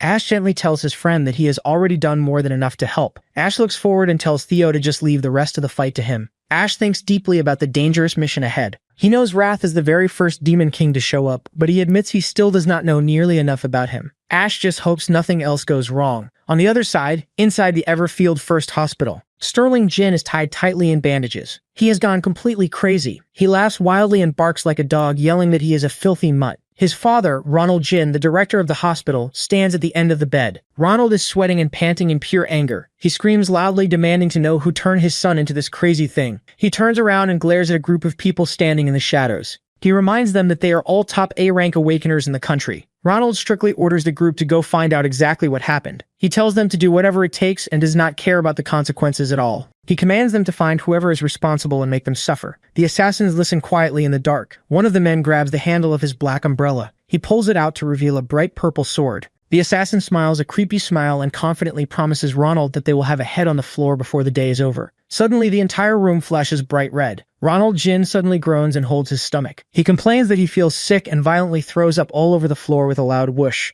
At that exact moment, the bald assassin yells out a warning just as a massive fiery explosion blasts through the room with loud boom sounds. He shouts that there is something huge out there. In the hallway outside, heavy tapping footsteps echo closer and closer. The assassins inside quickly prepare to fight. They nervously realize that the massive threat is standing right outside their door. The assassins turn and stare in pure shock. Ronald Jin cowers helplessly on the floor near it. A masseuse called the Demon King of Gluttony appears. The giant demon smiles wickedly and announces that it looks like it is finally time to eat. Awakened powers come in all kinds of classes, but everyone knows the 5 core classes. First is the warrior. A warrior soaks up hits and leads the charge. Here, Ash moves very fast with yellow lightning and slices through a bone monster. Third is the mage. A mage locks down the field and deals magic damage. Fourth is the chanter. A chanter cleanses, debuffs, and buffs the team. There is one more class, and it is a bit of an outlier. Ash jumps off floating rocks with a fast tap. This secret class basically throws defense out the window entirely. A yellow light buzzes on his screen. Ash looks very serious and angry as he dashes forward. Suddenly, a massive fire explosion happens. This secret class gives up defense in exchange for the single most insane attack power out there. Heavy rocks fall and smash into the fiery ground near a pool of lava. Ash looks back over his shoulder and thinks that this enemy is the Floor 2 Overlord of the Dreadspire, and his class type is an archer. Ash stands on a high cliff edge as bright yellow light beams fly around him. He jumps high into the air to dodge the fast energy blasts. Ash takes cover behind a large rock formation. Another shot hits the rock right next to him. He thinks about the path of the last attack. He realizes the enemy must be firing from somewhere nearby. Ash hides in the shadows with a focused look on his face. He notes that the enemy's ranged attacks hit very hard, but it has to hide and recharge after every single shot. Ash looks across the empty, jagged rocks and flowing lava. He knows he must find the enemy before the next blast comes. Suddenly, he hears a rustle. A dark tail moves behind a rock in the distance. Ash finally spots his target and says the enemy is right there. Ash charges a bright yellow lightning attack in his hand. He looks determined and says, "Now." He jumps through the air with his glowing weapon. He aims for the enemy's dark tail and shouts, "One clean kill." The yellow lightning bolt slices right through the spiky tail, cutting it off. Suddenly, Ash looks up with wide eyes and sweat on his face. He curses as a huge blinding light flashes above the rocky cliffs. A giant white energy blast hits Ash directly with a loud boom. After that, he sits up quickly in his bedroom. He breathes heavily and sweats in his bed. He looks angry and calls the enemy a sneaky little bastard. Ash's sister stretches her arms high above her head and yawns. Ash sits on a white sofa with his pet on his lap. Iris stands near him and asks if he did not sleep last night. Ash has heavy dark circles under his eyes. He replies that he spent the whole night hunting and got tricked. Iris sits beside him and asks what he was hunting. Ash tells her it is nothing and to forget it. The pet stretches and yawns on the coffee table. Ash looks seriously at Iris. He tells her he will head to a city called Sandhaven in a few days. He plans to leave right after they perform the rites for their parents next week. Iris holds the fluffy pet in her arms. She looks surprised and realizes the anniversary is already next week. Ash stands up and looks out a large window. Iris asks why he is leaving so early. Ash explains that Sandhaven is a new city, and he wants to go ahead to set things up. Ash stares out the window with a sharp look. He thinks to himself that he needs to push his plan forward. Iris smiles and lifts the pet up to her face. She tells the pet that they will hold things down at home. Ash thinks it is a good thing the pet, named Leo, is around to keep Iris company. He feels he can finally leave without worrying about her. He thinks about a problem. He explains that under certain conditions, his mental link with Leo just cuts out completely. He remembers walking into the deepest part of a dungeon. Ash says that the moment the gate closed behind him, his connection with Leo went totally silent. Ash notes that the link stayed broken until he fully defeated the dungeon overlord. Ash's eyes suddenly glow bright pink. He explains that his connection to Leo only came back when the dungeon gate opened again. Ash thinks about what could have happened if he was too slow. If he had not defeated the monster exactly when he did, things would be very bad. He imagines a scary scene where Iris holds Leo tightly. She looks extremely terrified as strange, sharp tendrils surround them. Ash realizes that even a 30-second delay could have put Iris in serious danger. Ash breaks his silence and calls out Iris's name. Ash stands by the window with his hands in his pockets. He asks Iris if he can borrow Leo for a few days before he heads to Sandhaven. Iris and Leo both stare at Ash with wide, confused eyes as a question mark floats near them. Dungeons do not appear often in this world. That resources from clearing a dungeon are worth a small fortune. Every time a new dungeon appears, the government runs a bidding ceremony. In a crowded auction room, an auctioneer starts the bidding for a high-tier dungeon at 10 million. People in the audience raise their paddles and quickly shout higher bids. A man with a mustache and a suit raises his red paddle and bids 18 million. Big gills buy the good dungeons almost instantly. The auctioneer hits his wooden gavel with a loud thud and sells the dungeon. The leftover, low-value dungeons are tossed to the public for civilian crews to fight over. In a dim room, a woman with blue hair rests a baseball bat on her shoulder. She complains about settling for a lousy D-rank dungeon. A man smokes a cigarette and reads a paper. He tells her the good dungeons are gone and to be grateful they finally have work. He then tells her to go find one more person to complete their team. The woman walks away with her bat and waves her hand, saying she has the drill memorized. The woman shouts to the crowd. She rests her baseball bat on her shoulders and asks for one more warrior for a D-rank dungeon. Every dungeon run needs at least 2 awakeners. Because of this, the awakener talent market became the place for awakeners without guilds to find teams.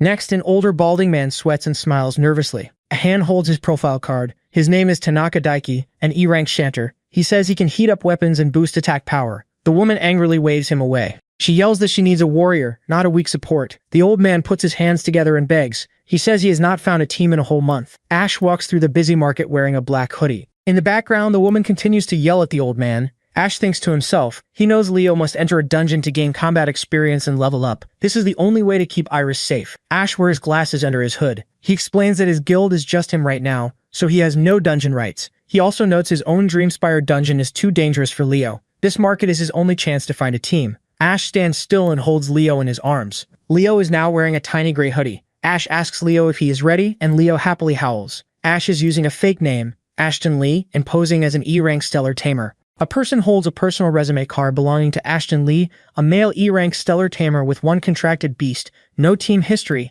and no desired pay. He is surprised to see an E-rank stellar tamer, noting that taming class users are very rare nowadays. He points to a small, bundled-up creature and insults it, saying that for a tamer, the contracted beast makes up most of their fighting strength, but this little dirt cat looks like it would wet itself inside a dungeon. When someone tries to poke it, the tiny creature bares its sharp teeth and angrily growls, making the man remark that the tiny thing has a lot of attitude. The recruiter rudely tells them to beat it and take their scrub cat away, shouting that no team wants to touch a tamer with that kind of pet. Ash calmly pulls his pet close, telling Leo that they should leave and find someone else. Moving to other interview booths, Ash faces more rejections. Ramble Warrior looks at the resume and rejects him because they want real fighters who can take hits, not an overgrown rat. Next, a punk fighter with a chainsaw tells him to get out of here. Finally, a meditating monk rejects him politely, saying every creature has a soul and he cannot stomach sending an animal to fight for him, concluding that they are not compatible. More people reject Ash. They loudly tell him his rank is way too low and refuse to let him mooch off their experience points. They call him a freeloader and complain that his lion cub is not even fully grown yet. Ash stands alone in a quiet hallway, holding his face in frustration while little Leo sits sadly on the floor beside him. Ash sweats and thinks to himself that beast tamers really are considered the bottom of the barrel here. He regrets his honest approach, thinking he should have just lied about his class and smuggled Leo inside. Suddenly, a girl runs past him with fast tapping steps. She stops in surprise and asks what this is. The girl crouches down and happily picks up Leo. She laughs with floating hearts around her and calls him a cute puppy, saying he is just too adorable. Leo looks completely shocked. Tears quickly fill his bright pink eyes and he starts trembling in fear. Leo jumps out of the girl's hands with a loud crying howl. The girl looks confused and asks why the puppy is crying. Ash explains that the creature is not a puppy at all, but actually a lion beast. The girl quickly apologizes and scratches her head, explains that it is her first time seeing such a tiny lion beast, adding that she thinks it is really cute. She then looks closely at the resume card in Ash's hand. Reading it out loud, she realizes his name is Ashton Lee, and that he is an E-rank stellar tamer. She looks at him with a surprised face and asks if he is looking for a team. Ash holds the scared little Leo in his arms and quietly agrees. He explains that he needs a team so his pet can level up. Hearing this, the girl smiles brightly and snaps her fingers with a loud snap. She excitedly says, "What are the odds?" Her name is Soleil Hay, and she is a nuclear-class fighter. She offers Ash a spot on her team, explaining that she just got a dungeon to clear but is short on people to help her. However, she tells Ash that it is actually a D-rank dungeon, which makes it pretty risky for an E-rank tamer like him. Soleil asks Ash if he and his pet had the guts to join her dangerous mission. Ash just stays silent while holding a crying Leo. Soon after, a red jeep drives fast across a dusty wasteland. Half an hour later, they arrive at a dirty dumping ground on the city outskirts near a massive tunnel entrance. Soleil stops the jeep and happily announces that they are here. Two men are already waiting near the tunnel. One man with a mustache looks very surprised to see who stepped out of the car. Ash and Soleil walk toward the men with Leo growling loudly on Ash's shoulder. The mustache man points at them and angrily yells that it is Ash and his little dirt cat again. Soleil looks confused and asks if they already know each other. The mustache man throws his hands up in frustration. He asks Soleil why she dragged Ash back here. He loudly complains that he already rejected this kid earlier today because Ash does not even have a team history. The second man smokes a cigarette and laughs. He tells his angry friend to relax, saying that more hands mean more fighting power. He suggests they should just give the new kid a chance. The mustache grumbles that he just hates carrying deadweights who only want to steal free experience points. Ash stands quietly with his hood up while holding little Leo. Soleil claps her hands loudly to get everyone's attention. She announces that the team is ready and tells them to listen up. A system screen shows that Soleil is the team captain and a D-rank nuclear warrior. She explains that they have 3 experienced D-rank fighters on the team. However, she seriously warns them that this dungeon is completely unknown, so nobody is allowed to get sloppy. Another screen introduces the mustache man as Vice Captain Gideon Lee, a D-rank flower mage. Soleil states that she and Gideon will protect the front line together once they go inside. Soleil then gives orders to the rest of the group. She tells a man named Nolan Guo, an E-rank lightning assassin, to attack from the sides and clean up the enemies. Next, she looks at a muscular man named Chuck Milo, a D-rank Cloud warrior, and a small girl named Holly, an E-rank Cloud chanter. She orders Milo to stay close to Holly and keep the back line completely safe. Finally, Soleil turns to Ash, whose fake name is Ashton Lee, an E-rank stellar tamer. She tells Ash to just look for a safe chance to jump in and do a little bit of damage. Gideon smiles and tells Captain Soleil to relax, calling the mission a piece of cake. He proudly brags that he has already cleared over a dozen D-rank dungeons before this. Gideon waves his hand forward and tells the team to move out. The team walks deep into the dark tunnel. Soleil's boots tap on the cracked ground as they head toward a bright golden light. With a loud buzzing sound, they find a large hole in the ground. Soleil tells everyone to stay close. One by one, the team jumps down into the glowing portal. Soleil's large saw weapon suddenly bursts into bright orange flames. She holds the flaming blade high in the air to light up the dark dungeon. The team looks around the cave, noticing strange glowing green plants growing on the rocky floor. Gideon holds up a green lantern and realizes that they are inside a dangerous lightning dungeon. Soleil holds her flaming saw and warns everyone to keep their eyes open as they walk deeper into the cave. Ash walks quietly in the back with little Leo sitting on top of his head. Suddenly, a fast streak of yellow lightning shoots out from the rocks with a loud swoosh. The bright yellow light violently hits Gideon right in his chest with a heavy beam. He cries out in pain and drops his lantern as the strong force knocks him backward. Soleil quickly turns around and shouts a warning that a beast is incoming. Bright yellow balls of lightning start shooting out from the dark cave walls with loud zap sounds and high-pitched squeaks. They are large, spiky rats covered in bright electricity. A system screen pops up, identifying the monsters as Volt Rats, which are E-rank lightning assassins. Gideon sits on the ground and looks completely terrified. He yells out in shock, asking if the monster is seriously just a rat. Soleil fiercely swings her heavy weapon to strike the glowing yellow beasts with a loud zap. She reminds him that he bragged about being very experienced. She scolds him and asks why he is freaking out over a weak E-rank runt. Gideon sweats and panics even more. He loudly complains that nobody told him this was a dangerous lightning dungeon. He explains that lightning magic completely wrecks his flower-type magic. He screams in fear and calls the monster a nasty little thing. Suddenly, a massive swarm of Volt Rats attacks them. They curl up into glowing yellow balls and shoot through the dark cave with loud swish sounds. Nolan barely dodges one as it flies right past his head. The team struggles to fight the fast swarm. Soleil swings her saw but gets hit by the flying rats with loud snap noises, making her cry out in pain. He angrily yells at the filthy rats to get off him. Someone screams and desperately asks why there are so many of them. In the background, Chuck Milo quickly steps in front of the small girl Holly to protect her. He tells her to get behind him right now. In the front, Ash stands perfectly still in the dark shadows. He looks completely calm and quietly calls out his pet's name, Leo. The fluffy Leo looked incredibly angry. He lets out a low, threatening growl as pink magic buzzes loudly around his body. Hey guys, I've just started a new manga recap channel. My goal is to hit 1,000 subscribers in the next 10 days, so please subscribe to the channel and watch the first video. I really hope you'll enjoy it. You'll find the link in the top corner and in the pinned comment. Please hit the subscribe button and help me reach 1,000 subscribers. Thank you so much for your support.